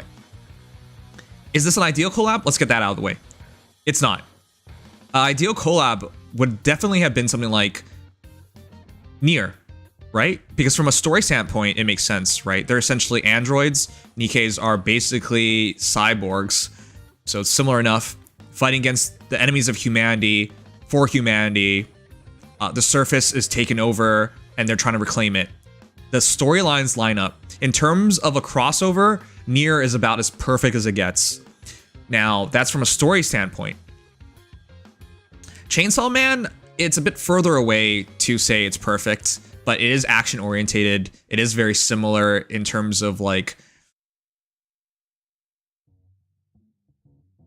It is very similar in terms of like how the story is so dynamic. It goes all over the place. It has very happy moments, very sad moments. And it also has a similar enough fan base, targeting a similar enough audience, right? So I can understand that. Not as ideal as Nier, but not bad. What can you say about ReZero though? Is this for the Nikke audience? I do think a lot of the Nikke audience will enjoy anime, right? And so therefore, probably a lot of you guys have watched this isekai, have watched ReZero. I did. Upon its release in 2016, I really enjoyed it. But is it a perfect fit from a story standpoint? No. Nikke has nothing to do with isekai. Nikke is in fact dealing with the harsh realities and the situations you're dealt with. ReZero is trying to fix those situations and having all the lives in the world to make do with them. And in fact, going to another world to begin with. It's so different on every level. It just does not fit. Anyways, the voting is done. You guys voted yes, but barely. Yes and no are so close, with I don't know being the midpoint. So yeah, 43% of you guys love the collab. 38% of you guys don't like it, and then 90% of you guys don't care. Anyways, I like ReZero, but I don't like the implications. That means we might see more just popular collabs like Slime or Shield Hero that come leave clashes with Nikke themes. Yeah, that's what I wanted to address. That's what I wanted to address. Or Isekai Slow Life X Nikke, yeah. I was kind of hoping Atelier. So, hope Cinderella's the 1.5 anniversary. I think she's basically guaranteed. Okay, let me take a sip of water and continue. Okay, so it's obvious. This is not ideal collaboration. It's not. It also feels bad that Nikke is this like 12 plus collaborator. ReZero collaborates with everybody, and they don't really have a standard, to be honest. And the way collaboration works is that the more a game collaborates, the less effective it is as a whole. For example, if you are a fan of ReZero, right, and you tried other games with ReZero in it, there are now 12 other games you tried before this point. If a fan of ReZero actually wanted to try every game for ReZero's sake, its chances are they've already given up by now. So when it comes to the benefits, it's a bit minimized. But at the end of the day, I don't think it even matters. So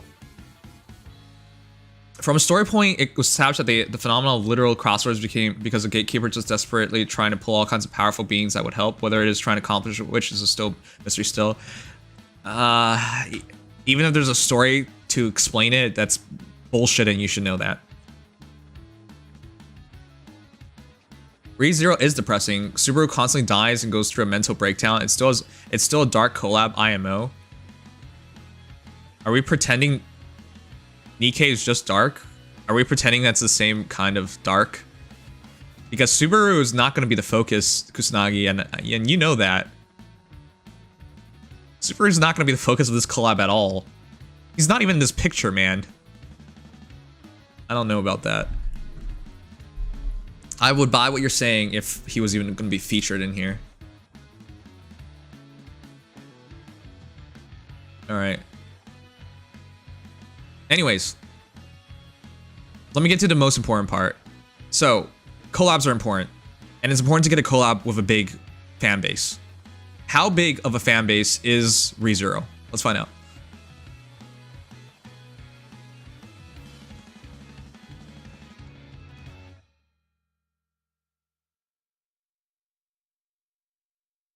Here's my anime list, which shows it off pretty well. This is a Western site, so it's not Japanese, so it's not completely accurate in terms of its popularity, and not everyone uses my anime list to begin with. But with that said, on my anime list alone, it has 2 million members. The anime ranks, just season 1, ranks 25th most popular, and has a rating of 8.23 by nearly 1.4 million users. This is just in the Western Hemisphere. This is just on this site alone. These are really high stats. It's light novel, which is what it originated from, starting in 2014, ranks even better. Well, for a light novel, it's not the same rankings. Anime and light novels are not the same. Ranks even better because it's even older. Ranked 35th as a light novel, 221st in terms of popularity. As a media, in terms of media, it's just ReZero is dominant. It's been around for a long time. Anime first came out 2016 and has tons of fans. And that's ultimately what's most important. Oh, I think an ad's about to run. Okay, I'm gonna wait for the ad. Yeah, basically what Solix says. I always see ReZero girls everywhere in art and profile pics. These characters leave an impression on you, and people always have like waifu wars, like, oh, Rem best girl, Amelia best girl, Ram best girl, Betty best girl. I've heard all these things in the past. It's close to being a cultural phenomenon, and when it comes to isekais, it's one of the best viewed isekais of all time. It is. And season 3 upcoming means it's a live IP as well. It's not dead. It's still a thing going on today. Season 2 was in 2020, and season 3, we don't even know when that comes out yet. Yeah, 2021 was season 2 part 2, and season 3 is unannounced. But it's important to have a live IP, which means there will be more people getting into it, and as a result, looking to collabs, which is really helpful. All right. Felix's best girl. Echidna's best girl. All right, look, people will say Echidna's best girl. Felix's best girl is pushing it because Felix is not a girl, but Felix is mad cute. There are Ram best girl defenders? Yes, there are. I remember that. Anyways, I'm still waiting for the ad to end. I think it says five more seconds. Why did no one tell me it's like the movie Groundhog Day? I would have watched it years ago. It's very good, Devander. Did you see my ratings for it? Here.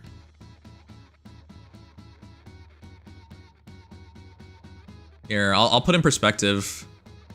Just for you.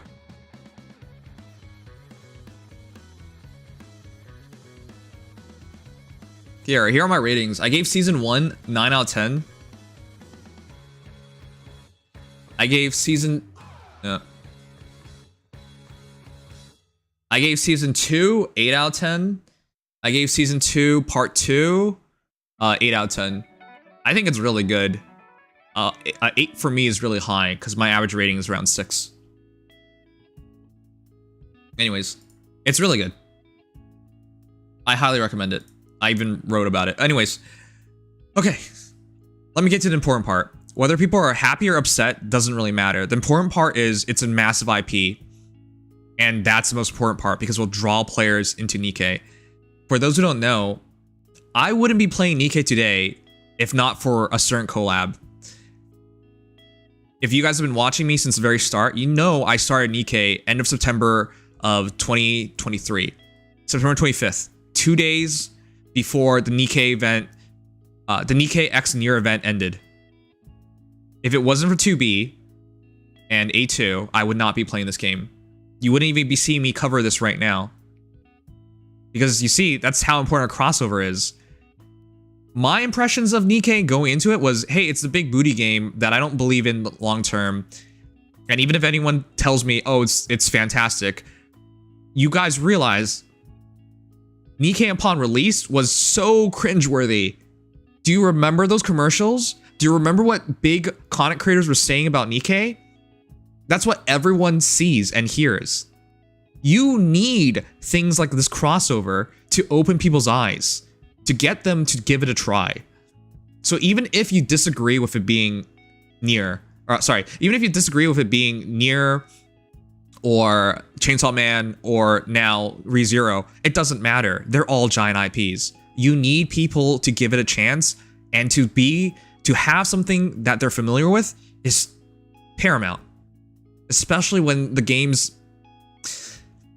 initial publicity was genuinely terrible, all right? So there's no other way to say it. Anyways, even if you disagree, I think you can trust the Nikke team, Shift Up, to write a good story. You can trust them to do a good job because the Nier event was magnificent, I would say.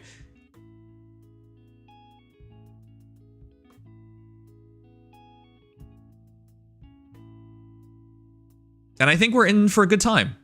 We'll know soon enough. March 21st, we'll know for sure. And this will be genuinely, and then we'll know for sure. Yeah. Anyways, let me read what you guys are saying. I was 90% sure Nikke was going to bait and switch like a bunch of other games. Yep. Audio bugs. Everyone was saying Nikke was just another cash grab and a generic ass booty game. Yeah, exactly. This is why it's so important. Chainsaw Man got me in the door. Nier got me to come back. Exactly. I think most of you guys understand. It doesn't matter.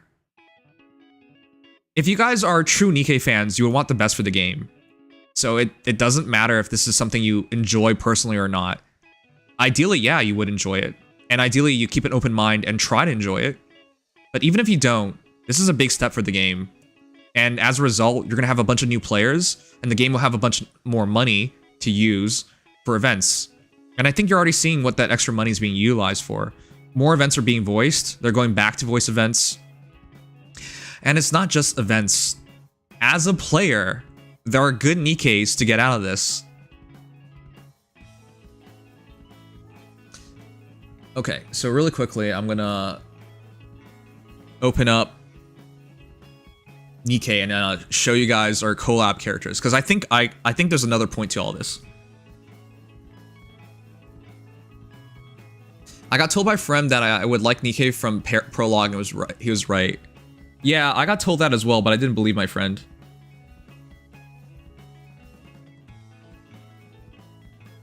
Everyone's wait, I read that. Collab's good. I was interested in Dragalia, but the first fake collab got me to finally try it out. Yeah, that's why collabs are important.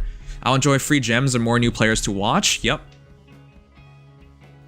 This will be the first crossover for Nikke that I'll be a part of, and I'm looking forward to it. Yep. I'm glad you guys are all positive about it, because I'm so tired of hearing people be negative about it. There's nothing to be negative about. This is a great thing. What, free gems? Every event gives you free gems, and crossover events, don't they give you more as a whole? Nikke has more depth than what most people think. Yep, and that's why it's important to get a game like this, get a crossover to introduce people to it. All right, one sec. I wanted to show you guys the other point. This segment isn't without thought. I put a lot of thought in this segment, which again kind of got ruined because Nikke kind of just showed you everything just a day later. Goddess of victory, Nikke. All right, so you got a couple reasons.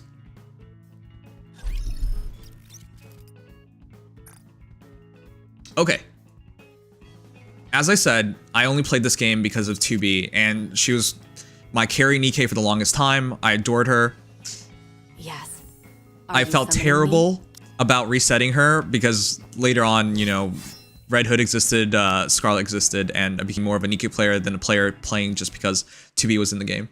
With that said, though, I think every single time a crossover character comes into Nikke, they immediately grab everyone's attention. I'm not even gonna look at it. Anyways, your attention gets grabbed, and for me personally, I promised to play this game. I would pull 2B, and I did. Not saying everyone would do that, but like, there'll be quite a few things that are memorable if said characters come into this. Now, with that said, there are more than just benefits of, hey, you know, players will enjoy the game, have characters in the game. The other benefits, you're looking at it. Another benefit, you can finally use your abnormal gear. I bet you guys have a ton of them, right? Like, I have a full set for 2B. I have a full set for A2. You have a lot of abnormal gear, all right? Let someone else use it. That'll be more meaningful as a result. Where's Mast? There. Like, for example, my Mast has almost all abnormal gear. Viper? Whatever.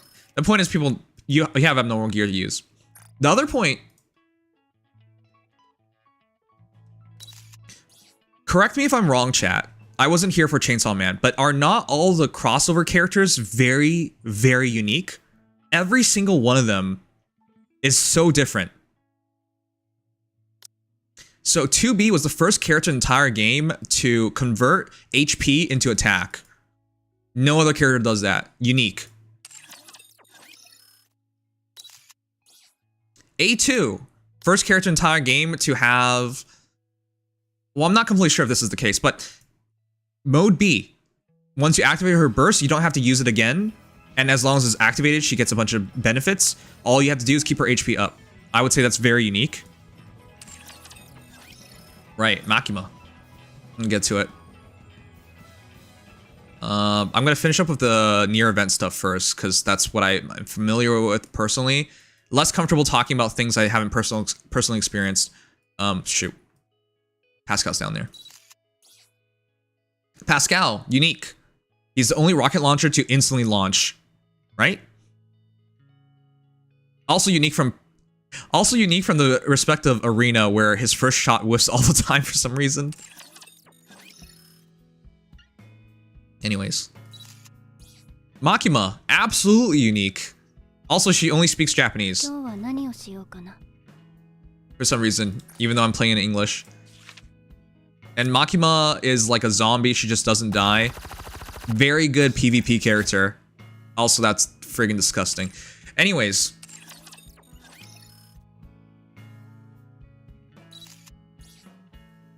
I actually don't remember anything about power. Okay. Getting all that aside, what can we expect?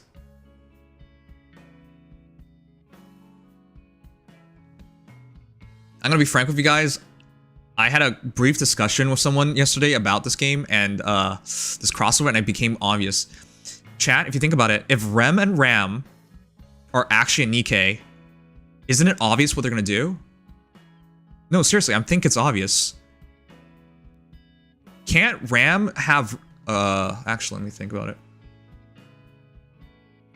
For those who watch ReZero, you know Rem has her singular horn and Ram does not, but as a result, Ram is good with magic and Rem is really good physically. They are both maids and they both work together. So when you think about it in context of Nikke, doesn't that seem like a burst 1 and burst 2 to you? Is this not going to be like Blanc and Noir? They're sisters. Is this not going to be like Tia and Naga? Right? If you think about it, isn't this our next support duel? I can't imagine running these two not together. In the anime, they fight together quite a few times, and it's always badass. So my guesstimation, if ReZero comes out with just these characters, I think Emilia might be the free character. She's the only one that's a complete wild card, and I can't guess, because Emilia is a very complex character, and you don't really see her fight. So I have no idea where they're gonna go with that, but Rem and Ram looks like burst 1, burst 2 burst 1, burst 2 team kind of dual kind of characters to me. Let me know what you guys think. But that's what I think. Pretty sure has no magic because she lost her horn. Are you sure? She uses magic to fight. I remember that. If there's a free character, it's probably Ram. That makes the most sense to me as well. And that's what I initially thought until I thought about it in terms of how do you make a character that's unique and essential at the same time. Right now, we only have 2 support duels. If this event could provide a third, that would be very significant. How do you guarantee this event performs well? Because if you do another support pairing, that's very meta. Logically speaking, yeah, it should be Ram for free. But we'll see. I'm thinking through it, like, that makes more sense to me. Yeah, Ram can use magic. She just can't use her demon powers. I remember this because they were chased by the Hellhounds. Ram would use her physical strength to fight them because she still has her demon horn, but Ram couldn't. Sorry. Ram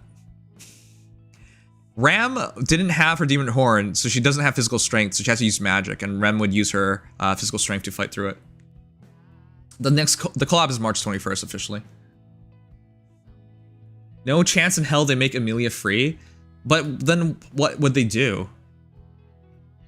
Technically speaking, maybe they could still give... So here's the awkward part. Because of how they do collabs in ReZero, because of how they do collabs in Nikke, one of these has to be a 4-star, and 2 of them are 5 stars, and there are 2 banners as a result. If they want the banner to do well, I think a support duel makes the most sense.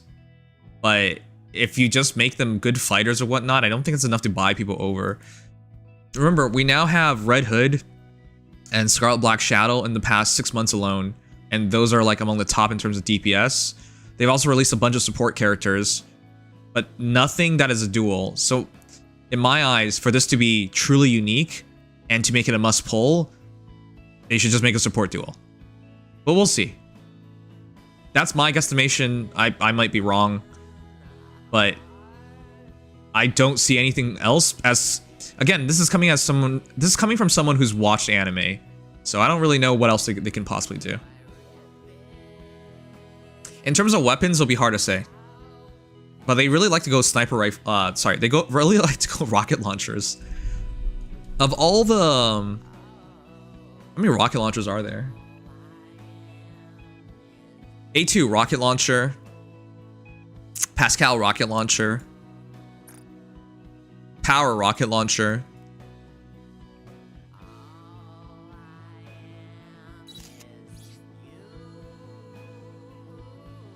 like half of the collab characters were rocket launchers. Ram's probably gonna be win code. Okay, coding's not the complicated part. I think that's pretty much expected. Rem looks more like a burst 3. I don't know how they're gonna make it interesting if they make her burst 3. But I'll give you my thoughts. If you guys can give me yours. The banner's gonna do well just for Amelia alone. IMO. Also, no, I just went over it. There's like 12 other collabs with these girls. I doubt they will make another Uber meta support duo, a collab character with no re-releases. I don't understand that thinking at all. They might do one as one. Would they mix a 5-star with a 4-star? No matter what, a collab character is not re-released.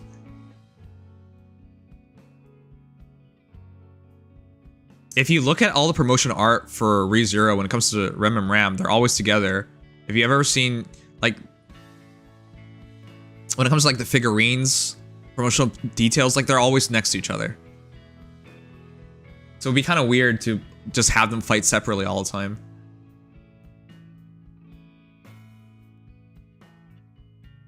Is Rem nerfed here? Why? Oh, yeah, maybe she's a bit smaller. I know what you mean.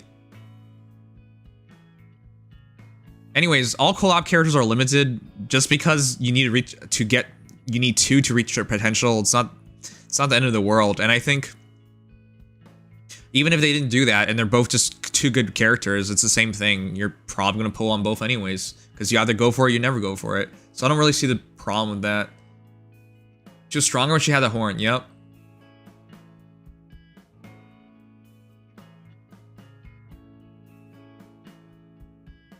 Also, Amelia's worst girl. I'm sorry. Alright. I don't think I'm missing anything. Isn't the most popular image of the twins is them holding hands? Yeah, Silex, exactly. That's what I'm trying to say. Like, if they don't work together, that doesn't make any sense to me. Let me get that image.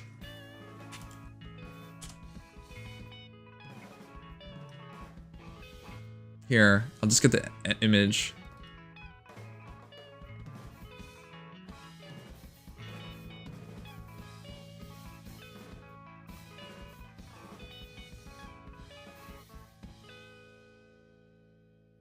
I know not everyone's going to buy that they're burst 1 and burst 2, but it makes the most sense. If you ever have looked them up, you'll always get these images of them being together. All the promotional images put them together, holding hands and whatnot.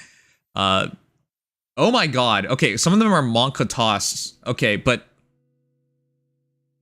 the point I'm trying to say is this is how it's always is. So it makes more sense if they work together instead of being separated. It'd be really weird if you just ran Rem or just ran Ram. It'd be really weird if one is just much better than the other one, alright? I'm just saying. It makes more sense if Amelia's the free character. But Amelia's wildly popular, I get that. The ranking usually goes Rem, Amelia, then Ram, then Echidna. I know, I looked that up as well. So anyways, that's what I think. Let me know what you guys think, but we'll all know for sure on March 21st. This is Sang's indirectly trying to crap on Amelia. I'm sorry, Amelia's just so boring. I don't understand what Subaru sees in her. I'll take. Whatever, man. Whatever. Get off my back. It's my thoughts. If you disagree, make your own video.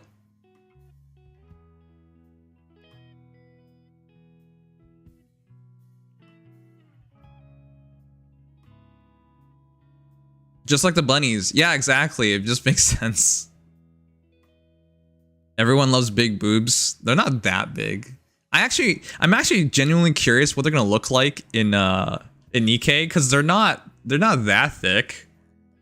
I watched season 2, yes. Because making you like Amelia more than Rem. I watched season 2 and like Rem more than Amelia by far. Alright, an ad's running. Let's get through some of these. Ram's gonna have the best cake. Okay. I'm calling it now, sure. Looks privity. Wait a second, that's a pretty good pointer. We just got maid pretty. Why are we getting another maid? Or getting 2 maids? We got 8 as well, so we're getting like 4 maids in like less than 2 months? Come on. That's fair, you're a Suacal. Oh, Felly, how you wound me. What purpose will I possibly serve when the Rem actually has character development in season 1. I agree. Yep. You're right. 4 is too little. We need more maids. Okay, you're right. I love maids. Wake me up when the Maids are the easiest kink of all time. The simulation room feels rather stuffy. I'd love to. What purpose will I possibly serve when the surface is recaptured? The last battle is right around the corner. Make sure you're prepared. You've made it far enough. It's going to be a bore, isn't it? Rem, I don't know, man. Maybe I read too many dojins. Rem is noticeable, sizable.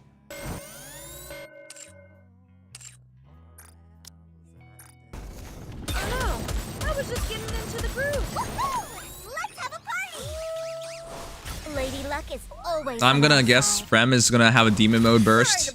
It could be cool for them to do that as well. They could just make her a badass. If this opens up the possibility of Konosuba collab, I'm down for that. Okay. Did you see that? I'm strong. Felly, my comrades are stronger. Konosuba is even further away than ReZero. Konosuba is predominantly a comedy.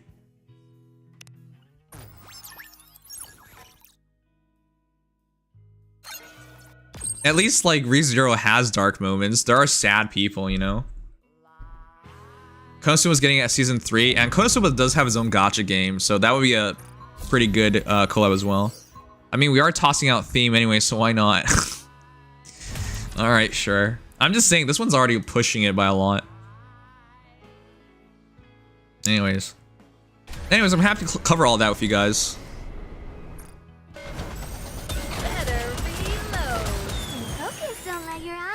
In the future, we'll cover more news and stuff. If you guys haven't seen, I've made yesterday's. I want to preserve beautiful memories of my campus life. Sorry to break it to you, but this is If you haven't seen yet, I made yesterday's talking video, collab release news. I can speak English into video already. For yesterday. I'll be doing that in the future as well.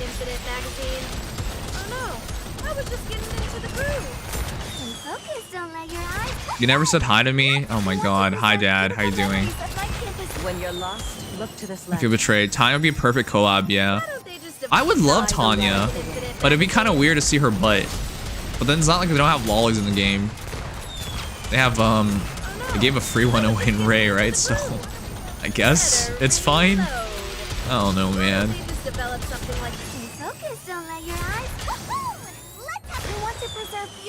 Sorry to break it to you, but this is You got spoiled hard? Yeah, I was kind of upset about that. I edited all my upsetness out of it, but I was upset that somebody would do that. Yesterday was even worse because I was there. Did you see that? I'm strong. But my comrades are it was only stronger. 20 minutes before, 20 minutes after release, and somebody already wanted to spoil it, which makes no sense because it's like the moment something comes out, I should drop everything to check it out. Otherwise, I deserve to be spoiled. Like that doesn't make sense. Let's head to the hot spring and wow, take a we're load off. really unlucky tonight. Please be good. How do you like that? A grand victory. Ugh, at least it's rock. Someone spoiled you? Yep. By the way, Mono, are you proud of me? Chat, look at your boy. I'm not just third. I'm second. I didn't just reach 3K because I was third place, barely making it in. Nah, I clearly made it in for top 3 SP Arena. It's the second time I've done it, but it's my highest rank ever. The last time I did it was third place. Now I'm second. Now you have to get first? I can't. The guy, Felly, I showed it off. The first place guy lost twice to me, and I didn't use any of my runs, so I attacked him again. Sorry, I didn't lose any of my runs, and then he lost twice to me. Then he attacked me a third time, and I was like, what the heck? This guy used gems. And I was like, okay, well, I have both my runs. So then I hit him, and then like a couple hours later, he hit me again. The guy spent 200 gems and 4 runs on me that day. I can't beat him because he'll just keep spending gems. But yeah, I don't mind. I do beat him. I do take first all the time. It doesn't matter though. He's willing to spend gems. Yeah, the power of whales. I mean, I showed you guys him. It literally says his little his profile is this. I'm gonna swipe. So he swipes then, you know. And also he finally did caught up in bit in campaign, but like whatever, man. You see, Felly, this is how you know he whales. Look at me. I'm level 269, about to level up. My Nikkes are 247. This is him. His level is 251, and his Nikke is 251. He is in an older server than me. He's at 8674.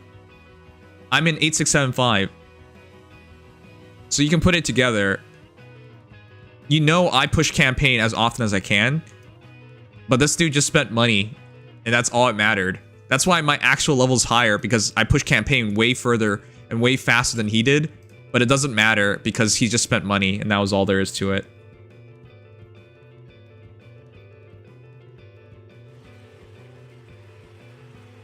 Yeah, how do you really beat a whale? I don't really know. I don't think you can really beat a whale, to be honest. Like, I can beat him offense, and he lost to me before he finally figured it out, but like... He's the same guy here, so whatever, man. Second is second. Yeah, I don't care too much because...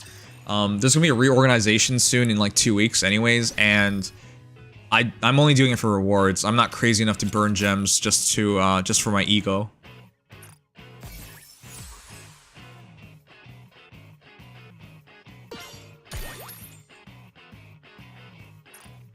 Not too much of a difference. It's still bad.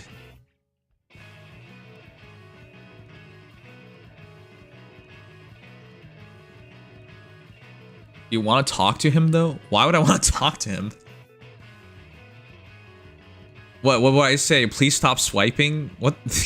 What's the point of talking to him? Please stop spending money on this game. Thank you. No, why would you talk to him? Who cares? All right. Hopefully tomorrow we have enough to upgrade this to level 5. I finished all the books you gave me.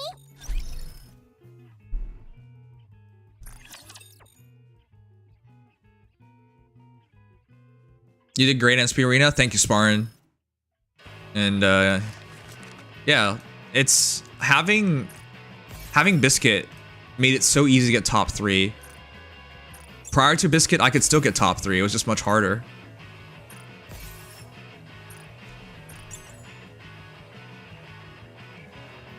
Anyways, let's get some stuff done.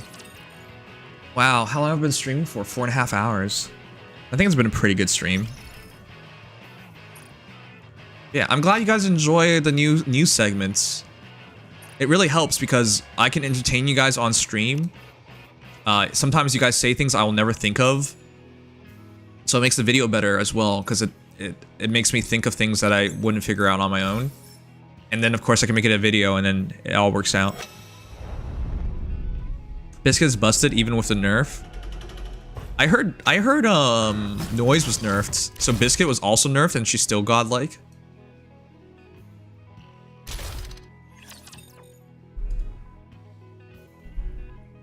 By the way, it's nice to see you again, Philly.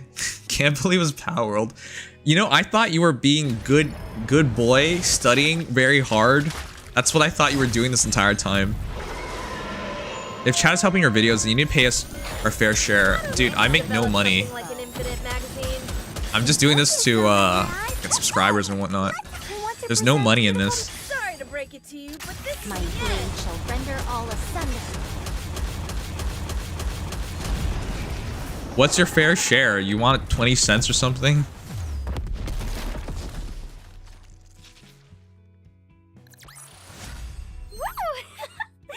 That concludes today's lesson. For Taco Bell money. Yeah, I want the money. I want the money for Taco Bell. $20 is $20. Oh, Thornier knows that. $20 is $20. Wait, why'd you donate 75 bits and all the messages are double for tonight? I don't know why. Of course Thornier knows that. I've never seen someone suck so much pee-pee. How do you like that? A grand victory. Give us collectively like 2 cents. I can't even send you 2 cents. The PayPal fees would eat it up. How about smooching? I'm sorry, Yogi. Ain't gonna work that way.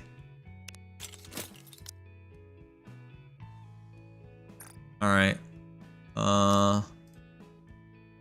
Shit, we got a lot to do tonight. Alright, chat. We have something big tonight. Why'd I go in here? This has nothing to do anything. Isn't this a good deal? $4.99 for 5 tickets, and you get 25 core dust cases? Isn't that technically a good deal? Thornex hand holding commission when? No, Thornex never. hand holding commission when? Never. That's Pain. Pain Desuka. Yeah, isn't that? The 99 cents one is usually the best deal from those. Not that great of a deal compared to 30-day supply. 15. Yeah, but I already have the 30-day supply. Saw teeth, entire buildings, you name it. I can make it. Never say never. Okay. I promise got as much loose change in my pocket as you make a month. It's not that bad. Chat, guess how much money I make on YouTube a month? I'll tell you the real amount. It's not good, but like, it's not literally zero. Come on. I already bought it. So if you want to do more, and it gives you tickets too. $10, $2, $50, $500? I used to make $500 way back when. In my heyday, I used to get like 270,000, 300,000 views a month. And I make like $500, $600. $20, $69. Wow, I'm surprised. Nobody got it. Back in peak Faye times, yeah.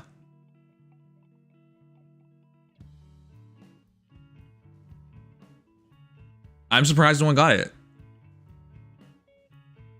It's triple digits, but barely. Or double digits. Sorry. No, it's triple digits. Yeah, that's correct. It's 100. It's literally 100. It's $100.97 or something like that.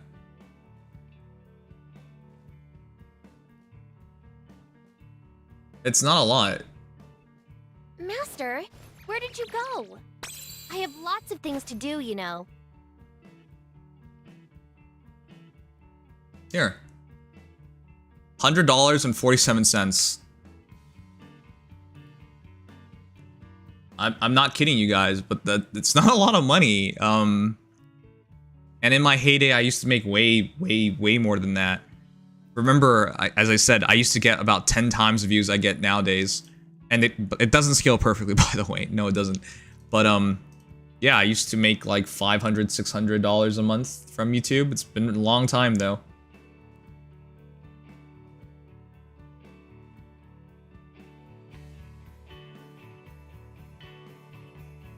No, Felly.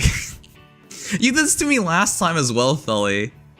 Last time I told you guys how much I made, and Felly was like, a day? That's really nice. I'm like, no, a month. Master, where did you go?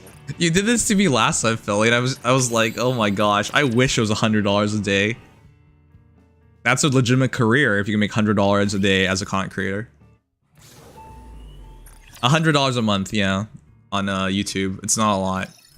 Again, you might look at $100 and be like, $100 is a lot of money, until you realize how much time you have to spend on it. It's a lot of time. Like, I could stream for 6 hours and make like $1 from ad revenue. It's a lot of time.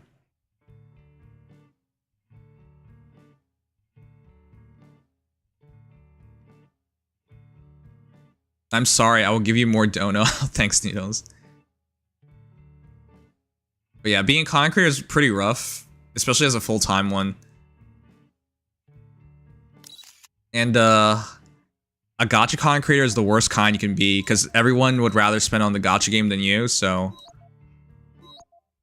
Not to say you guys don't donate, you guys do, but the donations, like...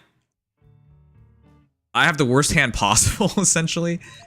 One, I'm a guy. Generally speaking, the majority of people on Twitch and on YouTube when it comes to streaming are guys.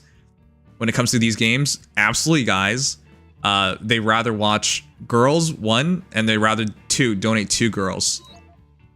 It shouldn't surprise anyone. I'm not being sexist or here. That's just the reality of it.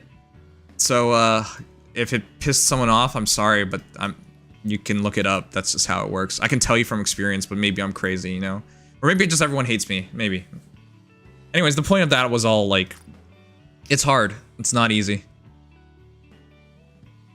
Alright, let's get Alice up. 2, you're Canadian. There's nothing wrong with being Canadian, you asshole.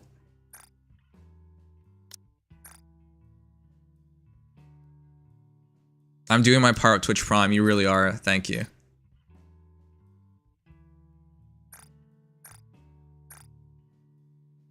Alright. Tomorrow we gotta upgrade this to 5.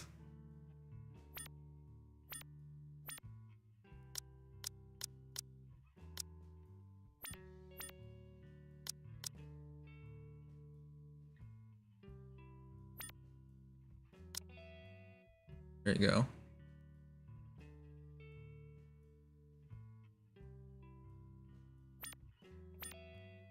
There you go. All right, that's good.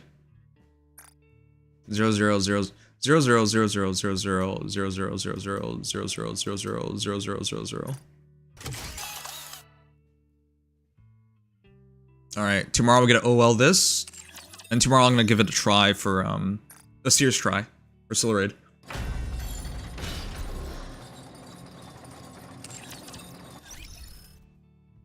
I haven't rolled it yet. I just OL'd. Everything's base. I can't tell, Mono. Should I roll on Alice first or Modernia? Are you blind? Why should I upgrade the chest?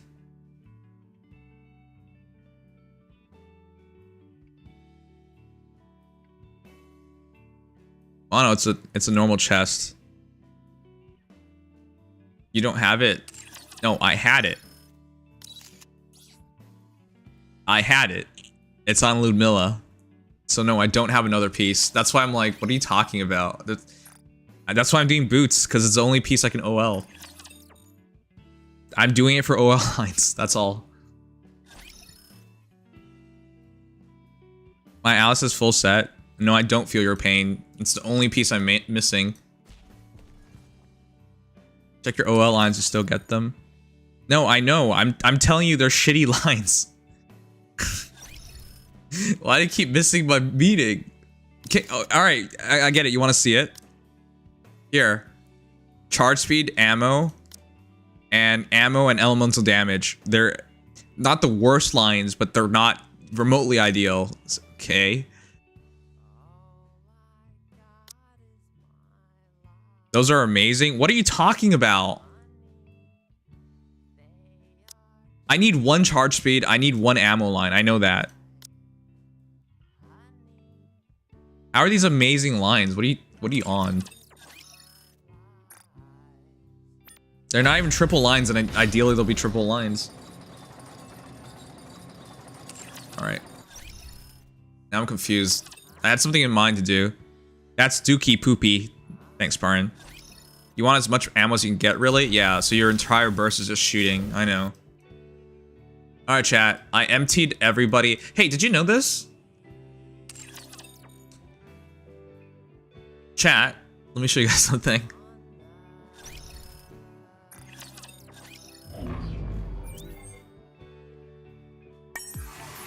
Oh, an ad's running.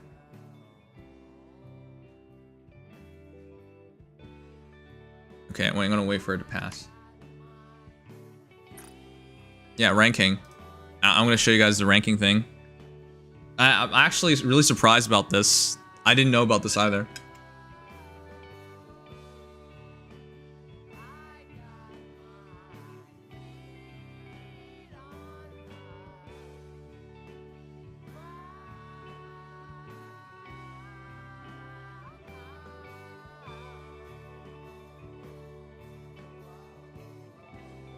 Okay.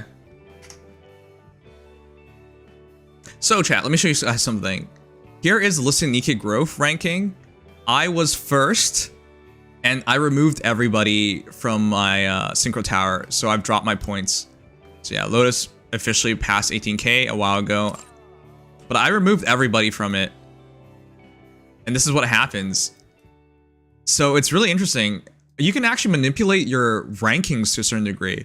So I'm at 14,385. It's because I removed everyone from a listing tower. I could actually just resync all my Bacillus, for example, and try to take first, and it keeps the record. And for those who don't know, when you're the first one to clear a record, you get a chest. And because today it's arena reset, whether I have all my Nikke synced or not doesn't even matter anymore. So you can actually kind of cheese this to try and steal a reward. I didn't even know about this, but yeah, you don't forfeit your ranking. It's recorded forever, and obviously you don't forfeit your reward.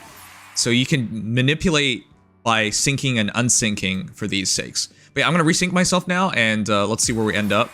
I'm pretty sure Lotus has passed me slightly, but oh well. I do that all the time to slip on in there. Yeah, that's really smart.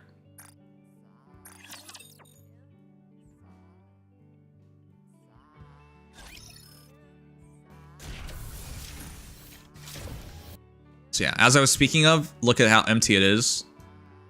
So yeah, I'm gonna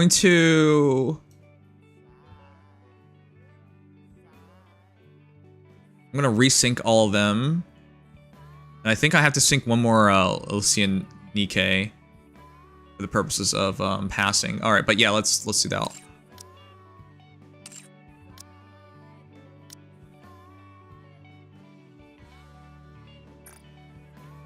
Dorothy. Thank you for this. Modernia. I will continue to protect you. And then I'm doing all of them. Rappy. Body upgrade confirmed. Anise. Well done! I'm stronger! Neon. Firepower up!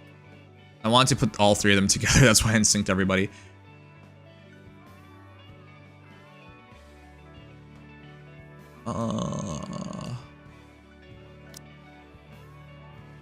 I am just syncing Elysian Nikke's right now.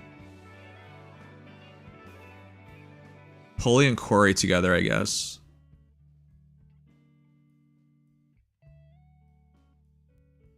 Or no, Breed and Diesel together. Let's do that first. Wait, is Breed the captain or is it Diesel? I think it's Diesel. I really appreciate all that you do for me. Anyways, I'm just resyncing all these.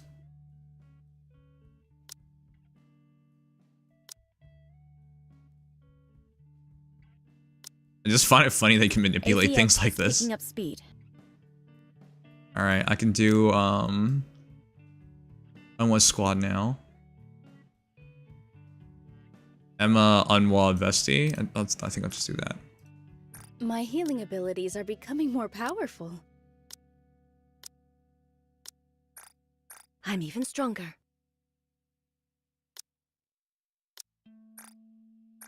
Will I be able to kill people more easily? Go to power and switch to the tower you like, yeah. But I'm not gonna do that. I can't really get further in Bacillus, and Tetra doesn't really matter. More Tetra rankings don't really matter. Though I guess I could have. Let me see. Is there a point in switching up for Tetra? I'm second in Bacillus, so it doesn't matter there. I cannot do any more Pilgrims because I don't have any more Pilgrims. Yeah, you guys can see my points are jacking up now. 16114. Maybe for this. The next score is for Tetra. I can make a top 5 finish if I do it like that.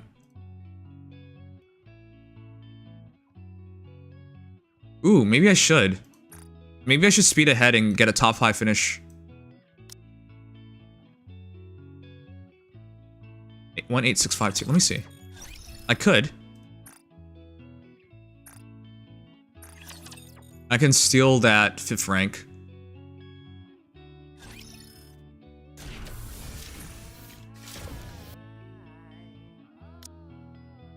Alright, let's do it. 1, 2, 3, 4, 5, 6, 7, 8, 9, 10, 11, 12. I can definitely do it. Alright, this slot is for Nalister. So I'm waiting for her, but I can use that slot for now. I have 1, 2, I have 10 slots right now.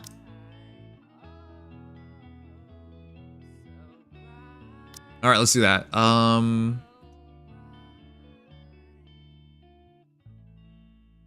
Let's first put in characters I'll actually use. Anyone who messes with you will have to answer to me. Oh, I'm more skilled now.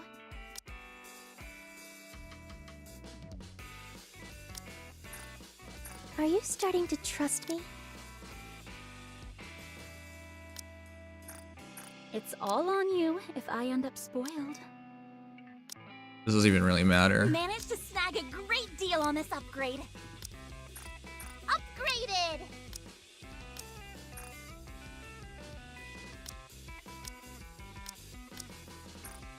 Thanks, servant. I will protect you. Oh my gosh, my Let's see, how much am I off by? 9,000.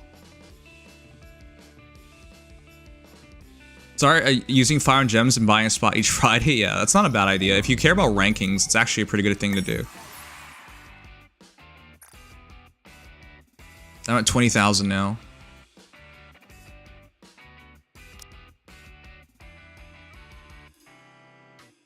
Oh, I have to hit 22,000. Ah, crap. Well,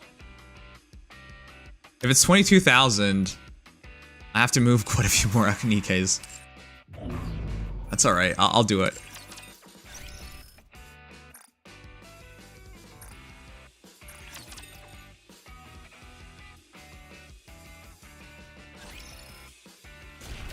Yeah, it's kind of fraudulent to do it like this, but there's no reason not to.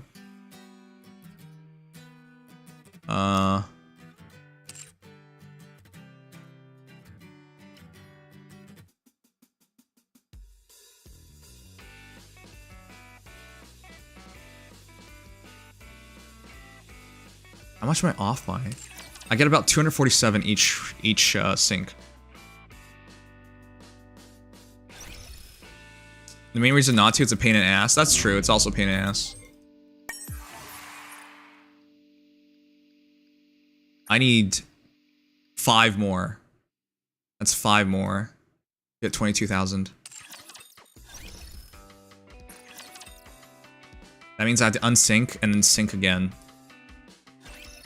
That's too much trouble, man. I have to unsync 5 and then sync them again. Okay, I'll just do it for this time.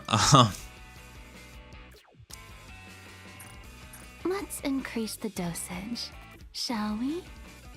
Yeah, I'll unsync these 5 and then I'll resync in 4 hours to take that 5th. But yeah, this doesn't really matter. I'm gonna do it if you want to. Okay, in 4 hours, I'll resync it. I'll just do it tomorrow. It doesn't even matter.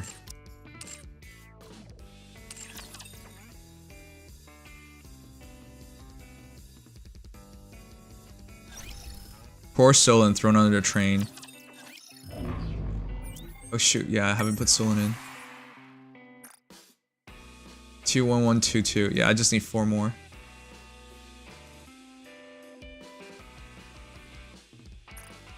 The next ranking is what? 22,000, 26,000. All right, sure, that's fine.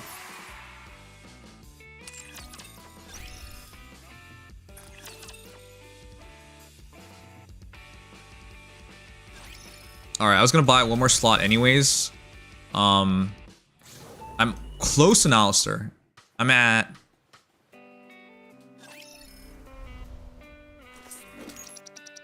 4910.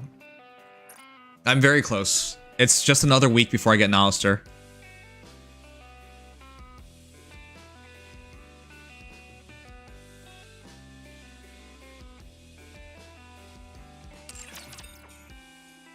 You're at 63 synchro Nikkes? Yeah, okay. I'm gonna change it up a bit more.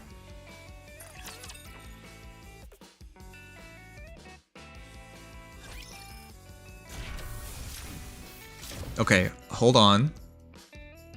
I'm gonna buy one slot because I'll have to get an Alistair in the future. And let's put in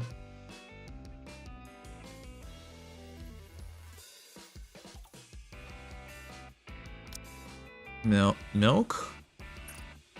I'm ready to rock. I think I'm off by a couple, but like whatever. I will remove these two and we'll come back to it. Anyways, I'm just doing this to hit 22,000, but yeah, this is what you can do to manipulate your rankings if you care enough about it. It doesn't really matter.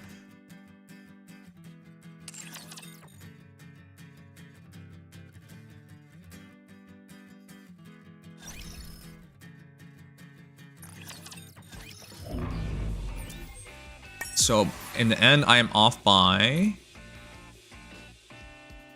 21369. So that means 247, 247, 247. 3 off.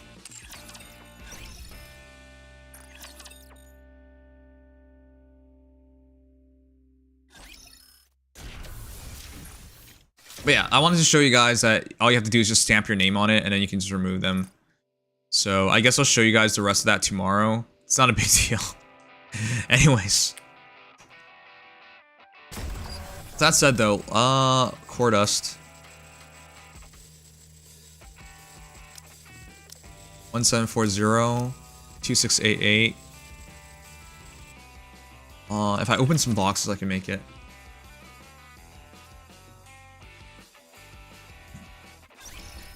All right. Anyways, the other thing I was wanting to do. We're MLBing a Pilgrim. I'll build you everything you need.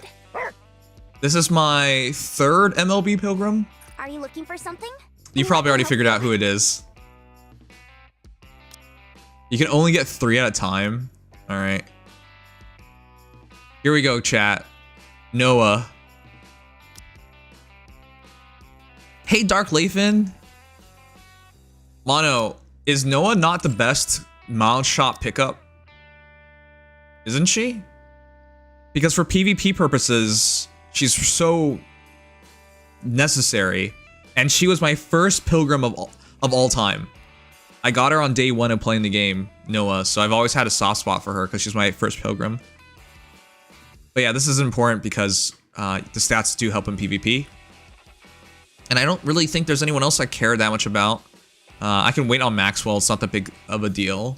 And Leader, I have at Limit Break 2, so I don't really know what Limit Breaks do for her aside from potentially taking 1 shot more, but at 100k differential, you're kind of dead anyway, so who cares? Anyways, here we go.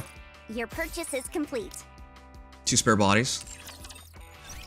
Yeah, Leader's in there, but like, what do extra Leader copies do? I don't really know. All right, chat. She is at 32069. Let me write that down. And she has 8995 defense and 1388242 HP and 30753 attack. Let's give her lemon breaks. Yeah, it's for CP padding basically. All right, here we go. I can grow even stronger. 140k. Oh no, it's 1.4 million HP now, which is huge. And finally, lemon break. I bought redeem code. You are Only to know that I can't buy items in this game because it's not available in my region. No way, Zeno. Wait, what do you do with the code then if you can't use it? Can you return it? Refund it? All right, we got 600. No, about 400 and something attack. 436 attack. And we got like... That's a lot of HP we just got.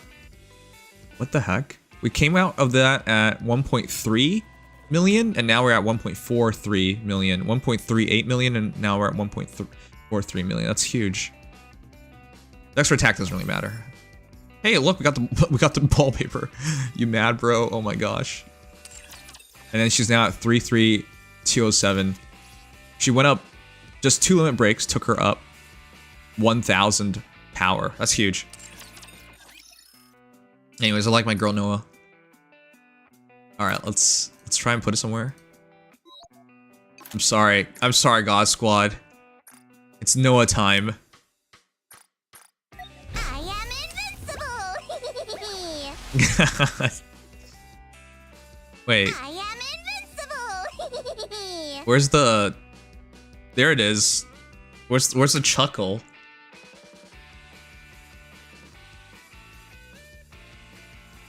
No refunds? So what are you gonna do with the code?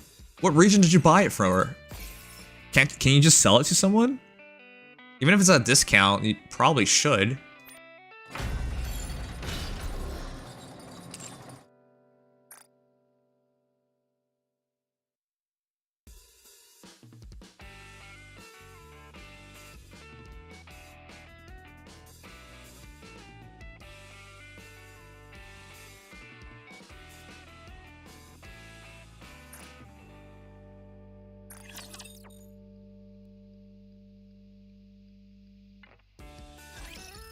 Alright, anyways.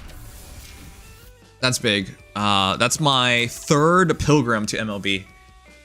My first was Red Hood, then it was Scarlet Black Shadow, and now it's Noah. Alright. Shit, what were we doing? Oh yeah. Level up. Let's level up. I'm gonna open some of these boxes up.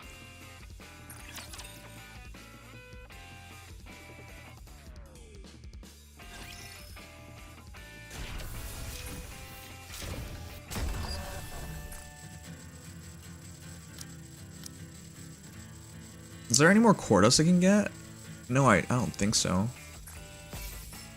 1740. Oh shoot, yeah, there is. I can double wipe. Yeah, I'm gonna double wipe out. I'm not pushing campaign tonight.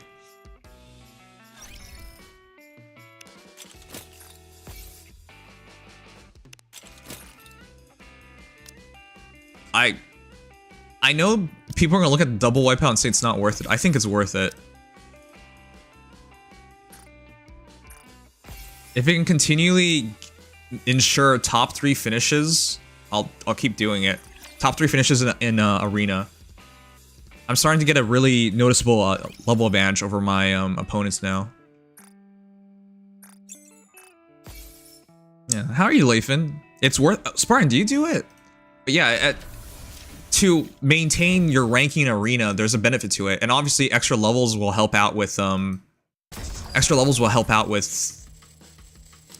campaign pushing. So there's multiple points to it.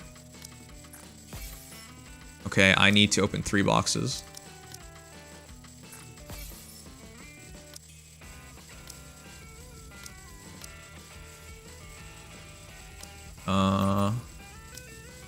It's 20 something.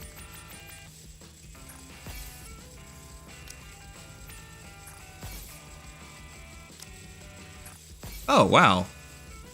That was exact. Okay, whatever. I'll keep the 10 boxes.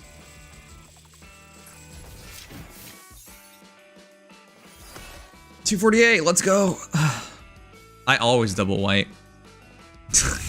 Okay. How come you guys didn't tell me about it? I kind of wish I did it earlier. I'm just slept all day, mostly because I've been tired and busy. Yeah, me too.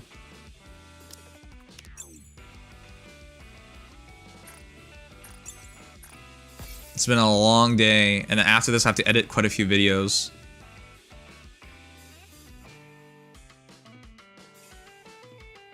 Wait, what? I'm already at 90. How? Oh, the core thing. That's why. Okay. Did you sign up for the Nikke creator thing? Yeah, I've been accepted. But, chat, isn't it weird? There's 2 Nikke creator things. There's 2. They're not all the same. It's super weird. I don't understand. Why are there 2, and how do I sign up for the other one? The other one seems much more interesting. For those who don't know, there's a Nikke creator program, but the one I signed up for that they opened up on March 7th was the you make videos and then you might get something and you probably don't get anything because there's a lot of creators submitting really good works. What's the new one? The new one is from March 7th, the Creator Hub. Give me a few minutes and I'll be right back into it. Stay focused, don't let your eyes. Let's. We want to preserve beautiful, completely fading. Strike. Feast your eyes on what a student can do. All right, it's good to practice this because this thing is really annoying to hit.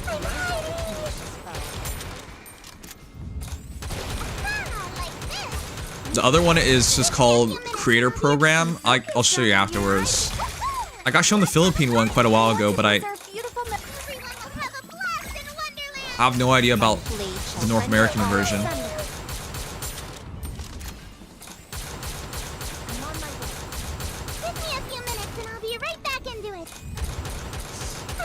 Do I just sign up for the Filipino version?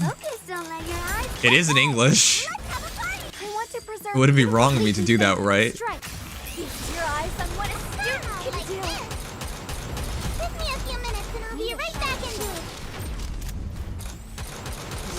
How do you apply for the Philippine one? I have the link. I'll show you after this.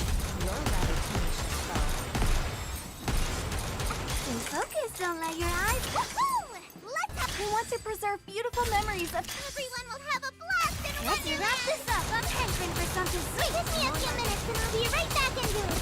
Need a sharper sword. Like this. I'm hiding. Stay focused. Don't let your eyes. Let's have a. We want to preserve beautiful, completely fading. Strike. Let's wrap this up. I'm hankering for something sweet. You're a rather tenacious foe. I'm hiding. Give me a few minutes and I'll be right back into it. Like this. Need a sharper stay focused, don't let your eyes. Sorry, international incident for ass and titties. Thanks. Give me a few minutes and I'll be right back into it. Need a sharper like this. You're a rather tenacious foe. You can't aim too far off, huh? We want to preserve beautiful, completely fading. Strike. Let's wrap this up. I'm hankering for something sweet. I'm obsessed with licking my hair. Need a sharper sword. Oh god. Do we die? I want to see. No, not in this difficulty, but in the real one we die. That's never happened before.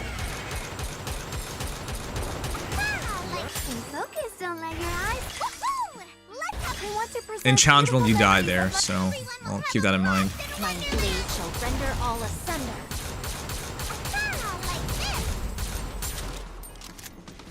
Give me a few minutes and I'll be right back into it.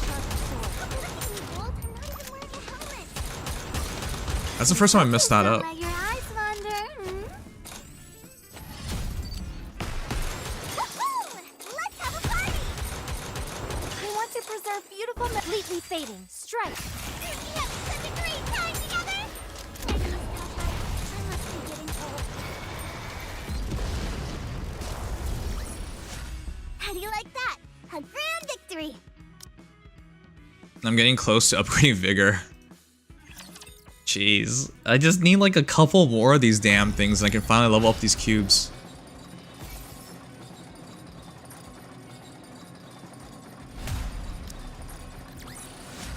Teacher, let's go have some dessert. One now. off. One off. God damn it. This is such a tease. Chat, you want to see this nonsense?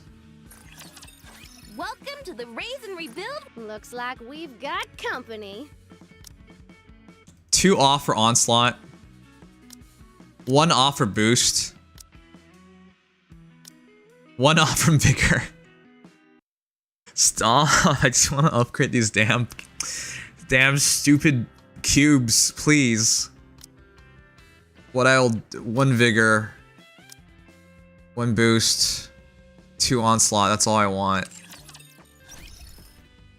How many more chances do we have? It's gonna drive me nuts to be so close. Still only one more day.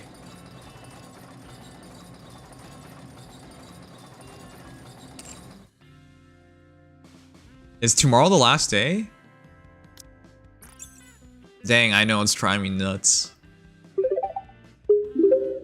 Nikke kiss me. Nikke kiss me. You guys realize how the bot can say night night correctly, but no one can do it? Why? Ends March 15th, yeah. Let's see what they can do.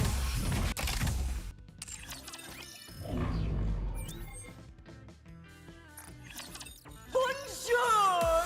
Welcome to Larina. Anyone who's joined me for any of the raids knows that no one can say my name right. But the stupid bot can say it right, so I don't even know, man.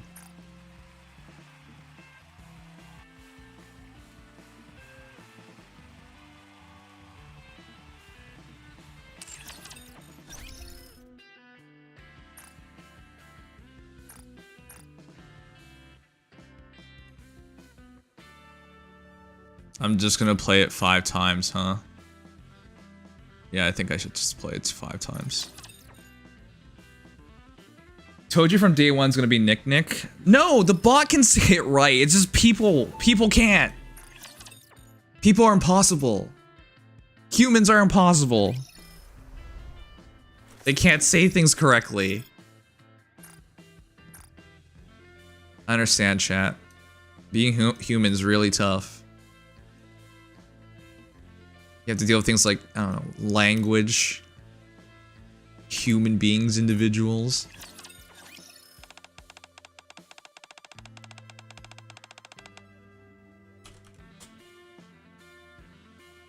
A nice cake has to look good. It's even more important than taste. Wouldn't you agree? I don't agree, but I think we have to. Yeah, I agree. I figured you would. If the outside is appealing enough, then you want to eat it up. Of course, that's what's even more important is that it'll come out looking good in photos. T and I spent some more time talking about food preferences. Alright, chat. So, originally I was gonna watch the D video. Do you guys still want to watch the D video?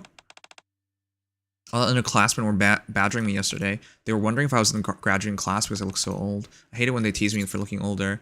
It's because you're so young that they're jealous. That doesn't even make any sense. It's pretty sure it's the first one. Yeah. Even though that makes no sense, that's why I'm double checking it. Humans are imperfect creatures? No kidding. You always know what to say, teacher. And it's all the better because I know they're not just empty words. Thanks. Tell Naga that age is just a number, jail is just a room. I love that meme. It's so stupid. Chat, you want to watch a D video by Psyche? Chocolate flavor Slimmin and chocolate. The former is cheap and common, and the latter is expensive and rare. However, they have the same taste. So which one is better in the end? Chocolate favorite Slenderman, I'm pretty sure.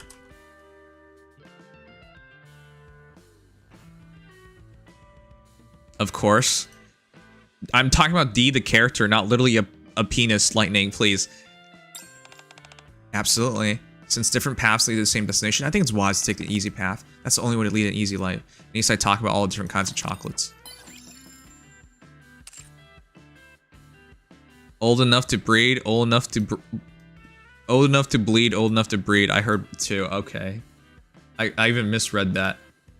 Alright, anyways, let's find out why D is so good. Alright, I'll switch over to the video in a moment.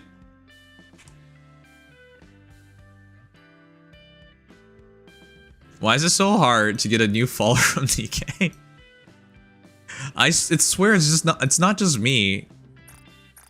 The follower ratio on Nikke is so low. I don't think there are new players here. I was hungry, so I ate some food from the fridge. And then Anise got mad at me. Apparently what I ate belonged to her. So does everything in the fridge belong to Anise? Yes. I'm supposed to say yes? Really? Yes. Wow, she must be so rich. Now that I know, I'll be asking her for more freebies. I teach Marianne how to discern which food items belong to Anise. Just because you're into that doesn't mean I am, Madge. I'm into D's? I'm into D, the character, not massive throbbing PPs. Commander, when you look at me, what's the first phrase that pops in your head? A doctor who makes people happy. Yeah, a doctor who makes people happy. Wow, I'm really touched. My dream is to be a doctor that makes people happy. I still have a long way to go, but I'll do my best to live up to the idea. Thank you, Commander. You're showering Pepper compliments. Install the nude mod, then they'll get you new followers. Brush. They'll also give me bans, so that's not really worth it.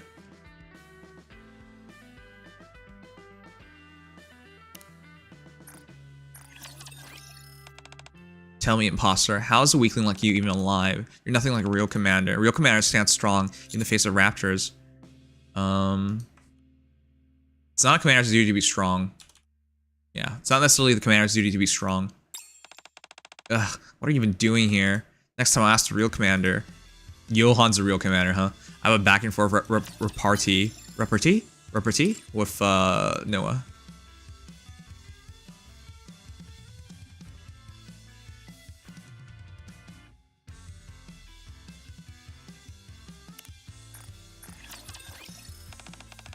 Huh, conversation Nero flows naturally. I can even tell her about my worries, but Leona always gives me off a distinctive aura of a lion. Makes me feel a bit scary and aloof. I know that Leona isn't scary at all, and I shouldn't feel that way, but I can't help it. What should I do to overcome this?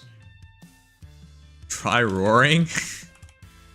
Try covering your eyes as you speak? That's so silly. Try covering your eyes as you speak. Cover my eyes? Huh, that seems like a good idea. If I don't see Leona's lion-like appearance, maybe I'll feel less scared. Thank you, trainer. I just gave her terrible advice. I talked to Biscuit about overcoming her fear of her friend. Isn't that bad advice? What the heck?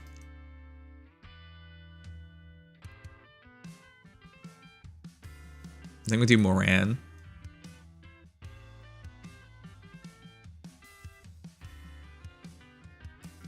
I've yet to deploy Moran, but I think I should.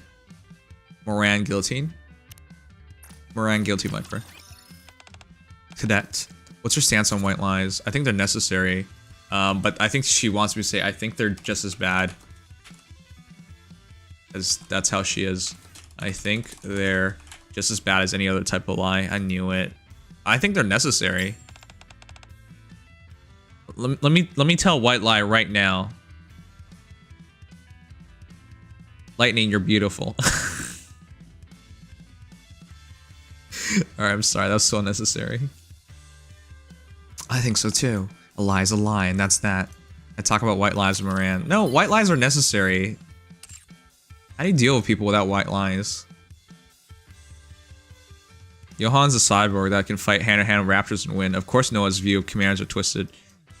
Lightning, you're not a bitch. Thanks, Lightning. Alright, we're about to watch the... We're about to watch... Guillotine. Yeah, I know. Envy, jealousy, resentment. I see it in the eyes of all who gaze upon me. How can I find solace from their judgment? Can we at least... it's too late. It's too late for us to escape. I see. So this is yet another trial. We have always walked a different path from everyone else. That's my destiny. I will accept it. Guilty and I have a conversation about fate.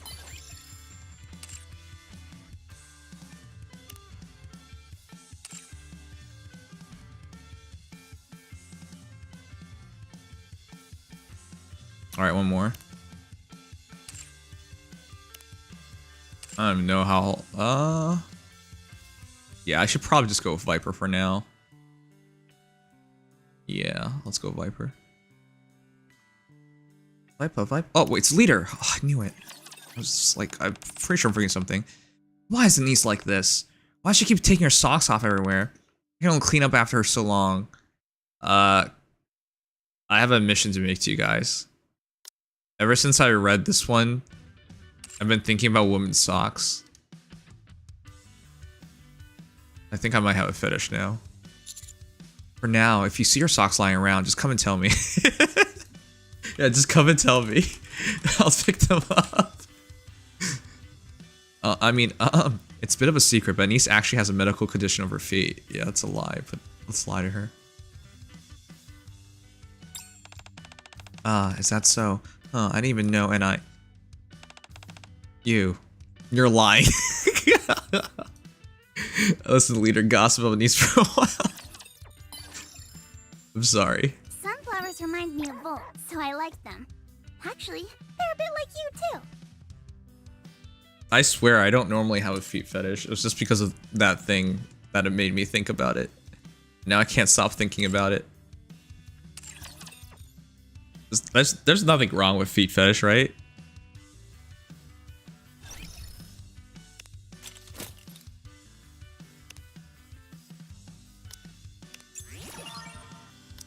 Alright, we're almost done. There is? There, what? Oh, by the way, I'm gonna start down the video.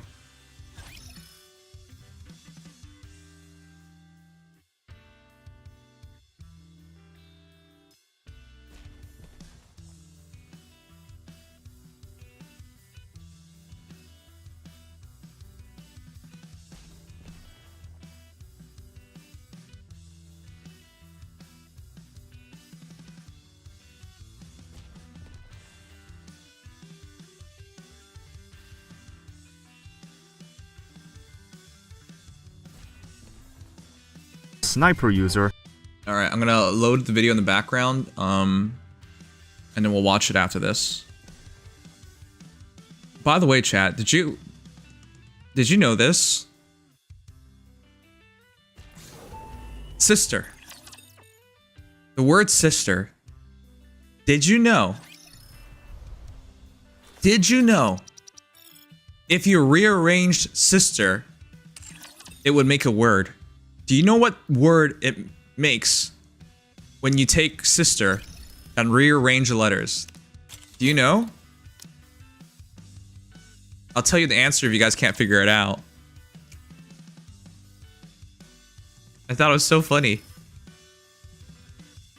Maybe it's funny in a messed up way, but I still think it's funny.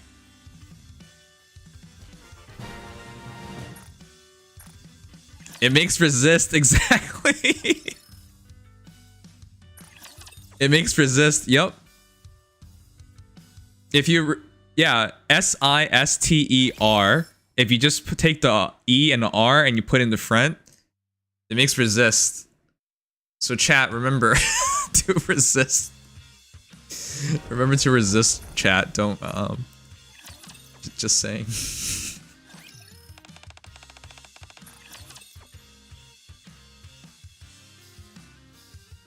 Yeah. Is there a reason why the two words are like not too far apart? It's kind of funny when you think about it.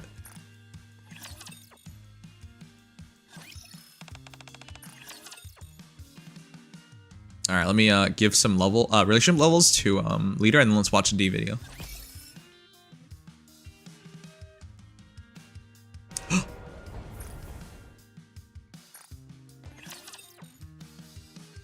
He was talking about your cousin the other day. I was just saying she's pretty. And she's older than me. And she's married. Stop making me sound like a weirdo. Resist. Cousin doesn't say resist. What word can you make of cousin?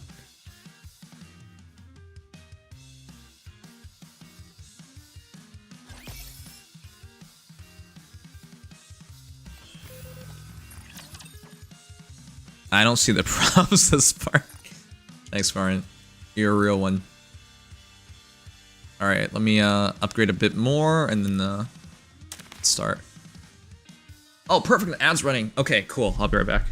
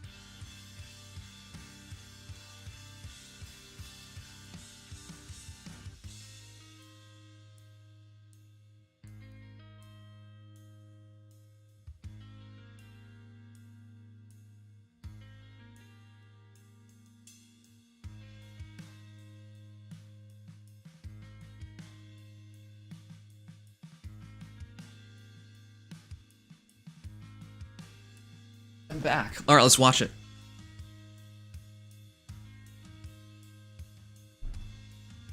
All right. That's perfect. They don't have to take a break then. All right, I'm gonna get some levels. Gift?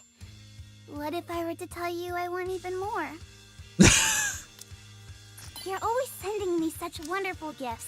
Thank you so much. Leader can be pretty cute, huh? I wish you lead a long, long life. That way, I can see you more. Damn, why is Leader so cute? Is it just me, or do I get the impression that you're giving presents to a small child? What? Wait, what? What the hell? I'm giving Darling for a day. What? I wouldn't give that as a child. You're always sending me such wonderful gifts. I was gonna choke. What the heck? Is it just me, or do I get the impression that you're giving presents to a small child? Stop saying that. You're gonna get me in trouble. Greenhorn, I'm making a bolt badge for you. I'll give it to you next time we see each other. Another gift? What if I were to tell you I want even more? Another gift? What if I were to tell you I want even more? You're always sending me such wonderful gifts. Thank you so much. Is it just me, or do I get the impression that you're giving presents to a small child? Alright, this is the last one. The more I think about it, the more I'm into you. What? Okay. I like Leader. Not sure. I'm not sure if we're on the same page on everything though. What's with that judgmental look? I don't get a lot of times to hear her voice lines, so I wanted to hear them. That's all.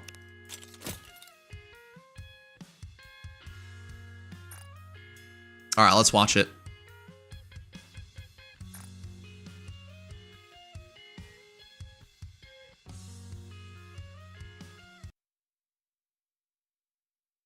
All right, let's find out why D is so good. Here we go. It's not every day that we get a collab character that's not. I'm sorry, that might have been loud. Let's try again. It's not every day that we get a collab character that's not actually a collab character. And it's certainly not every day we get a second version of a Nikke everyone's before the memeing that squad she looks member like even Yor. releases. Hinging on the border of copyright, D Killer Wife is. That was pretty good. I actually didn't even see that one before. Hold on. How close is it? Oh, yeah, that's pretty awful. Yeah, you know what? Damn, they look almost exactly the same. If you just close your eyes a little bit. Copyright D Killer Wife is now out, and she proves that Elysian can actually manufacture good units once in a while. Today, we're gonna see just how good Killer D is, and provide some build suggestions and team examples to see how this new cooldown reduction unit can be put to the test. Okay.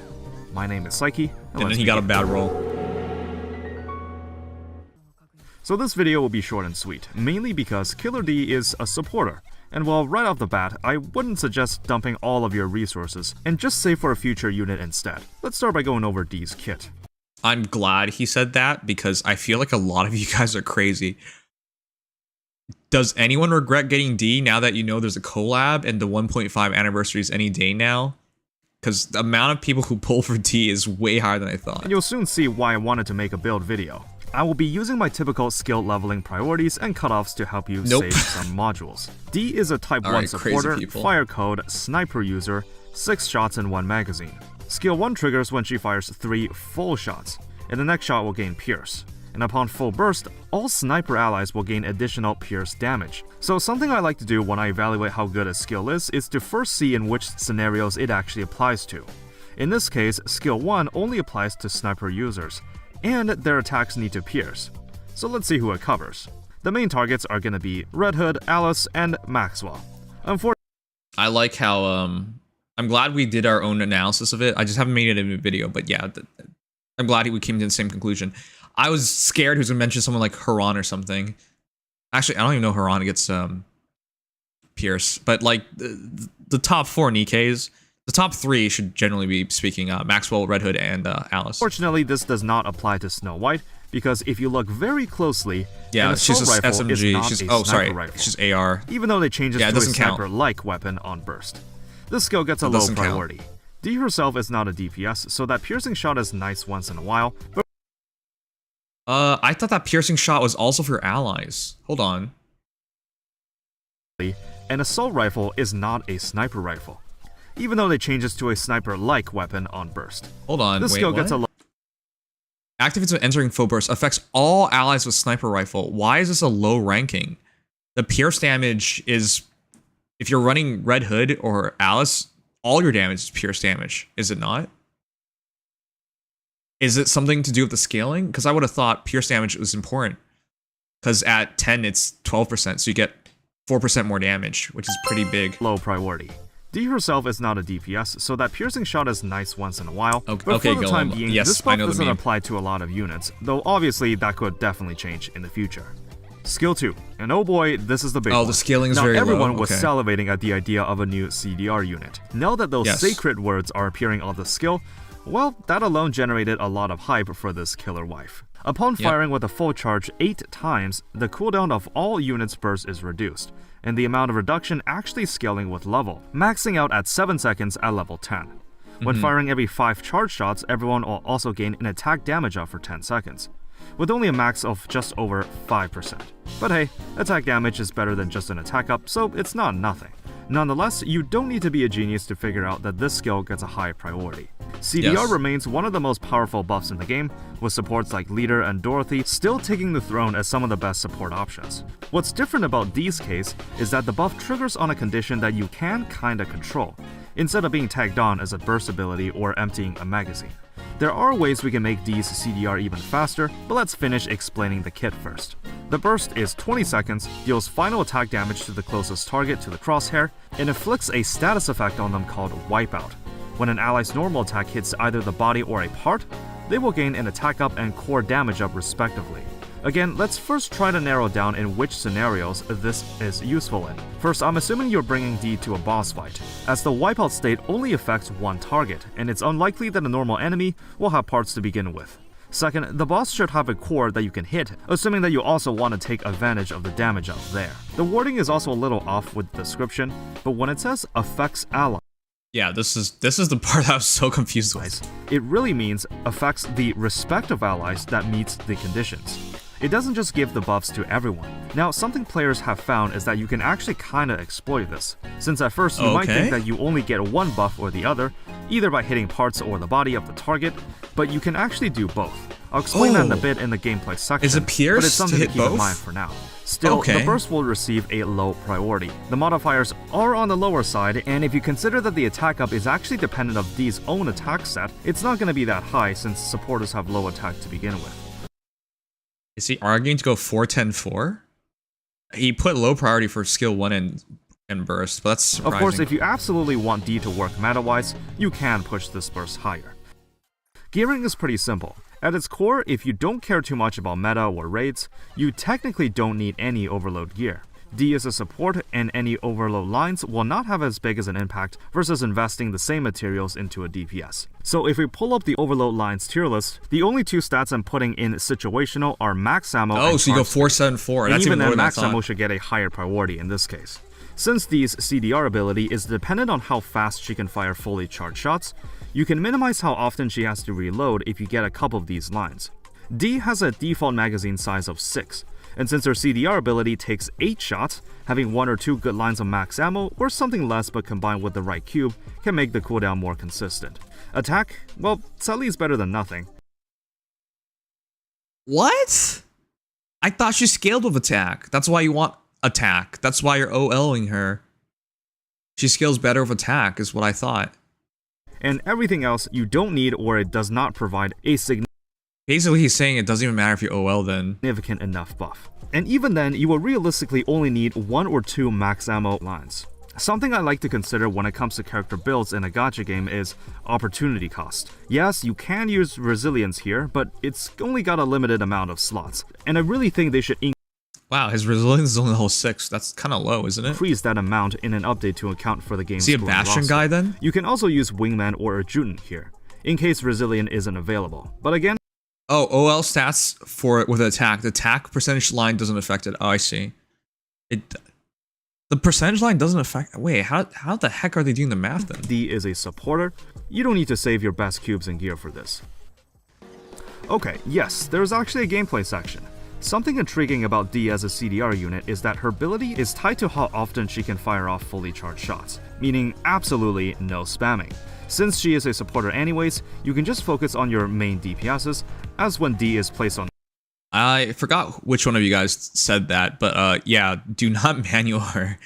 It's way too annoying to manual her. Just use anyone else. She should be full charging. But that's such a weird thing. Auto, she will only fire off shots when it's fully charged anyways. Something else to consider is that D will offer 2 instances of damage boost during full burst, if you recall. Once when hitting the target on a part, and another when hitting the body. This can make your gameplay a bit more nuanced. Even though I said to leave the burst at a low level, it still doesn't hurt if you want to min-max your team's performance. Because the wipeout state lasts for 10 seconds, or for the duration of the full burst, and the 2 damage buffs also lasting for 10 seconds. With your main DPS unit, try to aim at the boss's body as well as a part really quickly. Yeah, using piercing. auto-aim, you can just drag the reticle to another location to trigger both buffs. You can... Never mind, it's not piercing. What? So if you use D, you want to hit core and then hit off core, hit body. So you gotta keep alternate. What? Is this really real? I've never heard of that before. You can technically do this with any weapon type, but snipers will have to do a bit more legwork. Yeah. Again, it's not a huge buff, but I quite like this, and it gives players a bit extra if they put in the effort to micromanage their gameplay. Wow! Now, just to... Okay, I have never heard anyone talk about that. If you have D, the smart way of using her is to target body and core. You're supposed to shift it. That's crazy. I've heard nobody say a thing about this, and that's a... Okay, maybe it's not that much of a difference in terms of damage, because it's just one Nikke they're doing with, but that's significant. That will matter. If they put in the effort to micromanage their gameplay a bit. Now, just to clarify, for all of these components to work, this assumes that the boss has parts, and they have a core that you can hit to take advantage of the core damage. If they have one but not the other, then you don't have to worry about this. So this is where it gets interesting. Because of the way D's CDR ability works, it makes her a bit different from the other cooldown reduction units we've had so far. If we assume that you are a normal player and plays the game the normal way, then you can just simply slot her in just like any other typical CDR unit. She can technically work in most teams as core and attack damage are quite universal. If you want to take full effects don't affect some of the best DPSs are Red Hood, Alice, and Maxwell, since they can take advantage of the Pierce damage bonus from skill 1, as they are sniper users. D can comfortably replace leader in the schoolgirl support core, where you can allocate leader to another team. I do want to state that she definitely works better in bosses versus campaign content, as normal enemies don't typically have parts to hit, and assuming you put her on autoplay, because of the small enemies move around a lot, the AI will need some time tracking them down, which can slow down your CDR process as D will fire shots slower. So in that sense, she's not as universal as a leader. But no doubt, D is very good in the current solo raid, as the boss is weak to fire and has the cancel ring attack that requires a fire code ally to clear it. Now, that would have been the end of the team section if you're a normal player, but in case you want to get a little freaky, Killer D has something else in store. There are certain Type 2 burst units with 40-second cooldowns, like Poli and Biscuit. Normally, you will be forced to run another Type 2 unit in the team, as their burst can't be used every rotation. But if you have a decently invested D, you can actually bypass this. So in the training room, I tried out a team where Poli... Is this the same concept with like Tia? ...was the sole Type 2 unit. And I also maxed out D's skill 2. If you manage it right, you can see that while you still have to wait like 3 seconds for Poli's burst to refresh, you can indeed get away with only running one 40-second cooldown unit. This can even be extended to any other unit with a 40-second cooldown. Wait, that's actually really big. That's significant. It's not 100% clean, but you just have to wait. If you can wait just a little bit, you can get a really good burst 2 option up. And instead of running 2 burst 2s, which means you sacrifice a burst 3 for it, you can still run the full offense. That's actually significant. Type 3 DPSs. This means you can actually just burst with Red Hood every rotation, assuming D's CDR matches the timing. This can be a little hard to do consistently, and there's bound to be a bit of math behind the scenes. But for the meantime, the fact that this is possible means that D can open up some new team comps in the future where something like this could not have been done before. Some have even tried putting D and another CDR unit like Leader in the same team to see if it can cycle through rotations more consistently. And while it's definitely possible, you also have to consider that you could have placed your Leader in another team for raid content, and she's just not a resource you can freely allocate. You can even do some memeing by alternating between Tia and Christmas Rupees burst to perpetually stay in burst 1. Is it good? No. Wait a second. Is he being serious there? You can infinitely burst 1 re-enter? Wait. I know it doesn't matter because burst 1 from Rupee is shit, but like... That's really, really weird because in the future when they put in more re-enter burst 1s, that could lead to some really interesting You can even situations. do some memeing by alternating between Tia and Christmas Rupees burst to perpetually stay in burst 1. Is it good? No. No, he actually showed it. I know my giant head is blocking it, but he's showing it, see? It says 8 seconds remaining, and he could, after that, he can burst right into Rupee, or sorry, into Tia, and then afterwards he still has another, he can buy time, and it drops it to 12 seconds for Rupee. That really does work. It's hilarious. At the end of the day, D Killer Wife is another solid CDR unit added to the roster. It could be good in the future. The utility of cooldown reduction has not changed since day 1. It is a fantastic buff type and still one of the most powerful. Her unique way to trigger it also allows for some team configurations that normally wouldn't be possible to start appearing, and opens the way for more creative teams to rise going forward. I wouldn't say she's as good as Leader. That cover repair and universal attack up is just way too good to pass up. But after shamelessly skipping Alec, I'm pretty excited to have another power. It's just way too good to pass up. He does 8 4 10? But why? It's 10 4 10. I think Sky said 10 7 10 for the padding, and the cover HP is not useless. But after shamelessly skipping Alec, I'm pretty excited to have another powerhouse support unit to play with. Overall, Killer D gets a 4 out of 5 rating from me. I don't think she's a must pull, or at the least, if I was given the choice between D and Leader, I'd still pick Leader pretty easily. So we did a test on that. Leader does not do as much damage in a sniper level team. So for example, if you do Red Hood x Alice, Leader will be out damaged, right? Kind of expected, but it's close though. It's probably like 2 percentage points, but it does say without a doubt that D will do more damage than the Leader. But that's only in a sniper rifle team. So in non-sniper rifle teams, Leader will outdamage D easily. However, D in non-sniper rifle teams will still do better than Volume in terms of damage output, and we tested that out as well. So it's really interesting when you put it in all perspective. Better than a Leader in sniper rifle teams, worse than Leader in all other teams, better than Volume in every team, which means I think she's second best in terms of your burst ones. Your best burst ones are what? Christmas Mika, Dorothy, and Dorothy's very different because she wants to do damage herself. So it's with low magazine teams, and of course it's Volume. So is she only behind Christmas Mickey then? I don't know. I think she's easily top 3 burst 1.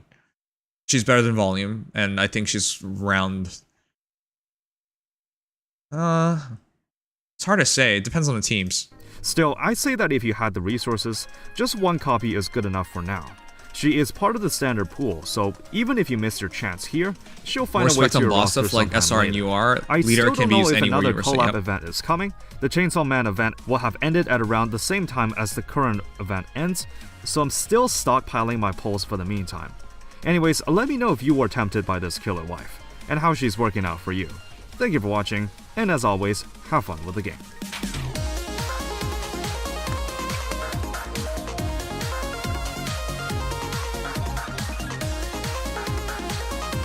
All right, it's gonna be a while. So Psyche released 2 videos I thought was really interesting.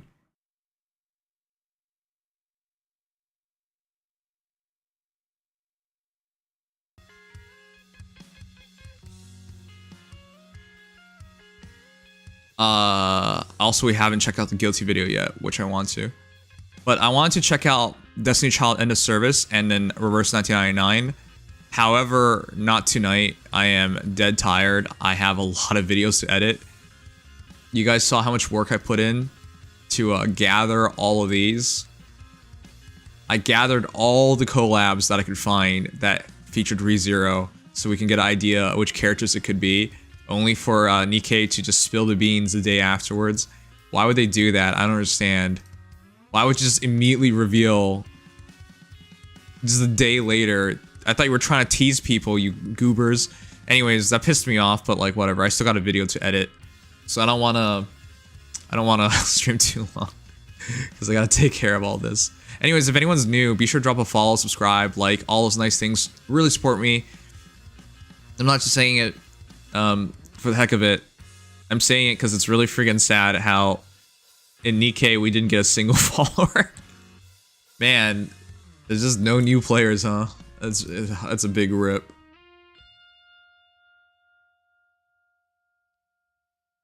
All right. Thank you, Nudos. I'm gonna raid someone. Wait. Was I in just chatting this entire time?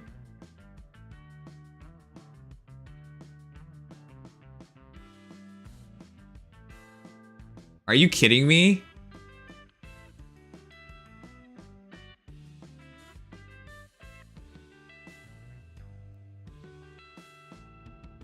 Wait, I was in Nikke earlier, right?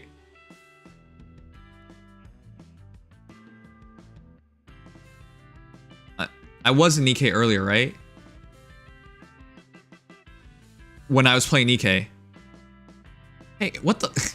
Answer my damn question. Why is everyone leaving right now? Stop saying bye. I'm asking a question. Help me. Earlier you were. Okay. So the reason why I brought all that up, there's a glitch in OBS that keeps doing this. I am not doing this on purpose. Yeah, okay. That's really a thing. It's happened a couple times now. It's really dumb.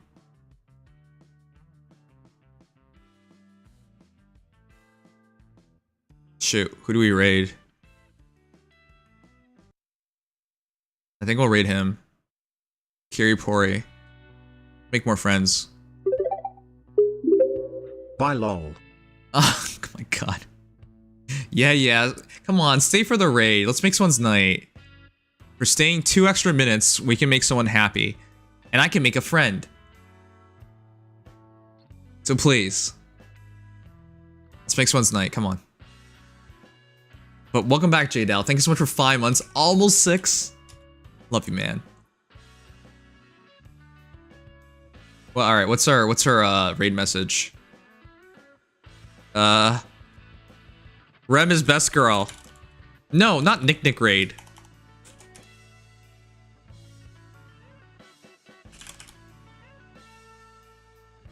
There you go.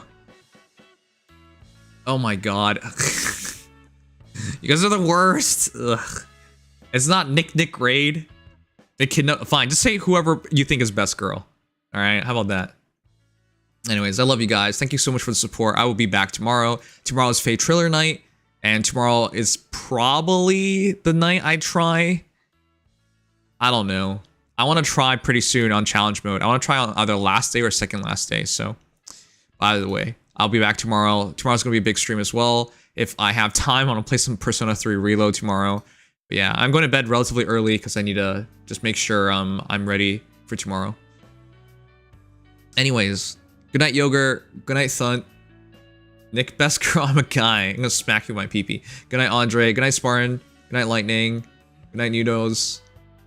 Good night, Golem. Good night, Yumu. Good night, Ball Crusher. Good night, Kaio. Good night, Arinet.